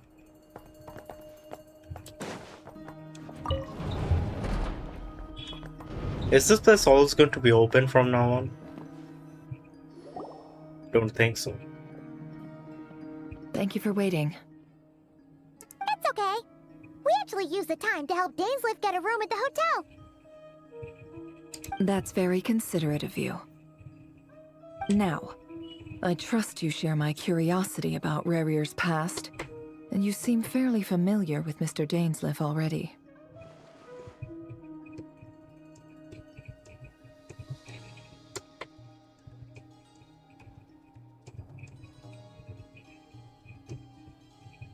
Indeed.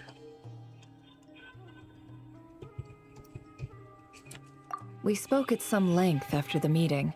He was the one who suggested I should invite you to join this operation. He feels confident that these secrets will be safe with you. Dane has a lot of faith in us, that's for sure. Likewise. I appreciate that you got right on board without interrogating me about why I invited you. It shows that you trust me to explain everything in due course. That's because we know what you're capable of. We appreciate you too, Nefer. You might have been forced to help in the beginning, but this time, it was your choice. That's one way to put it. Another is this, that once a decision's been made, it's set in stone. After that, my only goal is to see it through. Alright, so here's how it is. I'm going to access Rarier's thoughts again using my confidential method. Now, I'm sure you've seen things like this before on your travels, so you're surely well aware of how dangerous it can be. The reason I've gathered you all here is to ensure my safety during the proceedings. I plan for us to enter the fragment of his consciousness together, and once inside, I will focus on searching for information.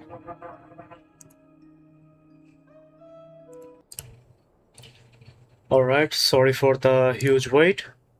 Even though after the live stream ends, I'm gonna cut it down, so it wouldn't matter.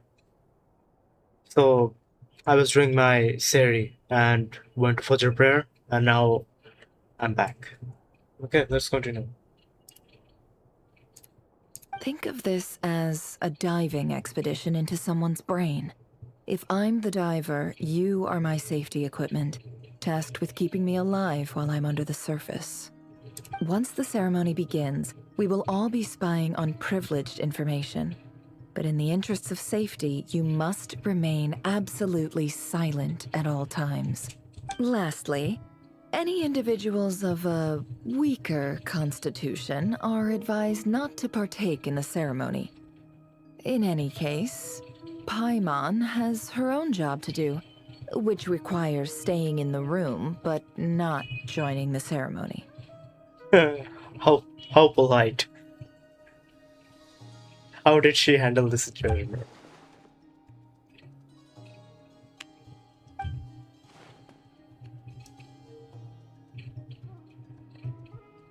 Well, good luck, everyone. Sounds like all Paimon can do is cross her fingers and root for you guys.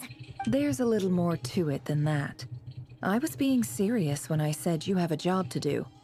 While the rest of us are inside Rarier's mind, it's imperative that we have a team member on the outside.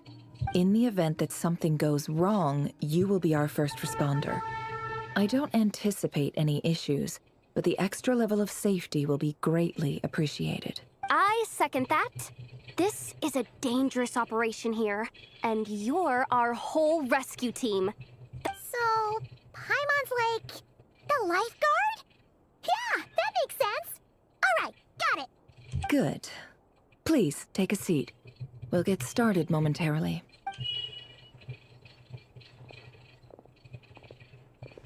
Alright. So, did Mr. Dainsliff tell you anything else? He told me that he believes Rarier kept some big secrets in his life. He's not sure that they were the cause of his eventual downfall, but he's asked me to uncover what those secrets were all the same. Like, if I'm guessing this correctly, isn't it because Rainier couldn't marry her? She found out the truth, and then the organization Rainier works for did something. That's why Rainier is like have vengeance as a agenda for Dainsliff and his agencies, the king or anything. But surely you're not planning to go through Dynasty. with this no matter the cost. If you think that, you'd be overestimating me. I'm a businesswoman, not a mercenary. But I do have my own professional reasons for taking this job. You think I'd turn down the opportunity to get a first-hand glimpse into Conrian history? No chance. Well, as long as you don't let morbid curiosity get in the way of safety concerns, which... You're such a killjoy.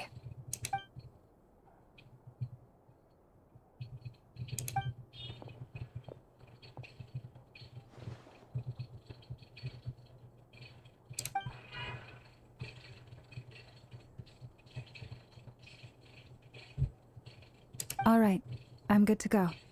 All set over here too. Promise, Paimon, you'll be extra careful. If Paimon were to get inside the dream, Paimon couldn't even keep his mouth shut, bro. It's good that she's staying behind. All right. Let your whole body relax. We're about to begin. Close your eyes.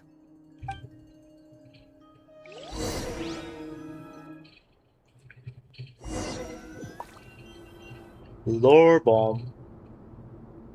Phew. Could this be his office? Pretty standard setup. Bookshelves, paperwork, files. According to Dainsliff, Rarer used to be an intelligence operative. Chances are there's plenty of top secret intel stashed away in this room. Is this where you keep your secrets, Rarer? Can't say I'm not looking forward to this.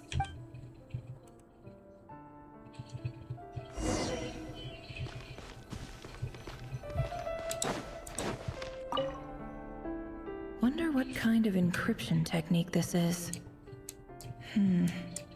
Seems like it has to be inserted into that camouflage device nearby. Aha! It's an audio recording. Please, hear me out. I can't shake Audio the feeling that recording. Someone's been spying on In our that house. time, day and age? No, I'm not being paranoid. I saw someone dressed in all black. It was a couple of days back, but that was on another street, not near my house. I swear, I know what I saw.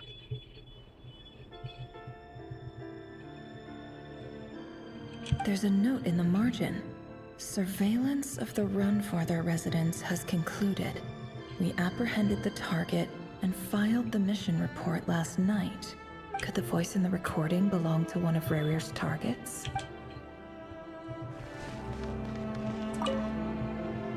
A file tucked inside a folder.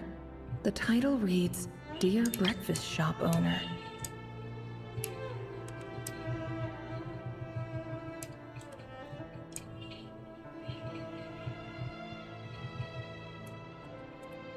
It's a list of names. But at this stage, I have no idea who any of them even are.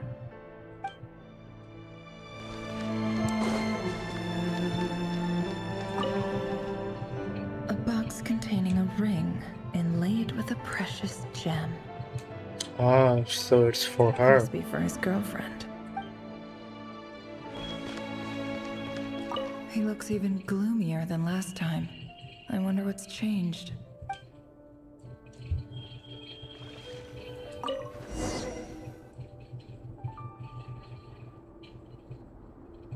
Today's files are in. Time to wade through them, just like usual. Oh. Male, 51. Occupation, cook. Confirmed Crimson Moon descendant. Has maintained frequent contact with other descendants over the past year. Poses a threat to the dynasty. Neutralized.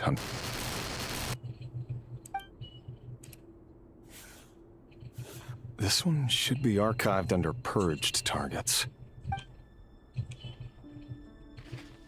Female, 23. Occupation, office clerk. Confirmed Crimson Moon descendant. Has maintained frequent contact with other descendants over the past year. Neutralized. Another one for purged targets. Sounds like she was that other man's daughter. Never mind. What's it got to do with me? Male, 40. Occupation, teacher. Confirmed Crimson Moon descendant. Neutralized on... Just another nobody for the archive. Come to think of it, I remember surveilling this man. A case like his never would have been considered a priority in the past. Huh.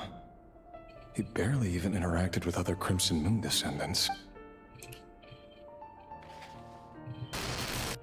Female, 16. Occupation, none. Orphan and confirmed Crimson Moon descendant. Has been observed making contact with other descendants during the past year. Poses a threat to the dynasty. Neutralized on... Filed. I have no recollection of this girl. None whatsoever. She doesn't seem to be anyone important, but then again, how many of them really are? Female, 13. Occupation, none. Orphan and confirmed Crimson Moon descendant. Has been observed making contact with other descendants during the neutralized and...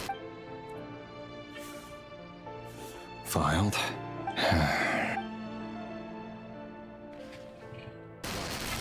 Male, 11. Occupation, none. Orphan. How many assassination, bro? Has not been neutralized.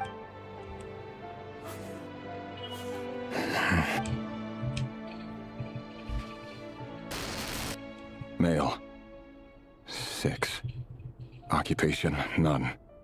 Orphan and confirmed Crimson Moon descendant. It's funny, isn't it?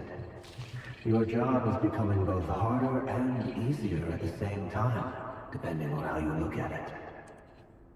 Sooner or later, the Crimson Moon descendants will be completely wiped out. But as their numbers dwindle, they become harder and harder to track down. That's not how it is. Fortunately, however, most of the able-bodied adults have already been taken care of. The remaining weaklings will be increasingly easy to deal with. No! No. My job is to ensure the survival of the Eclipse Dynasty. And the only way to do that is by eliminating any and all potential threats. It's a perfectly legitimate line of work. Every single one of my colleagues can attest to my fairness. And if my friends were aware of the facts, I know they'd back me up too. Assuming, of course, that they were aware of all the facts. Bro, doesn't this seem familiar of what the organization is trying to do? Majority of them are children's. And the king thinks they are the threat. Doesn't this resemble today's situation? What's going on in the world right now?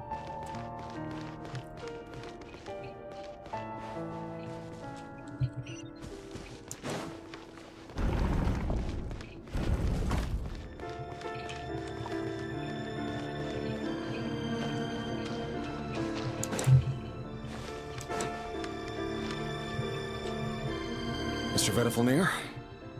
It's been quite some time since we last met. Revier, I trust you're here because you have something important to discuss. Forgive me. I wasn't tuning out, it's just, I noticed you didn't even phrase that as a question. As if you knew I was coming. Tell me, does someone in your position ever feel the need to ask questions? It is indeed within my power to foresee certain things. Things like your arrival. I was just thinking. It won't be long before I'll be inviting both you and Dane to my wedding. That isn't a lie, but nor is it a fact as such. It's a wish, isn't it? No fooling a prophet, is there? Ever since that day we met for drinks, I knew it was only a matter of time before you came looking for me. Does it feel good? knowing how the future will unfold. I'm afraid the notions of good and bad fail to capture the complexity of what such a power entails. Once you've seen what will come to pass, it can be all too easy to succumb to fear and melancholy. Unless, of course, you learn to abandon these feelings. You fear my silence, and long to hear the words I left unspoken that day. That's right. You must have noticed my reluctance to broach the subject, and the reason is simple. Because the truth could never have lived up to your hopes. For both our sakes, such words are better left unsaid. The burden of prophecy was never meant for your shoulders. So who exactly do you deem worthy to hear your prophecies? None but our exalted king? Or rather, our king as he once was. You're closer to his majesty than I am. You must know better than anyone how much he's changed. You say that as though it is to my benefit. Yet precisely because of that, I dare not speak rashly. A king can turn out to be the most virtuous of rulers, or a tyrant more terrible than the most vicious of dragons. You are so wise and far-sighted, yet still you would have me live in fear of the unknown? You make a fair point. Especially given my silence alone was all it took to send you spiraling downwards. Very well then. Let me offer you some advice. And I say this not as a prophet or a visionary, but simply as the brother of your friend. For many reasons, there is very little chance of your marriage ending in happiness. If happiness is what you seek, you should find another fiancé.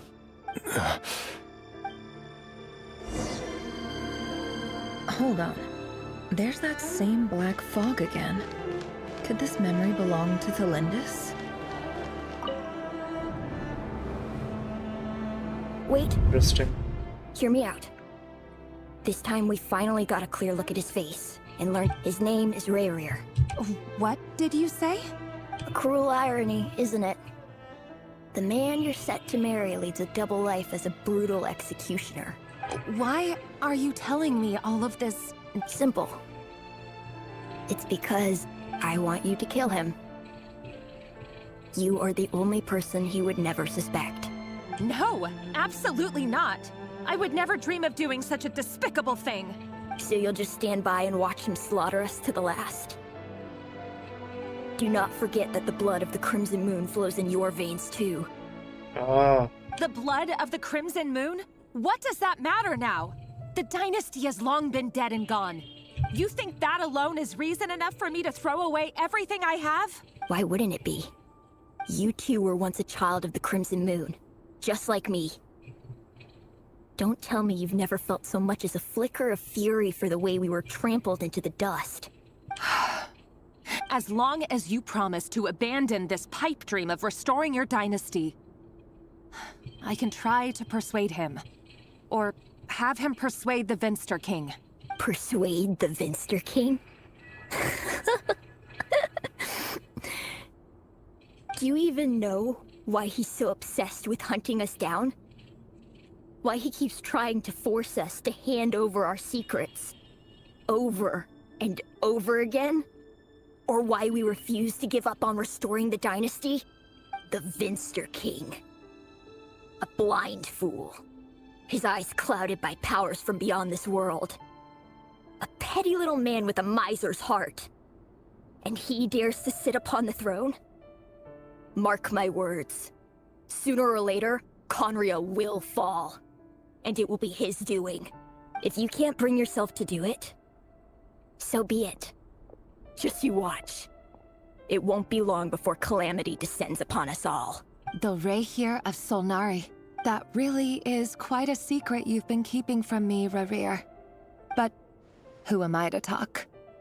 Am I really any better? I've kept my own past a secret this whole time, too.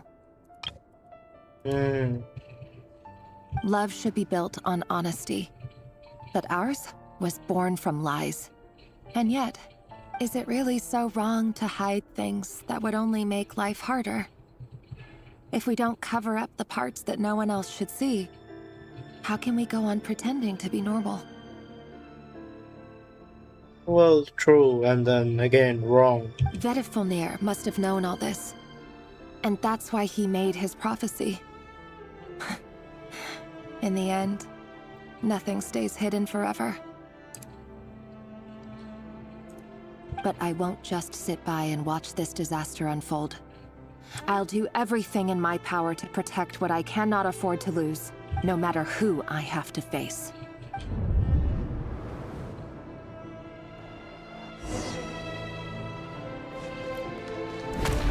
Huh? Was that Rarir who just walked past the window? Doesn't it give you the chills that he still takes the same road to work every day? As if nothing ever happened. Those people at the deli. Enough already.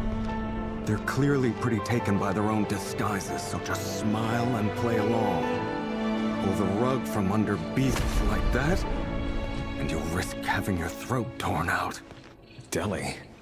Oh. They're talking about those people from the opposition. Right. I'd almost forgotten they used to run a deli. People of no consequence always vanish so easily. And no one even remembers them. Now whose memory is this? Surely you can see he's not the man he pretends to be. So many have died already, and they say that the king's madness grows with each passing day. We're not going to survive this, are we? Why does it have to be this way?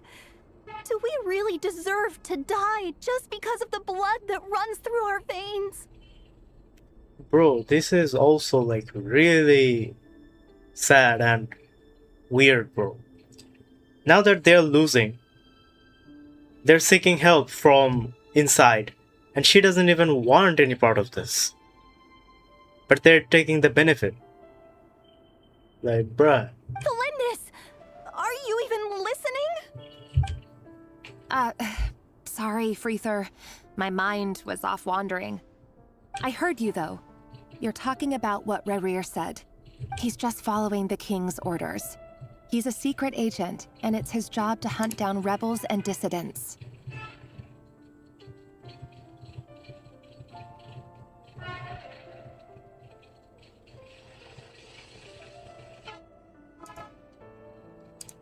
By the time you first met him, he'd already taken lives. Maybe he was using you from the very beginning.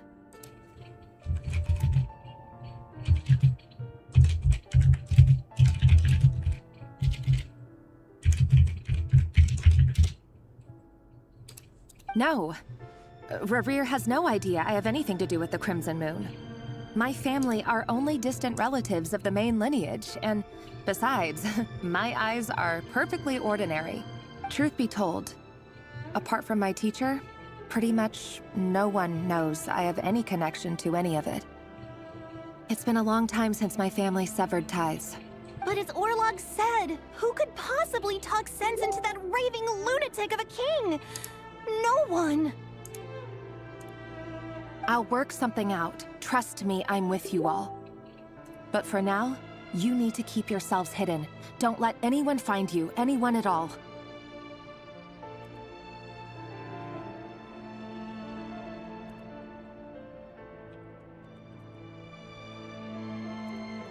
Don't forget that Rarir is an Eclipse operative. You need to be extra careful when he's around. And when I am too.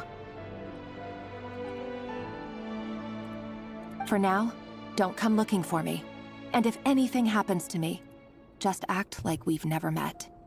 If even you can't escape this, what hope do the rest of us have? But after all this time together, surely he wouldn't lay a hand on you. I won't speak in his defense, nor can I give you a clear answer to that question. But I'll do everything I can to put an end to this. Here, hold on to this. If an opportunity to escape presents itself, take it. You'll be glad you took some spare change. You call that change?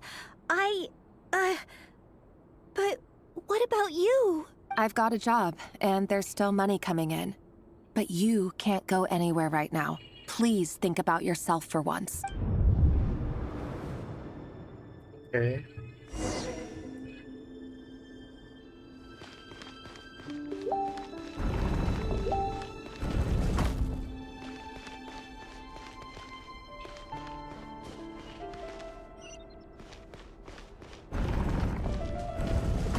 Another day, another round of assassination training.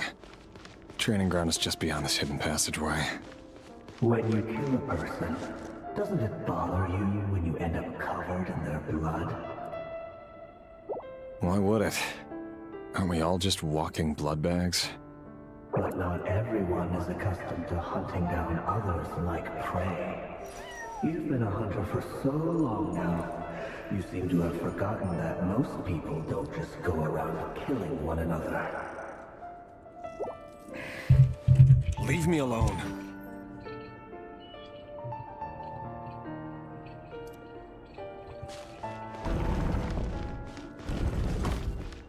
Damn.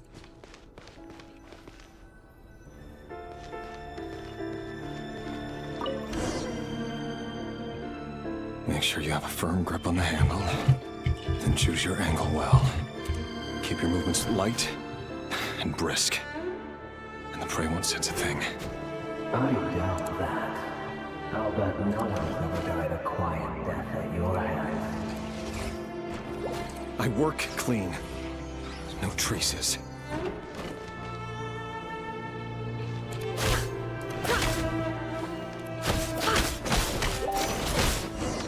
That doesn't make it over above board, though.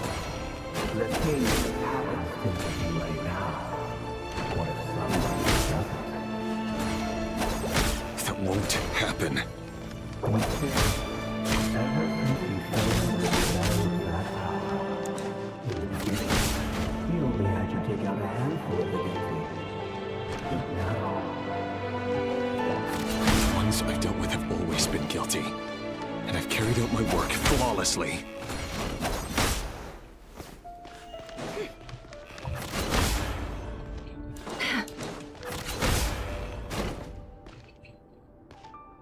Damn.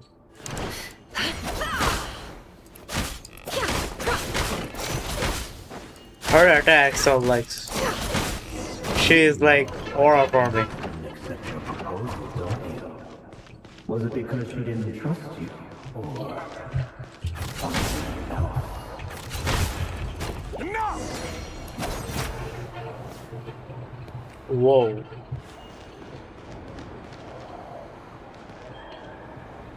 Whoa. Okay. I can't go over there.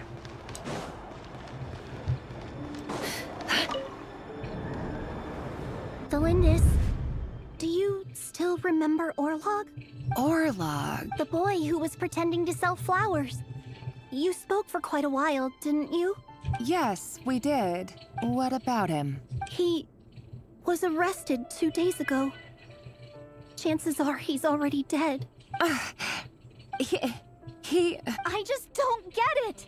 After everything he's done, why do you still stand by him? Or does it mean nothing to you that people keep dying? No, that's not... Just hear me out. I need to go now, Delindis. They're looking for us. You take care too. If you ever need a place to hide, come find us.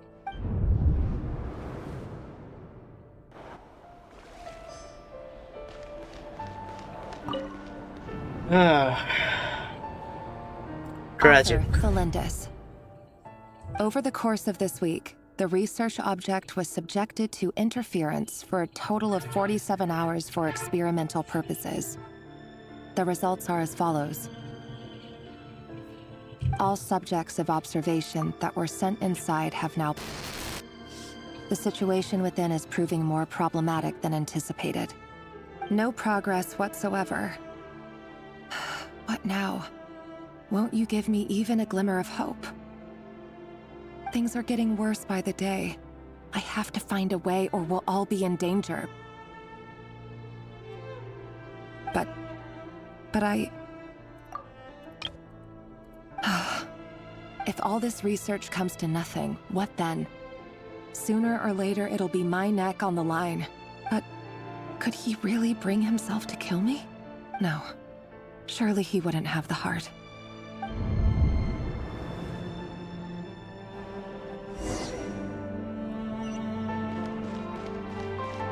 Tragic, really tragic. And whoa. And you can also say the dynasty, the organization, the king made this into an advantage point.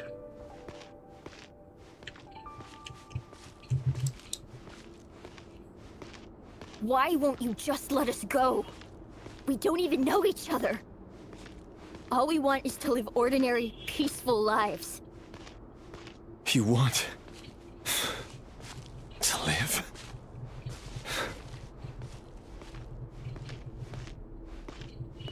Yes. I just want to go on living. Is that really such an unforgivable crime?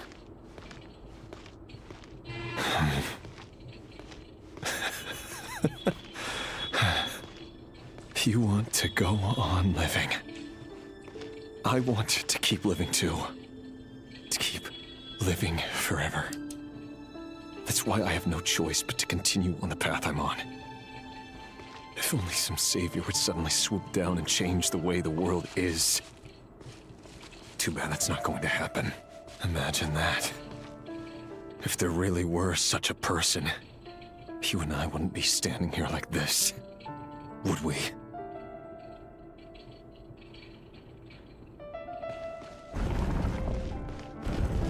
Are those children alive or what? Today's files are in. Time to wade through them just like usual. No, I don't get tired of it. It's my job. And not only am I lucky to have it, I'm good at it too. Huh. Wait. That's... Thalindis? Damn. No. No! Why? But you bear no mark of the Crimson Moon. How could you possibly have anything to do with them? It cannot be! A diluted bloodline. Carefully concealed. I see it now. You've been living in the shadows just like me. What a fool I've been. Numbing myself with talk of justice. Even imagining my friends would back me up. But in the end, Irminsul. Finster King! How far are you going to take this? From the direct bloodline to secondary offshoots? And then what? Today it's the descendants of the Crimson Moon. Who will it be tomorrow? Will you not rest until everyone down here is dead? No. This cannot go on. This is where it ends. I'm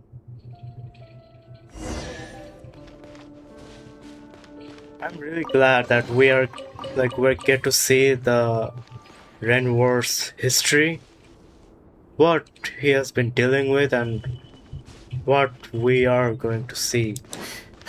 What truly happened in Conria.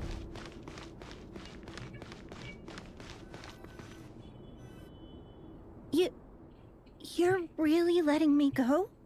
I am. As long as you can guarantee that no one will find you. Don't worry, I'll be extra careful. No one will know I was here. But what about you? Me? So he have been saving those children. If you let me go, you won't be able to complete your mission, will you? Good point. In that case, maybe you should stay. No, please! I just want to see the outside world again. To...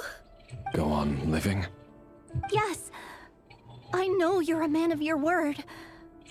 So please, just let me go. If I let you leave, what will become of me? Just kidding. Go, now. But remember, don't let anyone know you were caught. We'll be seeing each other again very soon if you do. Even shadows in the dark must live by a code. But you can't save everyone. So who is this? You've been whispering in my ear for days now, Vedafilnir. Oh. What are you trying to do? Break me down? I only say this because you long for an answer to your problems. Let her go, Razer, or you risk losing everything. I will not abandon Thelindis. Then you'll need a little more vigilance and a lot more power. The world is changing. Oh, so Vedamonier gave him this power. Moment of opportunity. That voice used to be so unclear. But now I know exactly whose it is. It's Vedafilnir. He won't tell me how to actually resolve any of this, but he keeps trying to manipulate me like a puppet. What's his game here? Tell me then. What will this moment of opportunity look like? And no answer. He's like a ghost. Always disturbing me when I'm on edge, but never answering when I need him most. So, the Eclipse Dynasty was purging, well, massacring the descendants of the Crimson Moon. And it seems like it was all connected to the Vinster King's research. The King's obsession with abyssal power left the future of Conria hanging in the balance. No wonder every aspect of Rarir's life was so unstable. And it looks like this Thelindis, Rarir's would-be fiancée, herself belonged to a sub-branch of the Crimson Moon Dynasty's descendants. It almost defies belief that a couple like them could hide the truth from each other for so long. If the Vinster King hadn't intervened in such a drastic way, they might have gone on deceiving each other for the rest of their lives. And why does Vedafilnir, Daneslif's older brother, keep talking in Rarir's head? This guy kept more secrets than I ever imagined.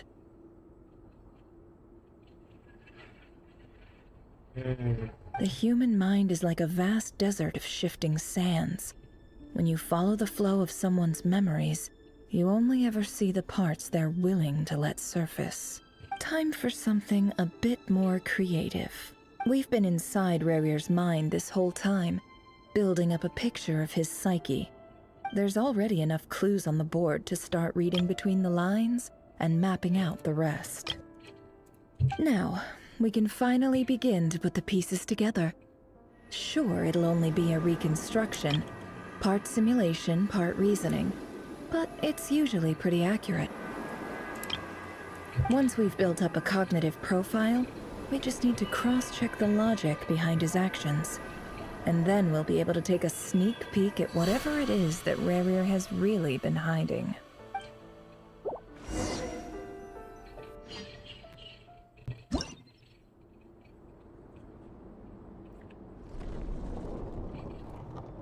Whoa. Really? Jess? Rarir, are you there?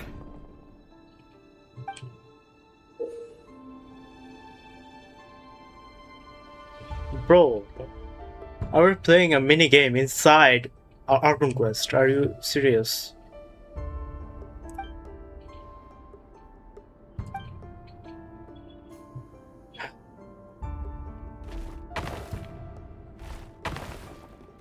Oh. Okay. 1, 2.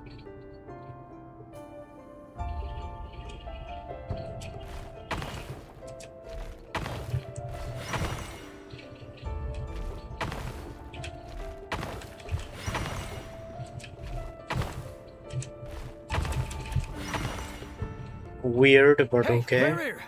Come out, it's urgent. Dane? What's wrong? Quick, come with me. I'll explain everything once we've met up with the others. Okay. I'll come. But Thelindis is still over at the Universitas. I'll need to leave her a note. All right then, but make it quick. I've never seen Dane so worked up before. Whatever this is, it must be big trouble.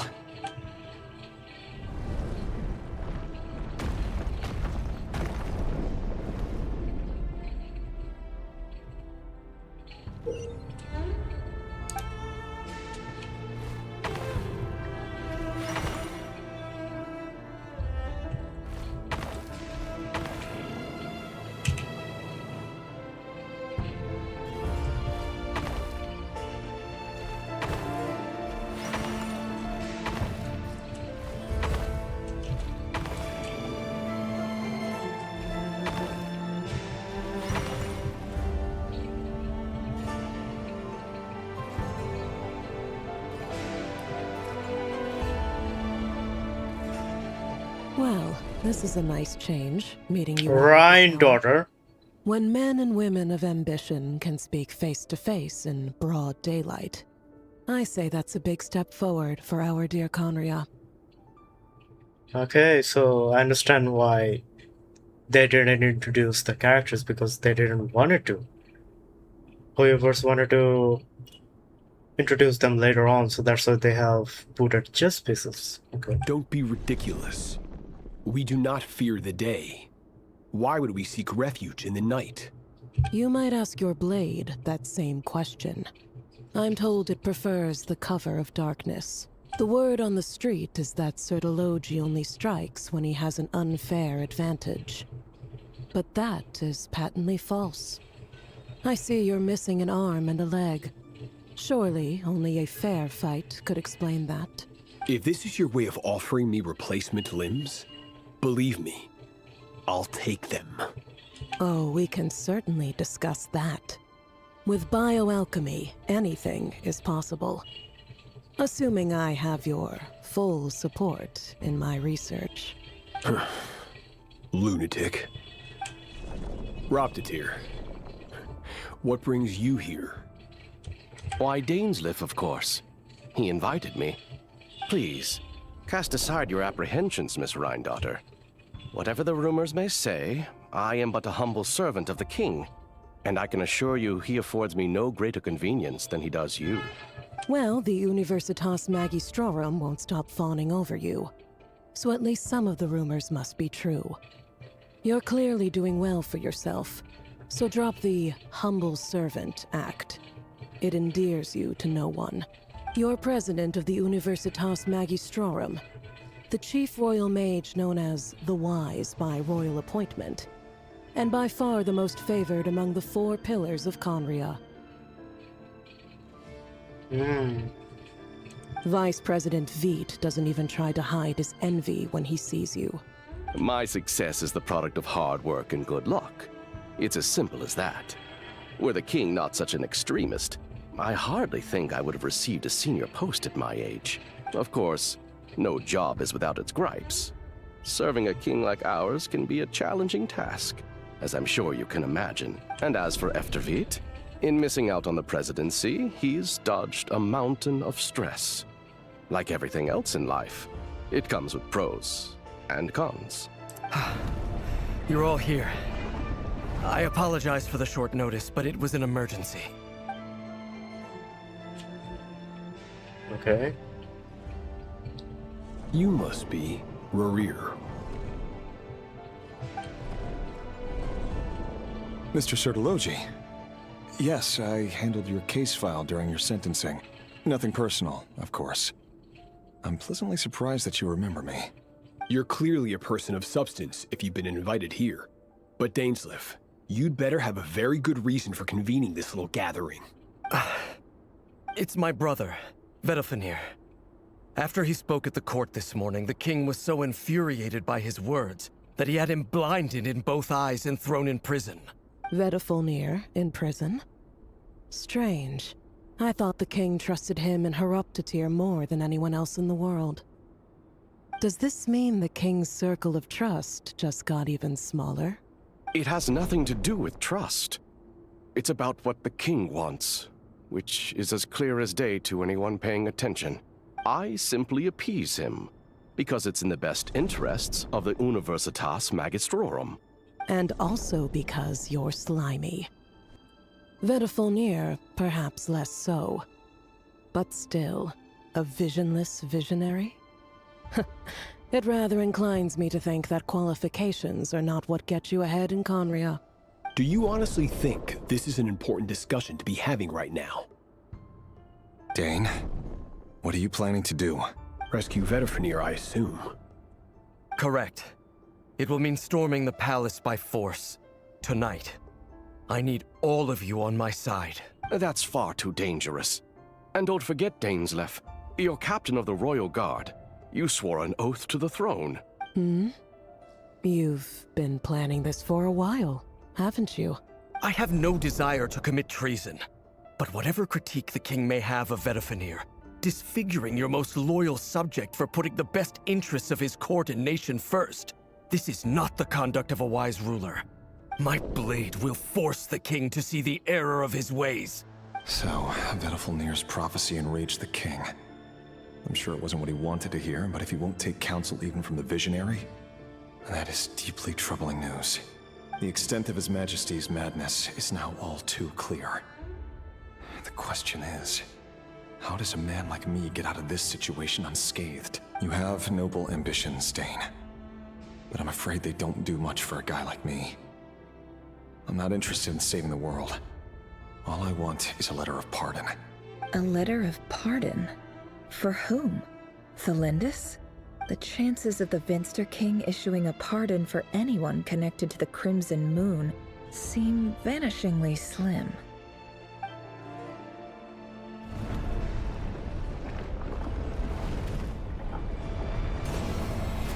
Are we really playing this game? Are we serious? Black fog over the board must have some connection to Thelindis. But why is it taking this form? Does it have something to do with Rarir's past? Another mystery I'll need to unravel. Bruh. -4.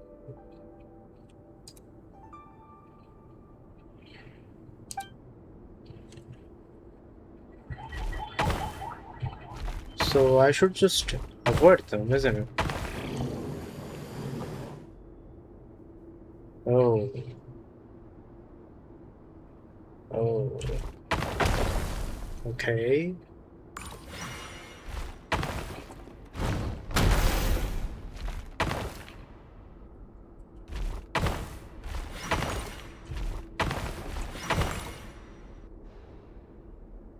Interesting.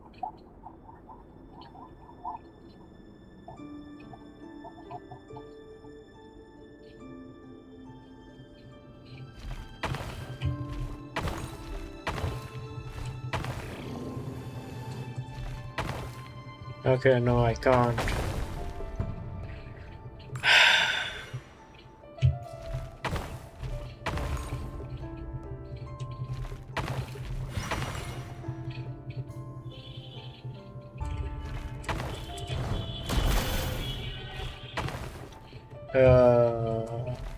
Okay.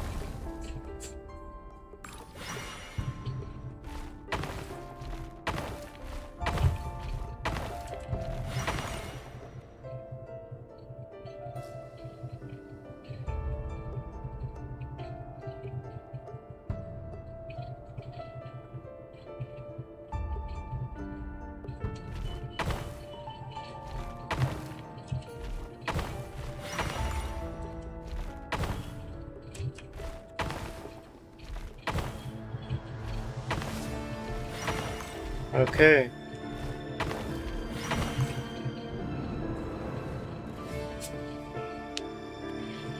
Author Thelindis. Over the course of this week, the research object was subjected to interference for a total of 60 hours for experimental purposes. The results are as follows.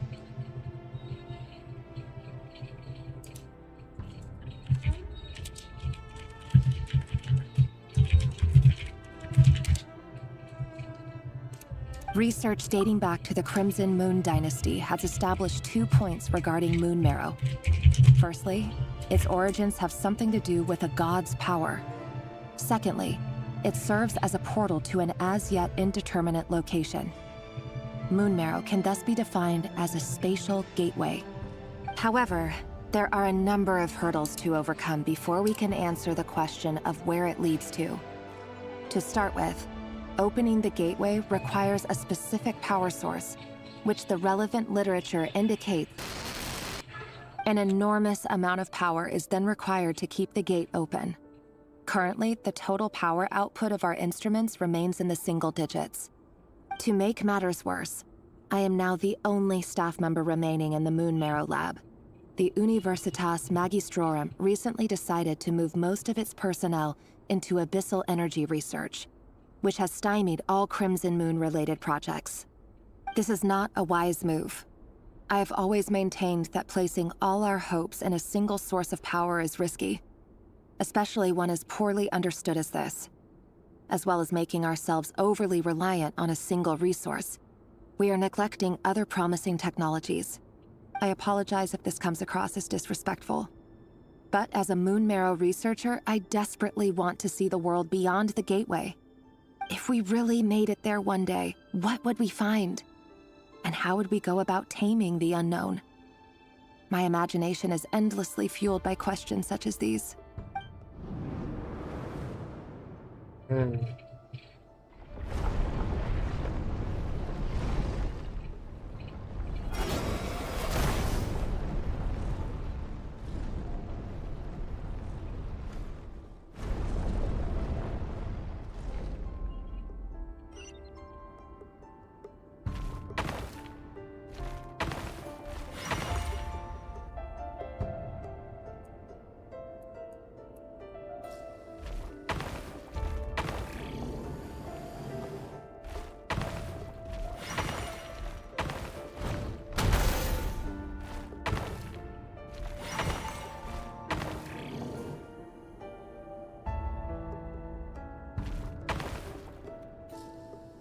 Oh.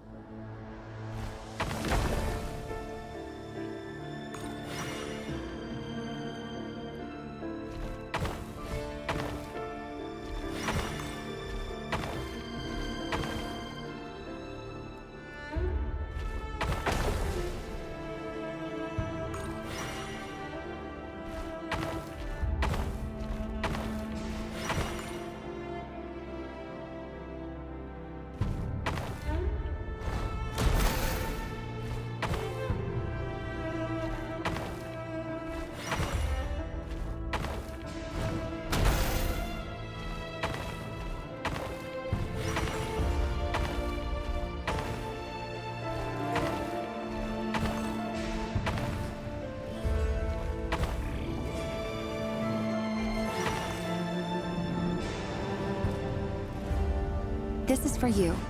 I heard you're gonna leave the city with your parents. Valindis, did you hear about what happened? I've heard nothing. Rarir got back very late last Friday, and he was acting a little unusual, but he slept pretty well, so I'm guessing whatever he did was a good deed. You never saw him, and I don't know what he did. And this conversation never happened. You understand? What if he finds out that you pried into his secrets? Don't be silly. I don't know what secrets he does or doesn't have. All I know is he's just a normal guy who happens to run some errands for the king. Are you scared of him? I don't know. The Rarir I know doesn't match the person you all describe. Logically, I should be scared of him. And yet, I don't want to lose him. But enough about that. You should get going, and be careful with the package I gave you. Keep it secret. Keep it safe. What's in it? A piece of the moon. All you need to know is that as long as you keep it safe, then in the future, everyone will be able to see a red moon. A red moon? You mean our moon? That's right. Our moon. Promise me you'll look after it. I promise, Valindis. The Crimson Moon bloodline will never die out. Its light, the color of blood, will become like a fire that flows in our veins, no matter how long it takes.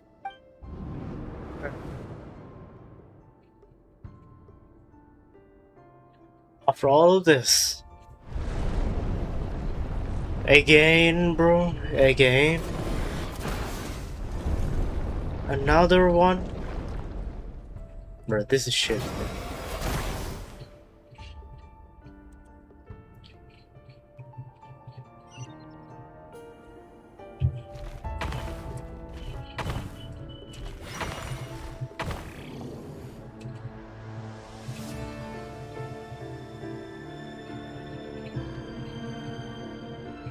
I think I'm cooked.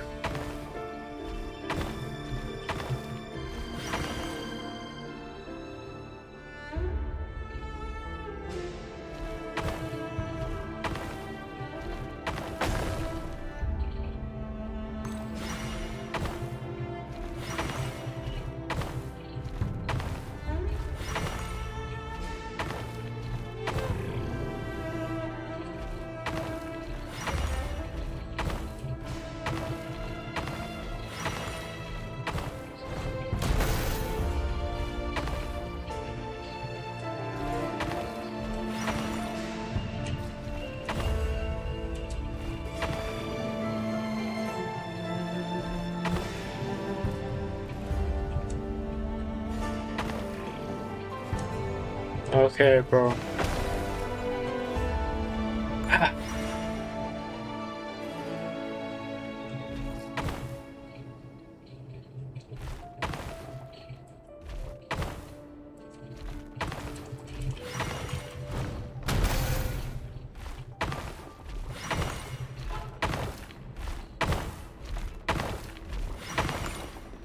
All right.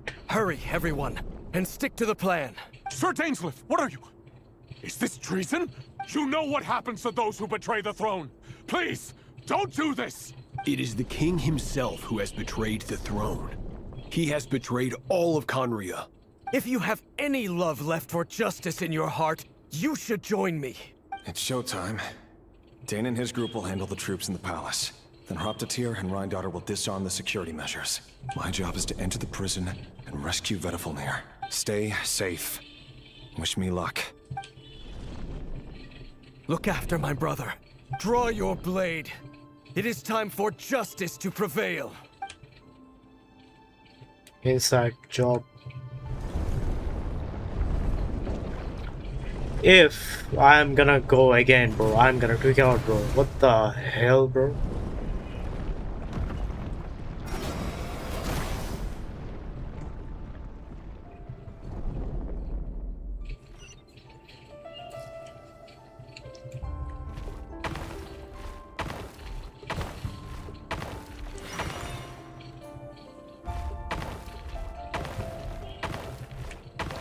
Where are we going?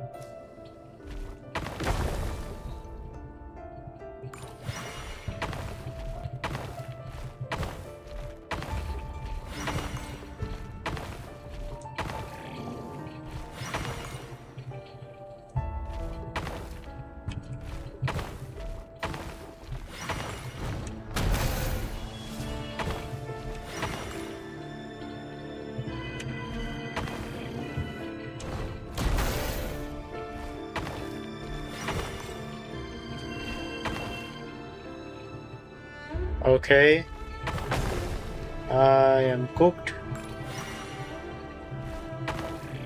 Okay.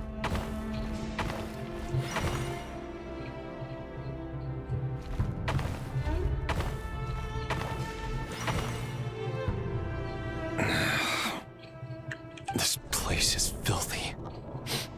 And the smell is abominable. Clearly, the king doesn't allow his prisoners a single shred of dignity. This is dire. Found you. Hello, Mr. Vedafilnir. Ah, it's you. Surprised? Oh, wait. I guess surprise isn't an emotion that prophets feel very often. I certainly felt some surprise in the moment when I was blinded. Surprise at the king's sheer ignorance. Surprise at just how unfairly this world responds to words of earnest remonstration. I'm curious. What did you prophesize this time? It wasn't a prophecy. It was a word of warning. Someone had to say it. The king has forsaken all reason in pursuit of his obsessions. I simply told him that if he continues on this path, Conria will surely fall. But he didn't listen. Worse still, he stabbed you in both eyes and locked you away. Dane asked for my help. The court is in complete chaos now, but I'm sure you predicted that. Everything is transpiring as I foresaw, yet I am powerless to change it. Fate is an immutable force. I can but lament as the inevitable unfolds. I do wonder whether giving a man the power to see the future does nothing more for him than slowly crush his spirit. Forgive my curtness, Vedafilnir, but the king did not suddenly turn on you today. His suspicions have been brewing for a long time. You can't have wisdom beyond the reach of your fellow man without attracting his fear and suspicion. There are things the king does not want to see. So, he doesn't want you having visions of them either. He blinded you because he thought this would make the visions stop. He wasn't entirely wrong. I did indeed lose my power to see the future. Right up until... Until what? Just now. I believe I saw something new. Well, tonight could go a lot of different ways. 5 of us banded together to storm the palace, also we could rescue you. This will go down as the most tumultuous day in Conrian history. I sense hatred in you, but also hope. A desperate hope that with the tyrant deposed, that will be the end of the story. But this is not the end. It is the beginning of a new chapter in a whole new story. There are many men of honor and courage in this world, Rerir. But you are not one of them. You're not here for justice, are you? You're here for yourself. Is that a dagger? Interesting. Why not the polearm? It was always your weapon of choice. With your abilities, I don't doubt that you were able to recover some of your sight. But I also doubt that you want to make an enemy of me right now. Of course not. We're on the same side, aren't we? We could be. But I need you to be honest with me, Vedafilnir. At this point, you're my only hope for the future. You mean your future? With your beloved, Felindis? Yes. And I know there are bigger things at stake here. A dynasty, a nation, maybe the entire world. But forgive me, I care first and foremost about myself. I can't abandon the one I love to save myself. I just can't do it. But you see a broader picture of the future than I. You see the solutions to the biggest problems of our age. So tell me, what is my solution? What's the answer? In matters of fate, answers are either right or wrong. What will be, Bro, and it's what on will his not. philosophy. Maybe you are willing to pay a certain price in the pursuit of happiness, but unfortunately, fate does not negotiate. That is the cruelest thing about fate. It is unmoved by your sacrifices. That can't be true. I know it's your voice that I keep hearing in my head, urging me to see how the world is changing, to seek more power, so I can protect the things I love. You show me disaster, but you won't show me how to avoid it? Why? Why are you doing all this? My voice. In your head.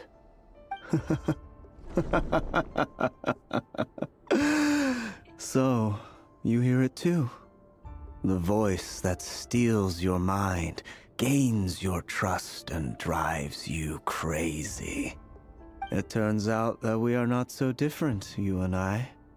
Vedafilnir just broke into the strangest smile I've ever seen in my life, as if he'd discovered some monumental secret. But then he suddenly switched to looking extremely weary. Very well then. My advice to you is as follows.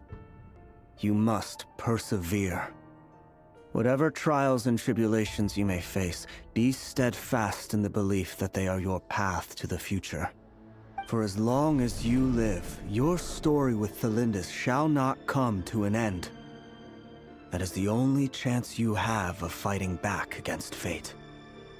It is up to you whether you believe my words. Regardless, that is all I will say on the matter. I have no right to intervene any further. I will hold you to your word. Thank you for setting me free. In return, I will tell you one more thing that you cannot afford to ignore. Just then, a strange wave of energy rippled through the city. We had no idea what it could mean. If I were you, I would head to the Universitas Magistrorum. The Universitas? Oh no! I'm sure we'll be seeing each other again very soon, Rerir. Whatever Vedafilnir said, I didn't catch it. I didn't even help him out of the prison. There was no time to lose.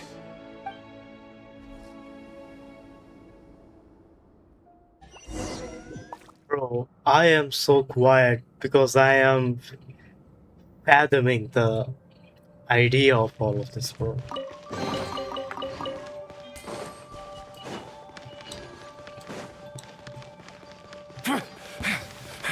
Monsters? Is this Rheindarter's doing? Or the Universitas Magistrorum? Rheindarter? Rheindarter is doing this. Why would Why did she do that?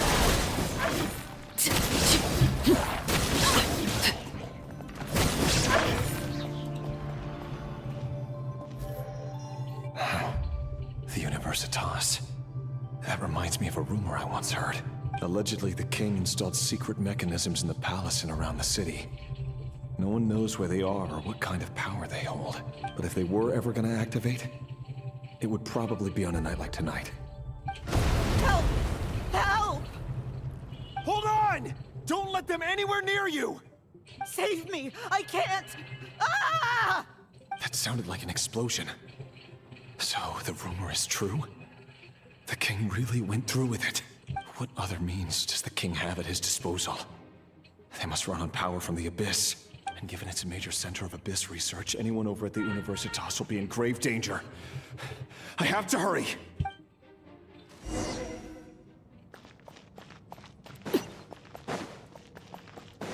Can't believe, like, now we are here in Kandria.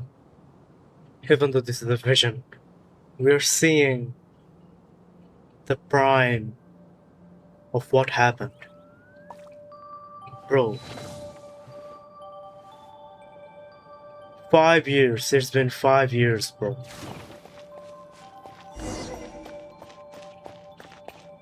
It's been 5 years.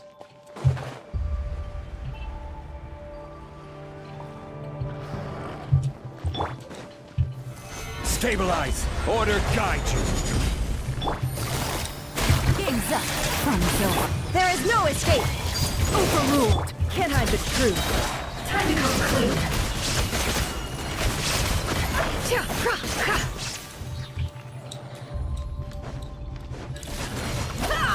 No more lies. The mystery unravels. Things are about to get dicey. Quake! I will have order! Illusion shattered!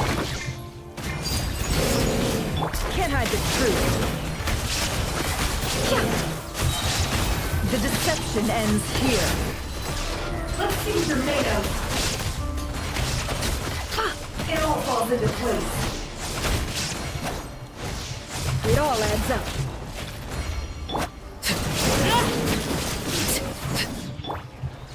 Gather! Quietly now. I don't have a hero.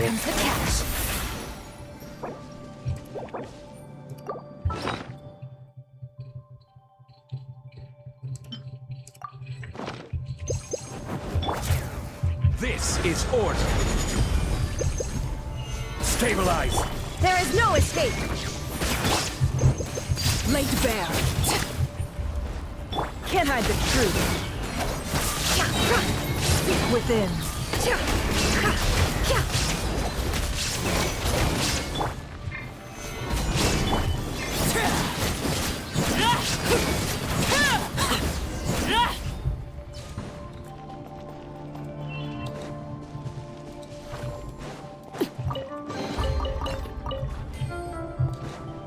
I feel like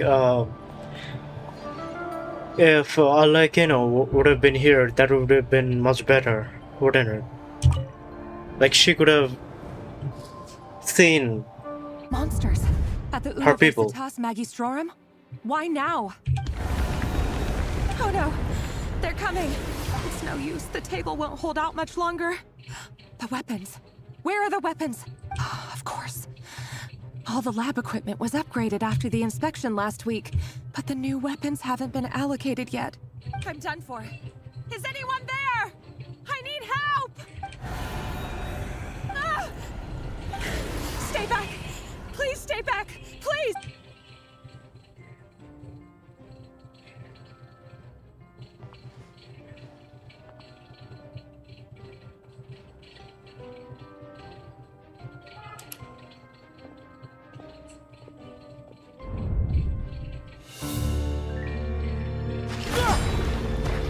Whoa.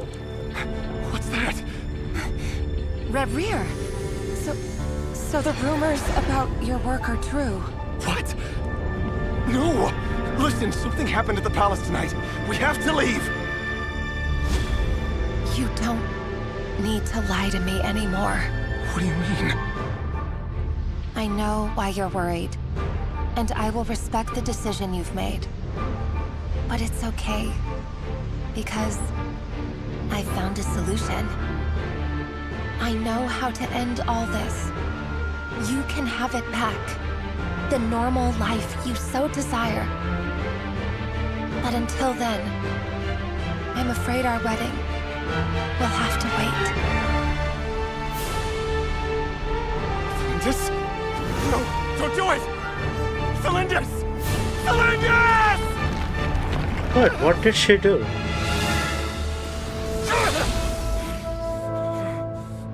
I told you, Razer. Let her go. You will find someone better. No! No, I won't do it! I have to save her! By what means exactly? A lowly pawn. You lack the power and the strength of will. Do you know a way? Tell me! Come to the palace. Join us.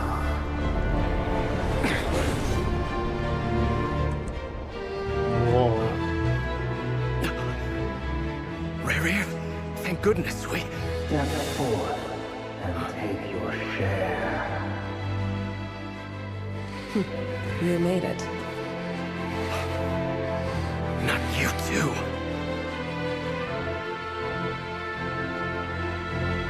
Hatred or grief, despair, desire.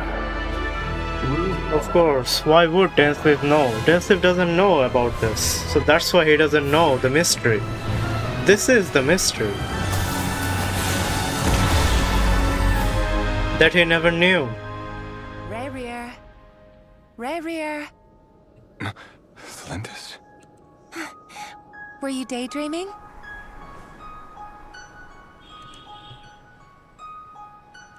You still remember, Razer? That question you asked me a couple of weeks ago? Oh. You mean the proposal? Yeah. I'm wondering, where do you think would be a good place to discuss it? Maybe in the garden? Or were you thinking a fancy restaurant? It's your choice.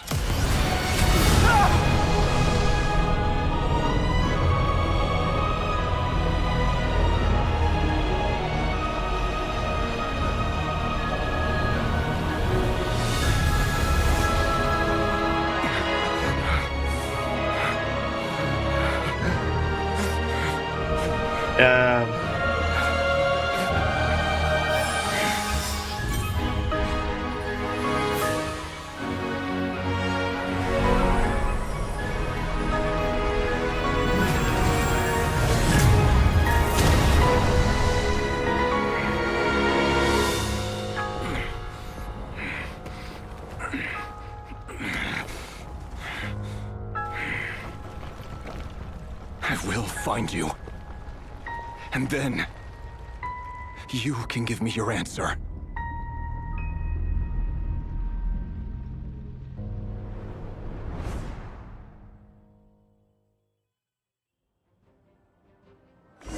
Damn, holy shit. So that's how the Raker of Solnari was born. A monster created by circumstance is a monster all the same. Viewing other people's thoughts for too long can get uncomfortable. Right now, I'm feeling a strong sense of loathing. In a nutshell, the story of Conria is what happens when the truth falls by the wayside. Everyone tells little white lies, and before long, you have a huge pack of lies that destroys everything. Time to get back. Bro, how a dynasty, how a nation of Conria. Conria is supposed to be the greatest nation, advanced in technology and everything, fall by what can you say? Followed by a king who is blind. Bro, holy shit. And the time they revoked, it was way too long, way too late. And Rear, I don't know what she cooked, bro. What did she cook? Why did she fall into the abyss? Was that the abyss? And where did, like, how did Renier got that power? That's not from the abyss, is it? His past is filled with sorrow, but the tale of any fallen civilization is one of endless tragedy. Cruel as it may be, that was Conria's fate. So where is Lumain in all of this? Dainsleif told that Lumain was present in this battle, in our last Archon, in our Archon quest. Lumain was fighting with Dainsleif, if I remember correctly. Damn, bro.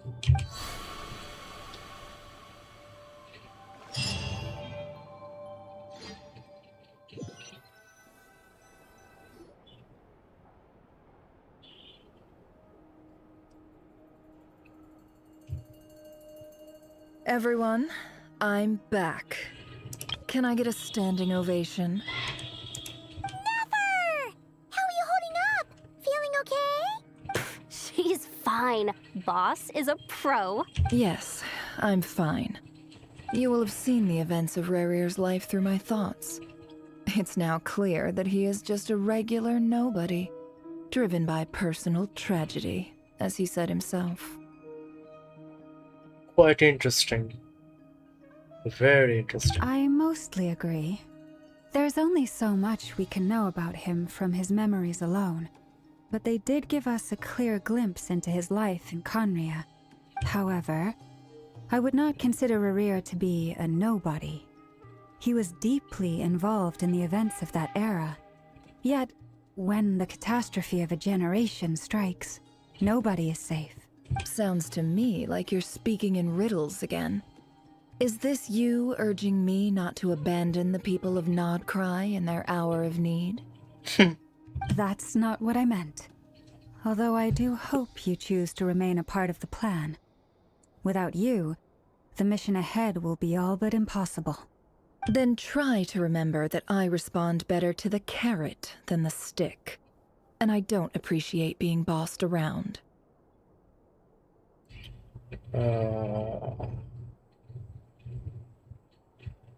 Now what is this riddle, bro? Now, as for you, Missy, you were excellent. You stuck to the rules of the ceremony and kept your mouth shut the entire time. Cool. So, can you fill me in on the deets now? Most of what I saw went right over my head. Patience. You'll hear the whole story, don't you worry. But let's meet up with the others We first. are getting a It will recap. save me narrating it twice. Yehoda?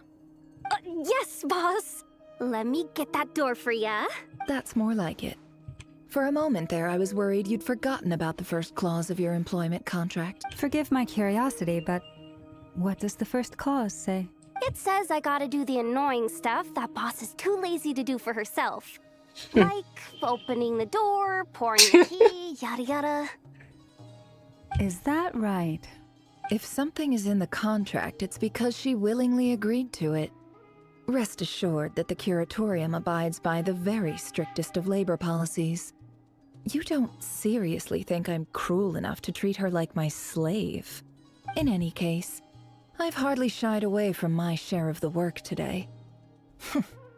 Hope I don't catch Flintz and Varka lounging about in their chairs, enjoying a leisurely cup of tea. There's nothing I dislike more than other people enjoying themselves while I'm hard at work. Oh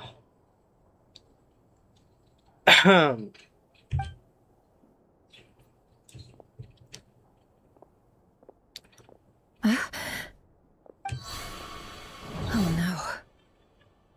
Wait. What? Sorry to disturb you, but we seem to have run into some trouble. Evidently so. Don't worry, I'm not about to leave you to fend for yourselves. I'm not that kind of boss. And it would go against the Curatorium's labor policy. I'm sorry. What did you hear me say? I wasn't talking about labor policy. Wait. Oh, wow. Okay, so her mind is on a frenzy? How long have I been standing here? Not long. You just appeared by the door a moment ago.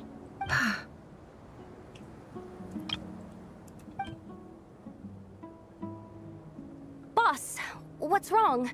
You look like you've seen a ghost. We've been tricked. We never left at all. Somehow I hallucinated that whole scene back inside the office. Hallucinated? But how?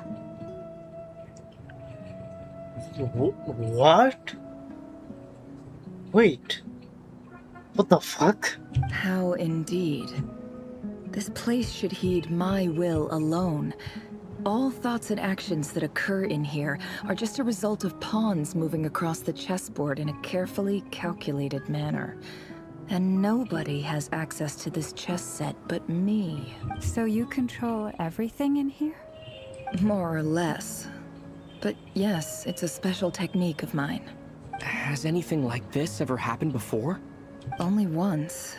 It was the first time I used the chess set. Is there any similarity between what happened then and what's happening? I suppose my thoughts are a little turbulent, which was also the case my first time. Is there anything I can do to help? The first clause of your contract clearly states that I only need your help with things that I'm too lazy to do myself. Meaning, you're not feeling lazy right now? Meaning, this is not something Yehoda can help with. The chess set is a personal treasure that I alone understand. I must be the one to find our way out of here. Boss, it's fine. Really. Let me do something useful. Oh, listen to you. Whatever would I do without you, Yehoda? What? Really? Yes, really. Where would I ever find another employee as obedient and servile as you? God forbid anything ever happens to you. Ah, okay. I clocked. Razer can shift and you can say that he is among us. Oh, okay. Oh wait, maybe not. Okay. Well, anyway, I was thinking of fetching some water. There's gotta be a source around here somewhere. I suggest everyone finds someplace comfortable to take a rest. We gotta conserve our energy. Even though all this chess malarkey doesn't exist in a physical sense, mentally speaking, it's all real. And so is our tiredness and fatigue. You don't want to dismiss mental fatigue. Just because it isn't physical doesn't mean it's any less serious. But don't I have the best employees? Jealous much? If we can find a suitable time, I'd love to borrow Yehoda for a day to help out at the Frost Moon Scions. Would you be amenable to that, Boss Nefer? Oh, Lama. Have I ever told you just how pretty you are? Beauty runs from the tips of your antlers to the depths of your imagination. And what is that description, by the way? Time to rally, everyone. Follow me. Brother, I am lost for words. As we continue our journey, the same rules will apply. That means stay focused and no talking no matter what we encounter. And don't disturb the chess pieces. You have my word that I will get us all out of here.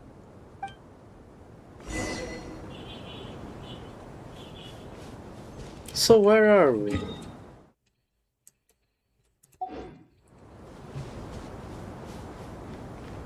Feels like Sumeru.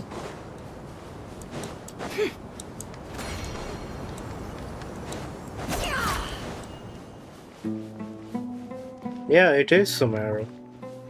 This place looks familiar. That's not a good sign. Because it is Sumeru. Time for a little chat. What is the place where Sino and Candace lives? Candace lives there, isn't she?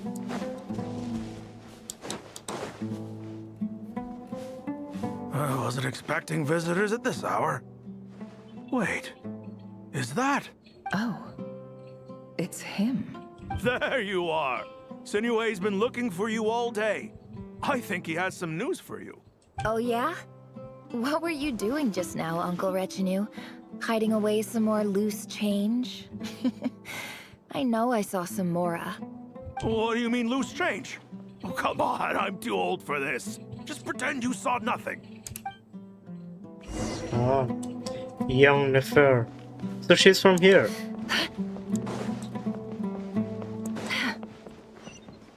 I see.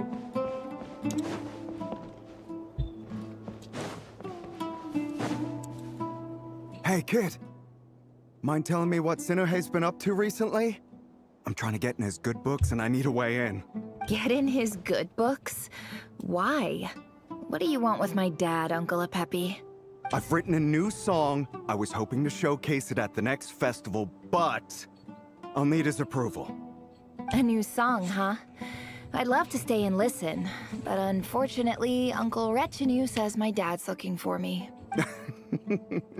Well, there's plenty of time and I'm not going anywhere.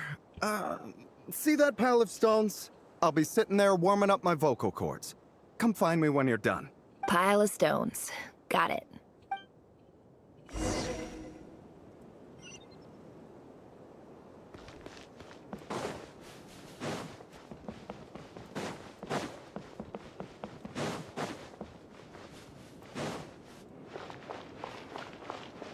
Hi, Dad. Uncle Retinue said you were looking for me. Ah, there's my little princess. If you'd gotten back just a little sooner, you could have shared the spoils of war with me. Spoils of war? Who were you fighting against, Dad? It was just a figure of speech.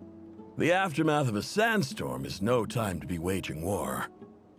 I was talking about our war against thirst.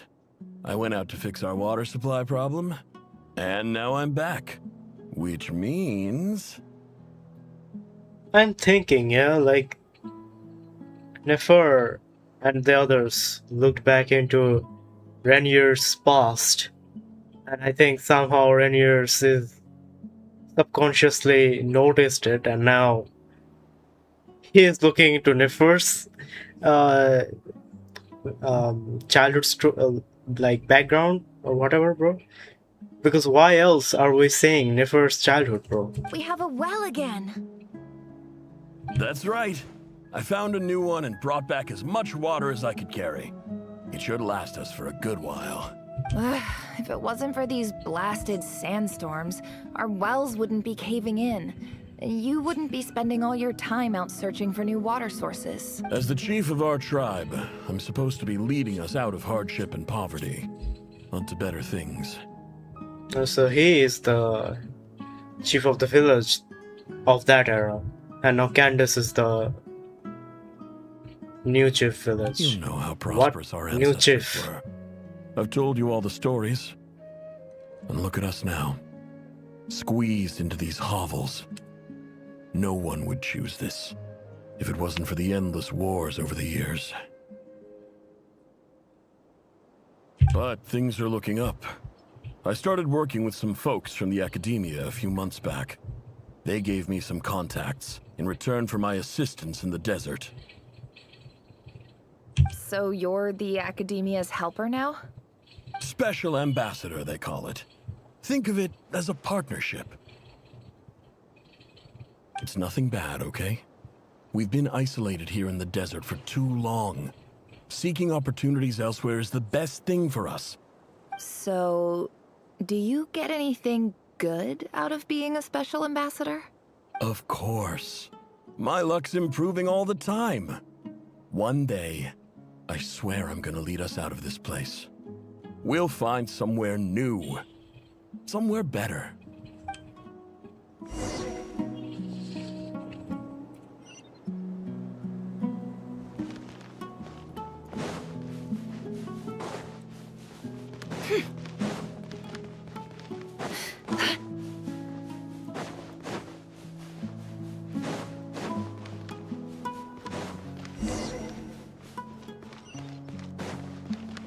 This feels like Rarier's doing, bro. That's our well, and you know it. You stole from us. Well, you've gone from chief to thief, and now you have to face the consequences. Did you really think you could take our water without permission and get away with it? You're either brave, stupid, or both. And that Special Ambassador Act? Yeah, nice try. We spoke to the academia. They said it was all news to them. You're a liar and a cheat!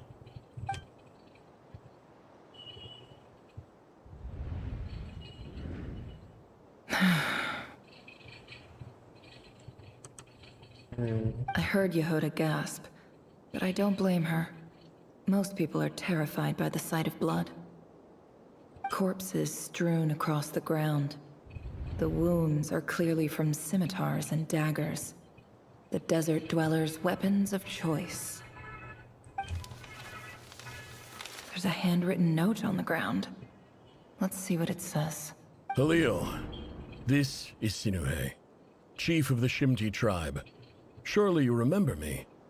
I was the one who helped you and your colleagues avoid the quicksand in the desert. This is my second time writing to you. I assume my last letter must have gotten lost in the mail, as I didn't receive a reply. I hope this one makes it to you safely. I'm writing to you because I need some help. That sandstorm the other day completely blocked up our well, forcing me to look for another water source in Iab and Unut territory. It was a matter of survival. Praise the gods. The well of the Iab tribe was intact. It was my last resort. I drew what water I could and left, but not without being spotted. I fear they will retaliate. You told me to write to you if I ever needed help. You said you'd be my ally in the academia. I urgently need you to formally recognize my title of Special Ambassador and send some of your people to assist me for a few days. It's the only way I can convince them that this was the academia's decision and prevent them from retaliating. This is an emergency. Please send help as soon as possible. Looks like this letter never got sent. Wow. The writer died a grisly death, and the letter was trampled into the ground. It's badly defaced. What a ridiculous lie the surviving Shimti tell. Their whole village was butchered over a sip of water. Wow. So we looked at Rainier's past and now Nefer's past. Officer, welcome. Welcome to our humble village. I thought you would at least have the courtesy to provide some respectable libations. This is the finest wine our village has to offer. I promise.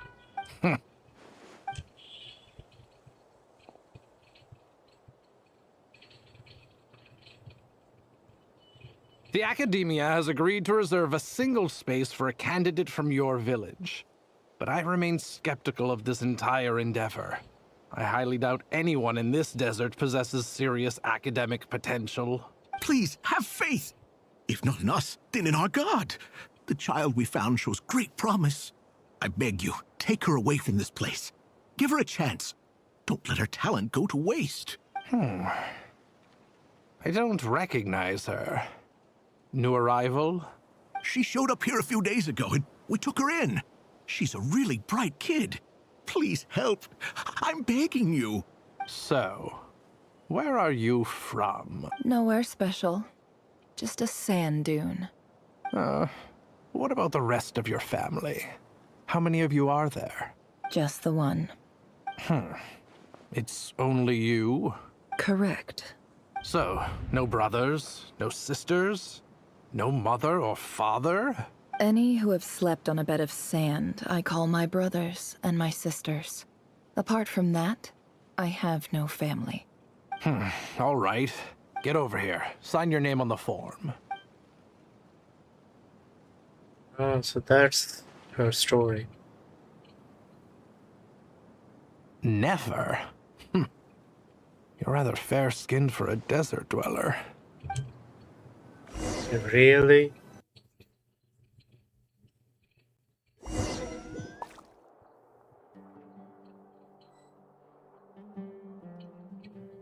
Bro, I feel like Rainier is like, you looked into my pulse, now it's my turn. That's what is going on right now.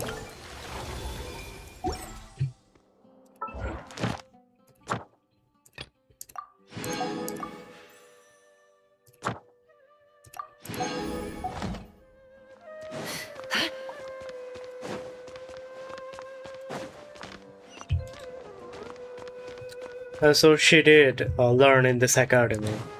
Okay. Nefer, this term's assignments have been issued already.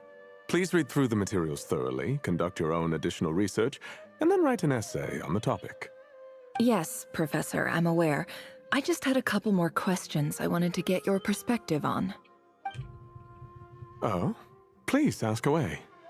Well, I saw the other students' problem sheets, and I couldn't help but notice that my assignment is much easier than theirs.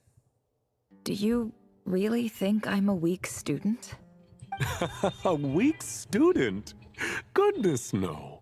Quite the opposite. You have a sharp mind. Almost too sharp. I think what you're saying is, a weak student wouldn't have noticed the discrepancy. And if they did, they certainly wouldn't complain about the lighter workload. You see, sharp as they come. You see things the way they are, and I'm sure you know why they're like that. Because of where I come from. Because I'm different. I'm sorry, Nefer. I don't like it any more than you do. It's just... Anyway, you said you had a couple of questions? What's the other one? I wanted to check... If someone sent me a letter to the academia, where do I go to collect it? Ah, your family wrote to you. Well, as long as they put your name on the envelope, someone should hand it right to you. Not exactly. It's not even a recent letter. I was just curious where the mail would end up if no one collects it. Oh, okay. The House of Dana, I expect. I know there's a box for unclaimed mail somewhere in there, probably sitting on a shelf. Okay, so she's like, want to see if her father's letter even came into here. But now, as she's saying her own past, she saw the letter that never got Whatever delivered. you're looking for, that'd be the place to start. Okay, got it. Thank you, Professor. Oh, don't mention it. Honestly, I feel like I failed you. I'm supposed to be your teacher, but I haven't taught you anything. Hey, don't say that. You're a great teacher, and you do your best for all your students. But the rules are the rules. You're not allowed to teach students like me. It's not just the academia either. The whole world bends over backwards for the successful, and leaves the losers to suffer and die. Oh, my dear child. Don't tell me you've given up on life already. I haven't. I just think that if you want to make it in this world, you have to find a way to become successful.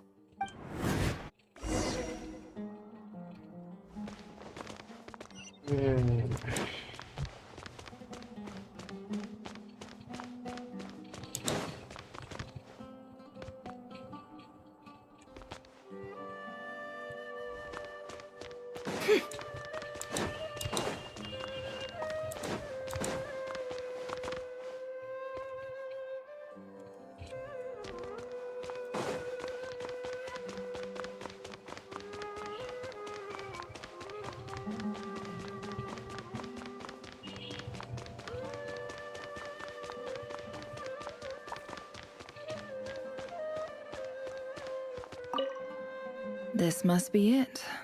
A big cardboard box full of unclaimed mail. And probably some letters that ended up here by mistake, too. Let's take a look.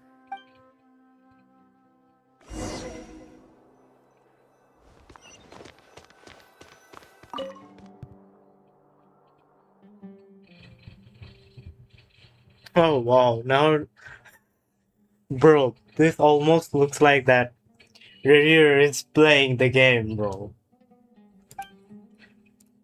A dilapidation survey from Port Ormos. Looks like it's from a Core of 30 representative. What a strange thought. A bunch of mercs losing sleep over rundown buildings. This one was never even opened. I guess the recipient didn't care what the Core of 30 had to say about anything. Who was it addressed to? I don't recognize the name, but it must have been a Ksharawar professor. This one is addressed to the Immorta Sage. The title is Changes Observed in Satyavada Life Symptoms. Why do all these letters read like full-blown dissertations? Guided by the incense, we became lost somewhere in the forest. All the barriers between levels of consciousness disappeared as our minds soared around in circles, looking for a branch to seek refuge on. In clinical terms, these symptoms fit the description of incense poisoning. The Immorta Darshan strictly prohibits the use of hallucinogenic substances, but I believe there are still people getting away with it. For example, my neighbor who always breaks out into song and dance after using incense. This seems like something the academia would want to know about. Why wasn't it collected? Arrogance. Wait, what's this written on the back? It's so small. The note says, "The sender authored this letter while under the influence of mushrooms. I would send it back, but no return address was provided. Stamped by the Grand Conservator of the House of Dana." This next one is addressed to Grand Sage Azar. A few words of protest regarding recent changes in Sumeru's educational. In recent years, the academia has taken on a small number of students from the desert region, as per the policy to this effect.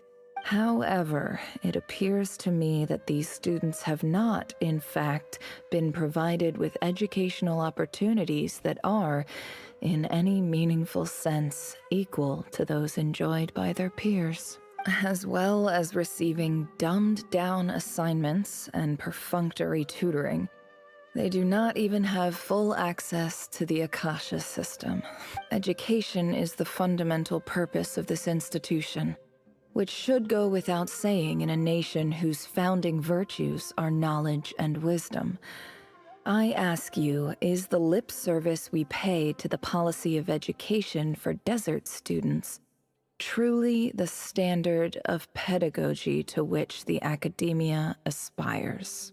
As Grand Sage, policy decisions are your prerogative, but do not forget your roots. You and I were once students too, as was everyone else in this institution. A Grand Sage sent this and they didn't pick up this letter? I do hope you will give some serious attention to this matter. I encourage you to discuss issues like this with myself and others, and listen to some alternative opinions. Great letter. Shame it didn't get to where it needed to. And the sender is... Huh? Sage Cyrus of Spontamod. I didn't realize anyone else even knew how bad students like me have it in this place. So this is where letters from the Sage of Spontamod end up? Nice one, Grand Sage. Really enlightened leadership. Whatever. This isn't what I came here for. Moving on.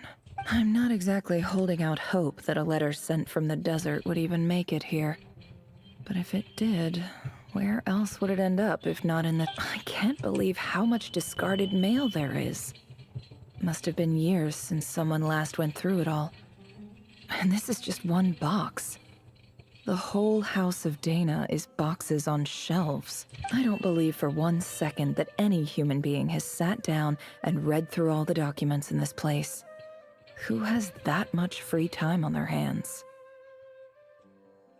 Well, at least now, there are these people after Nahida and the Traveler changed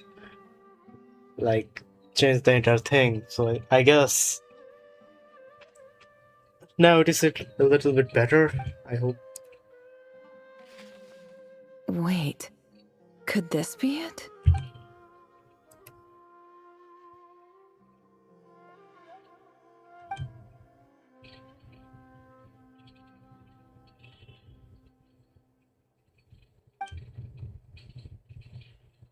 Greetings, Halil.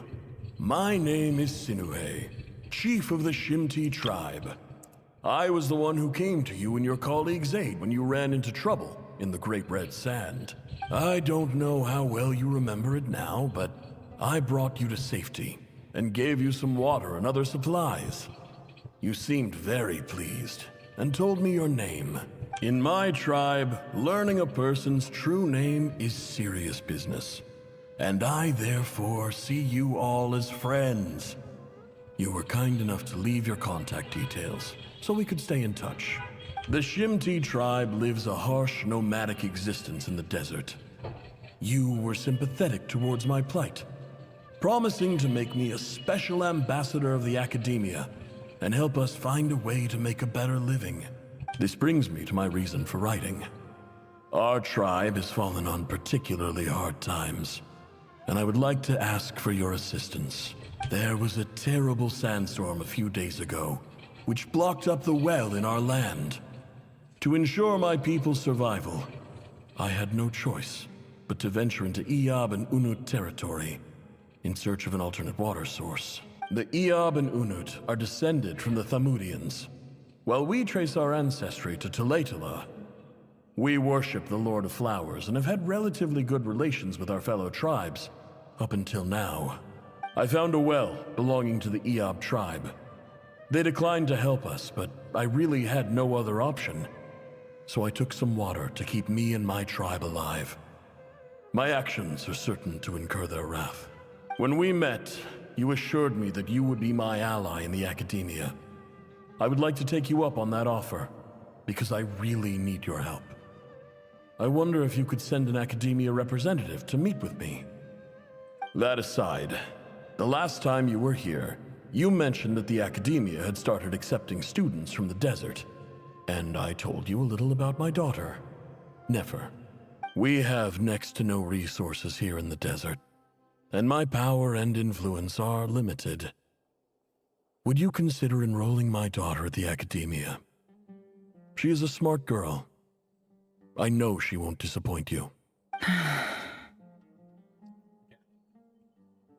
The letter that was sent for Hope and didn't even got to read. From the outset, the academia never took you seriously. Those things they promised were just empty words. I doubt they even remember the name Sinuhe. And you were so emphatic that your luck had finally changed for the better. You swore you'd lead us to a better place one day. You spoke with such conviction, like you were the most powerful chief in the whole desert. You liar. You lied about everything. You promised the world and delivered on none of it. And who fell for it? Just me, by the looks of it. Despite your best efforts. Which makes you a pathetic liar. You weren't even any good at it. I think I'll take over from here. Let me show you how it's done.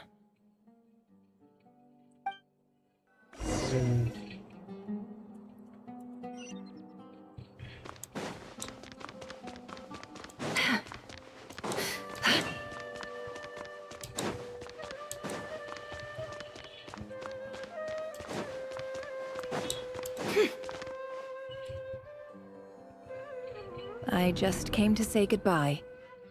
Thanks for everything you've done for me in my time. Nefer? You packed your bags. Where are you going? I'm quitting. Something's come up in my hometown. Gonna head back and deal with it. Huh? But this was a hard-won opportunity for you. You know that better than I do. It was, but it doesn't matter. I have more important things to deal with, and they can't wait. Oh, and I didn't want to overfill my bags, so I left some incense on your desk. What's wrong? I thought you liked incense. Although, I did read somewhere in the House of Dana that it has hallucinogenic effects. Don't use it all at once, alright? Isn't this the stuff you brought from your hometown? You're just letting me have it? But you said it's a rare and valuable commodity. Yeah, about that. I lied. It's not rare at all. There's this bunch of ruins near my hometown that are practically overgrown with this plant. It's not worth much. Keep it, it's fine. But never... Alright, that's all from me. You take care.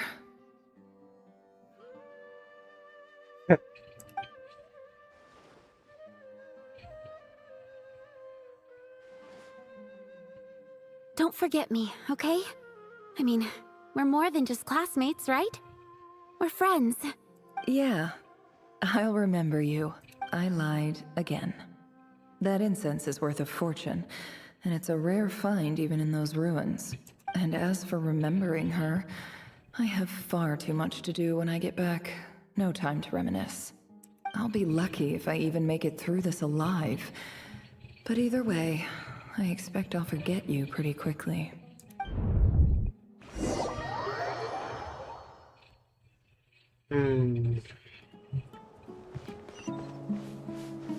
I wonder how her mother is like. Where did she got this trait from?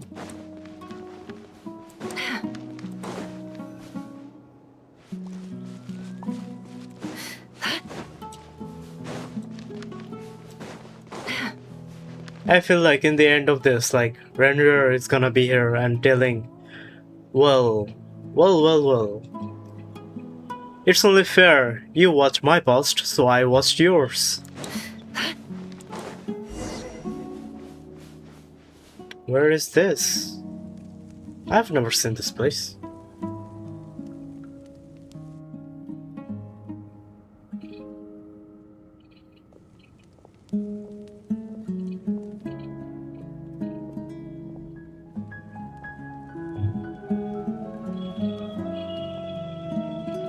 It's a pleasure to meet you, Mr. Arif. So, what does the Academia want? Since they've sent their special ambassador, I assume there's a big business deal to be made. If not, I'd be very disappointed. Please, sir, lower your blade. You're lucky I'm the one they sent. Not all special ambassadors share my admiration for the EAB people. The ever-shifting balance of power in the desert reduced the once great civilizations of this region to rubble and sand. But the story of the EAB has a very different trajectory. Others grew weak, but you grew strong, beginning in obscurity and moving to prosperity. Huh. So, you do know who you're dealing with? This well is the perfect symbol of your strength, is it not? It used to belong to the Unut, but it looks like you have control over it now. You're not wrong. But I'm sure you didn't come all this way just to flatter us. Of course not. I came to bring you some very good news. Some information that recently came to light, which might just be your ticket to freedom. Records uncovered by the Vahumana Darshan show that a certain well currently under EAB control is built on top of some ancient ruins. These ruins are of great archaeological interest to the Academia. I checked the map carefully on my way over here. Great angle. And I'm confident that this is angle. the well in question. The Academia is offering 50 million mora in return for excavation rights. 50 million? No, wait. If these ruins are as important as you say, 50 million's a little low, don't you think? Don't get greedy, Eab. We know far more than you think. We know that you seized this well by force. Wasn't that the first step in your rise to power? To drive away the Unut and steal their water supply? So what if it was?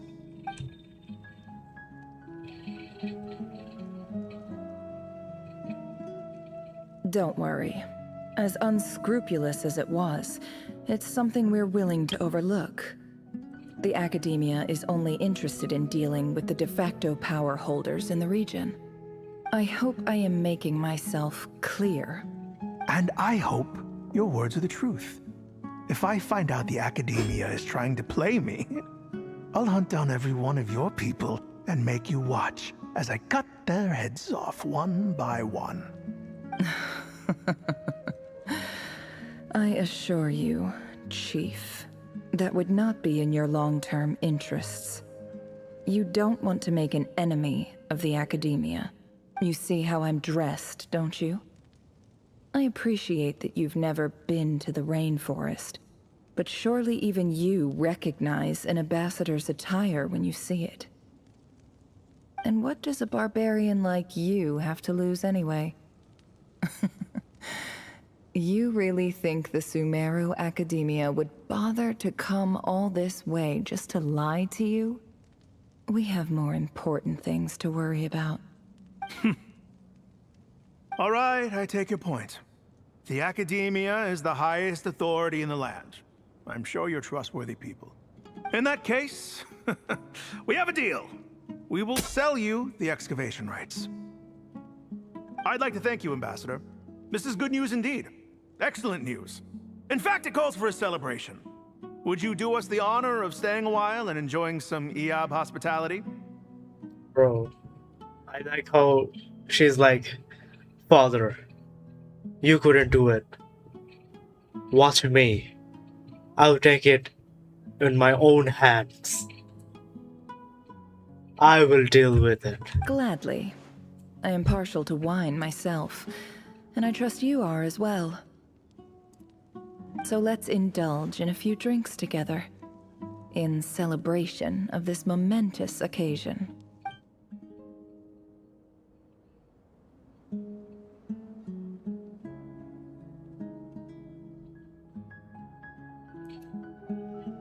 Chief!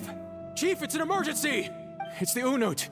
They've taken the well. What? Well, don't just stand there. Take it back. Yes, Chief.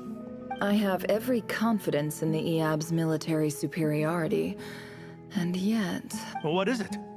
The Unut's response was alarmingly fast. The day after we reach a deal, they seize the well. This can't be a coincidence. Perhaps there is a traitor in your midst. I don't think so. I am obliged to remind you, Chief, that the Academia will only deal with the de facto power holders. If you cannot regain control over the well, what a I'm afraid manipulator, you bro. won't see a single Mora. She is scary, bro. Everything she said is made up. No! Bro. Please, Ambassador, just give me some time. I swear the Unut will... That well is ours. And so is the Mora. Glad to hear it. If there is a traitor, I will find them. Much obliged. She's trying to bring an internal Few conflict. words and I've got him wrapped around my finger. What an amazing feeling. I wonder. So, in summary, Ambassador, the Academia would rather negotiate with our tribe instead of the EAB, yes? The EAB are ruthless murderers who don't listen to reason. And now they have the gall to interfere in our research projects in the desert region. So let me ask you, Chief. If you were the Academia, what would you do? Kill them all, of course. Precisely. The Academia does not tolerate those who stand in our way. The EAB have held back our academic pursuits for too long, and our patience is wearing thin. At the same time, there is simply no way that the Academia can be seen to be intervening in desert affairs. I'm sure you understand where I'm coming from. We have our own rules out here. If the rainforest dwellers raised arms against a desert tribe, it'd start a bloody war. Right. We can't confront them ourselves, but we can support their enemies. The Unut have always had strained relations with the EAB, which makes you our natural allies. If I would have played, like, continue with the Arkham quest and seen how Nefer is truly is, like, this is her. And if I would have continued with this quest, I would have pulled for her, bro. Like, damn. Natural allies. Weren't the EAB your allies once? You were quick to send them after us to protect your interests back when we stole that water. And now look at you. You're at each other's throats. Let me be clear. The Academia wishes to collaborate with the legally recognized rulers of the desert in this matter. We are asking for excavation rights to that well, and our offer is 50 million mora. Say no more. I believe we have an understanding. Good. Then I suggest you get to work. Get us access to that well, and the mora's yours. You see, Dad? Lying is easy when you know how. People will believe anything.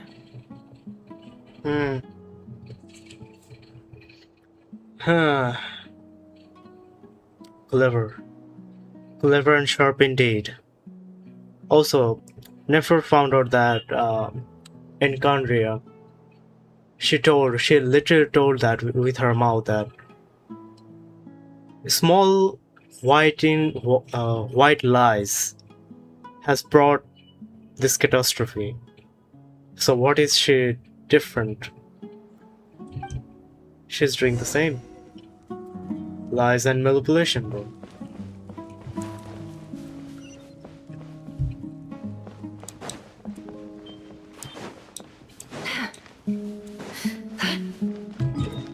Where are we? Oh, we're in a special quest.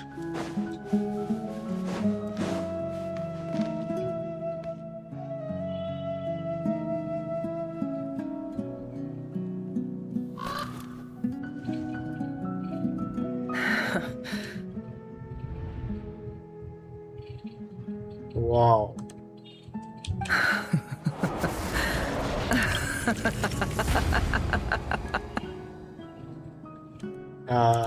Okay. Look at yourselves. You may be vile, savage monsters, but your butchered bodies bleed like any others. You're no different. You're nothing special at all. The monsters who destroyed my home, they're just ordinary, petty human beings. What a joke.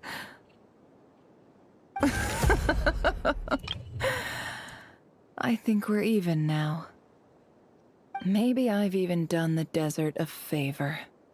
It's a better place without all these people around. Oh, Sinuhe, my gullible fool of a father. Perhaps if you'd been as ruthless as I was today, our tribespeople would still be alive. In this dog-eat-dog world, a chief needs to be tough to survive. But you couldn't do what had to be done. So I did it for you. Nefer, it's okay. All of this is in the past now. I believe I remember you promising to remain silent. Yeah, but even so. Yehoda, is there anything you can do to ease the tension? Alright, time for a sharp turn onto a completely different topic. So, anyway, that's enough of that. When are we getting out of this place? Feels like we've been walking forever. I'm getting pretty tired. Oh, Lauma, you tired? Yes, if we can find somewhere to sit down, I could certainly do with a rest. It's not far now. There should be a temple just up ahead. Yes. Really? A temple? That's where this story ends? I guess that's how things go in the desert. Desert dwellers can never escape their destiny. Or so everyone says. I never wanted to believe it, but looking back now, I'm as desert as they come. You mentioned a temple. What's waiting for us there? My biggest trade secret of all. Ah. Then I'm guessing it's where you got your power from. The power to peer into other people's minds. I didn't know you were clued up on any other religions. I'm no expert in the history of Sumeru, but since you come from the desert, I would imagine it has something to do with King Deshret.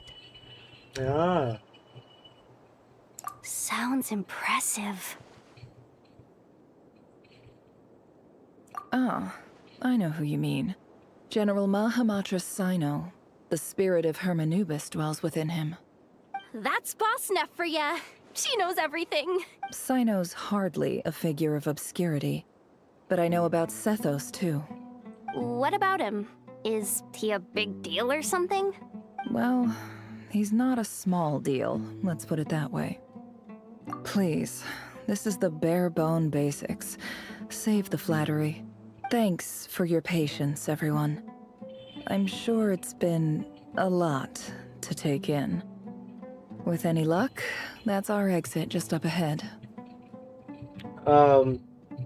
Even though this is in Unity engine, I would say the voice acting, the animations were not to the part to which the scene showed us, bro. It wasn't it, bro. It wasn't it. Like in Honkai Star Rail, you know, what's his name? That guy who completely broke down. There was an entire animation for him, bro. What's his name? I forgot. But he is one of the Aeons.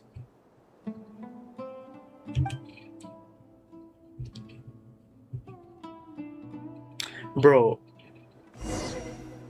I am so convinced that Rayer is going to be like, so this is your past. You saw mine. It's only fit to see yours. Bro, I can't wait. And I should end the video over here because, bro, I have been live streaming for 650 minutes. If I continue, will I encounter Rayer? If so, I have to force quit the game. I cannot continue. I have to sleep, bro. It's 7:30 AM, by the way, and I haven't slept.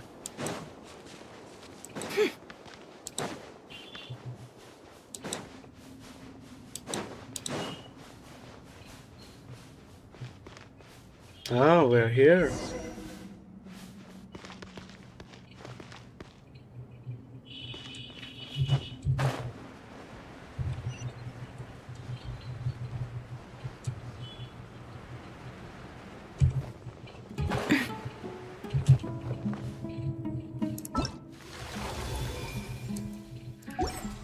Bro, I feel like if I continue, I'm gonna say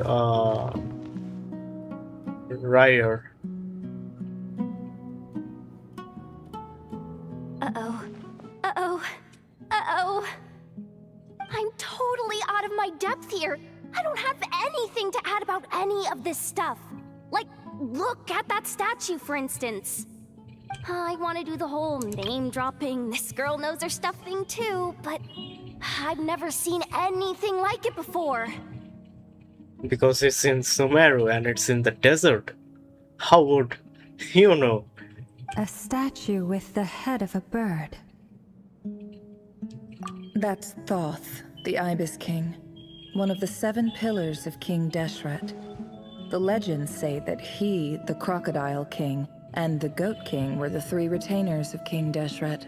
Let's take a look.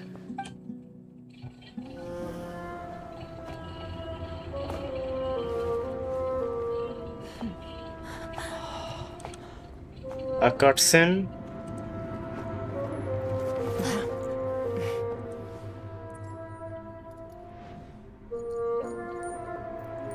Oh, a cat. It's just Ashru. So, all is well?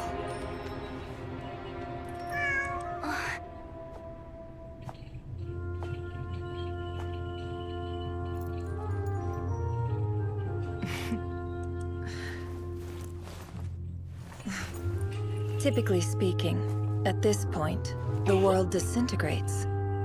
Then we find ourselves back in the outside world. Besides, these are my memories. There's nothing to fear. You're sure? Of course. It's almost over. Done. Whoa. I knew it, bro. I just knew it. How did I know, bro? How did I know?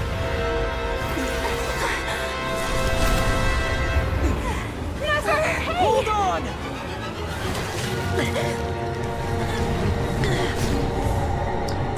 Razer, you have some taste, bro. You are a man of culture, my boy. Knowing too much is always a death sentence. Speak for yourself.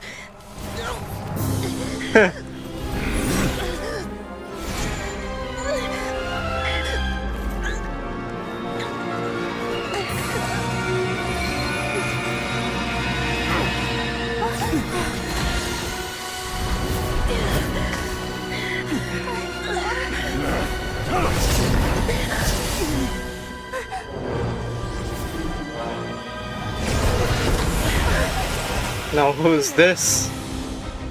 How repulsive. Sino?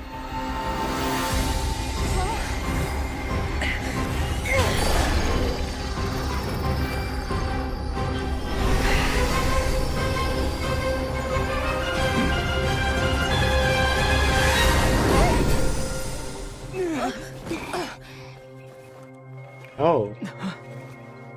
Oh, Dainsliff.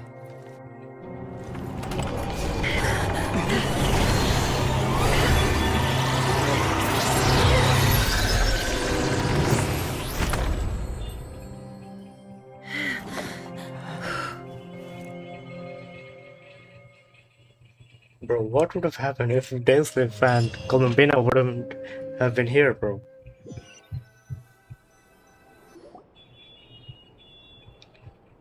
Timed that pretty well, didn't I? Indeed. It's okay. I'm just glad no one was hurt. Bro, it was truly like as I said, bro. Renier was like, like I am 100% sure bro was just playing along when Nefer and other were meddling with his backstory, with his past. And now he's like, yeah, let me see your past. You've only seen mine, so it's only fair. Paimon noticed you doing something too, Dainsliff. Were you helping get them out? Of course. When I asked Nefer to conduct this investigation, I was not naive to the dangers involved. I had a duty to ensure your safety. Good to know your sense of justice is still intact after all these years. I take that to mean that you saw the truth. That comes as a great relief. I certainly did. And thanks to your help, I also managed to trap Rerir inside the chess set. Trap is a hard word. Whoa, really? How'd you manage that? Well, to be honest, I sensed that something was wrong long before we made it to the temple. By using this fragment to probe into Rerir's past, well, the monster formerly known as Rerir, it seems I alerted him. I was tracking him, then he caught on and started tracking me too. Can't say I'm surprised.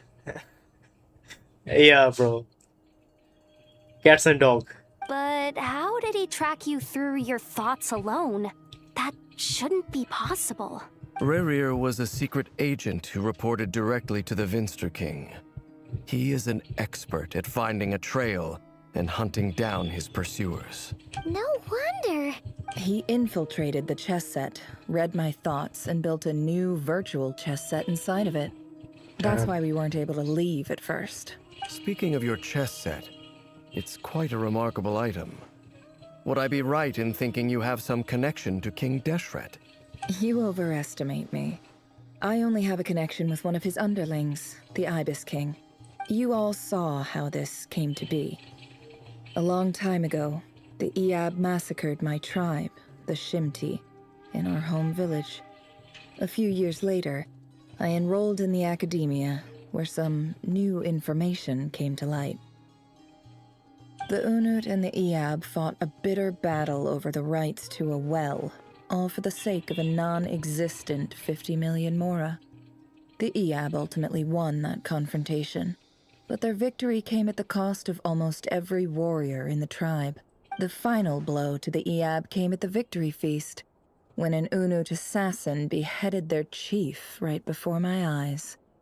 The remaining Eab fled and have been scattered to the winds ever since. Having gotten my revenge, I returned to my hometown, where to my surprise, the nearby temple was still standing. There it was, seemingly immune to the relentless hostility of the desert, while my tribal home lay in ruins.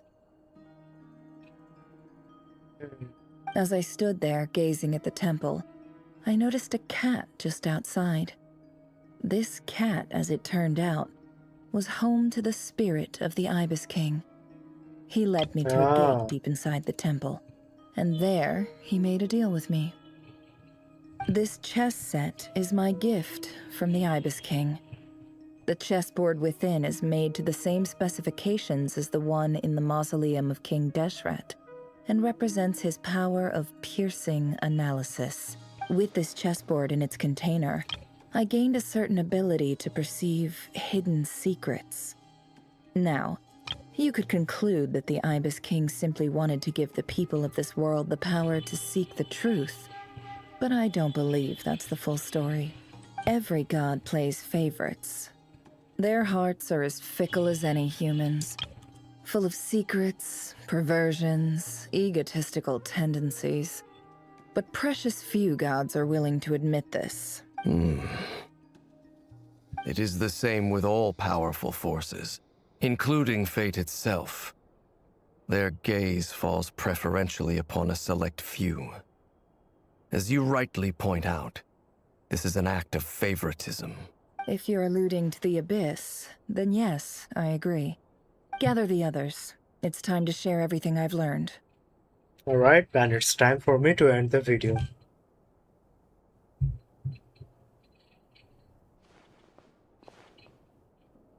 Why are we still in the cutscene board?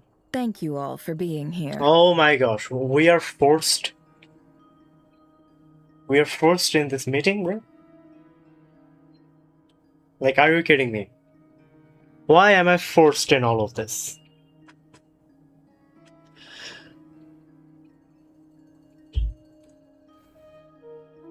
Should I just force quit? I should just force quit, you know? So we'll continue from exactly here. If I force quit, I think we're gonna be doing the dialogues all over again, but I'll be here in tomorrow's live stream. So up till then, thanks for watching, and I'll see you guys in the next video. Assalamu alaikum warahmatullahi wabarakatuh, guys.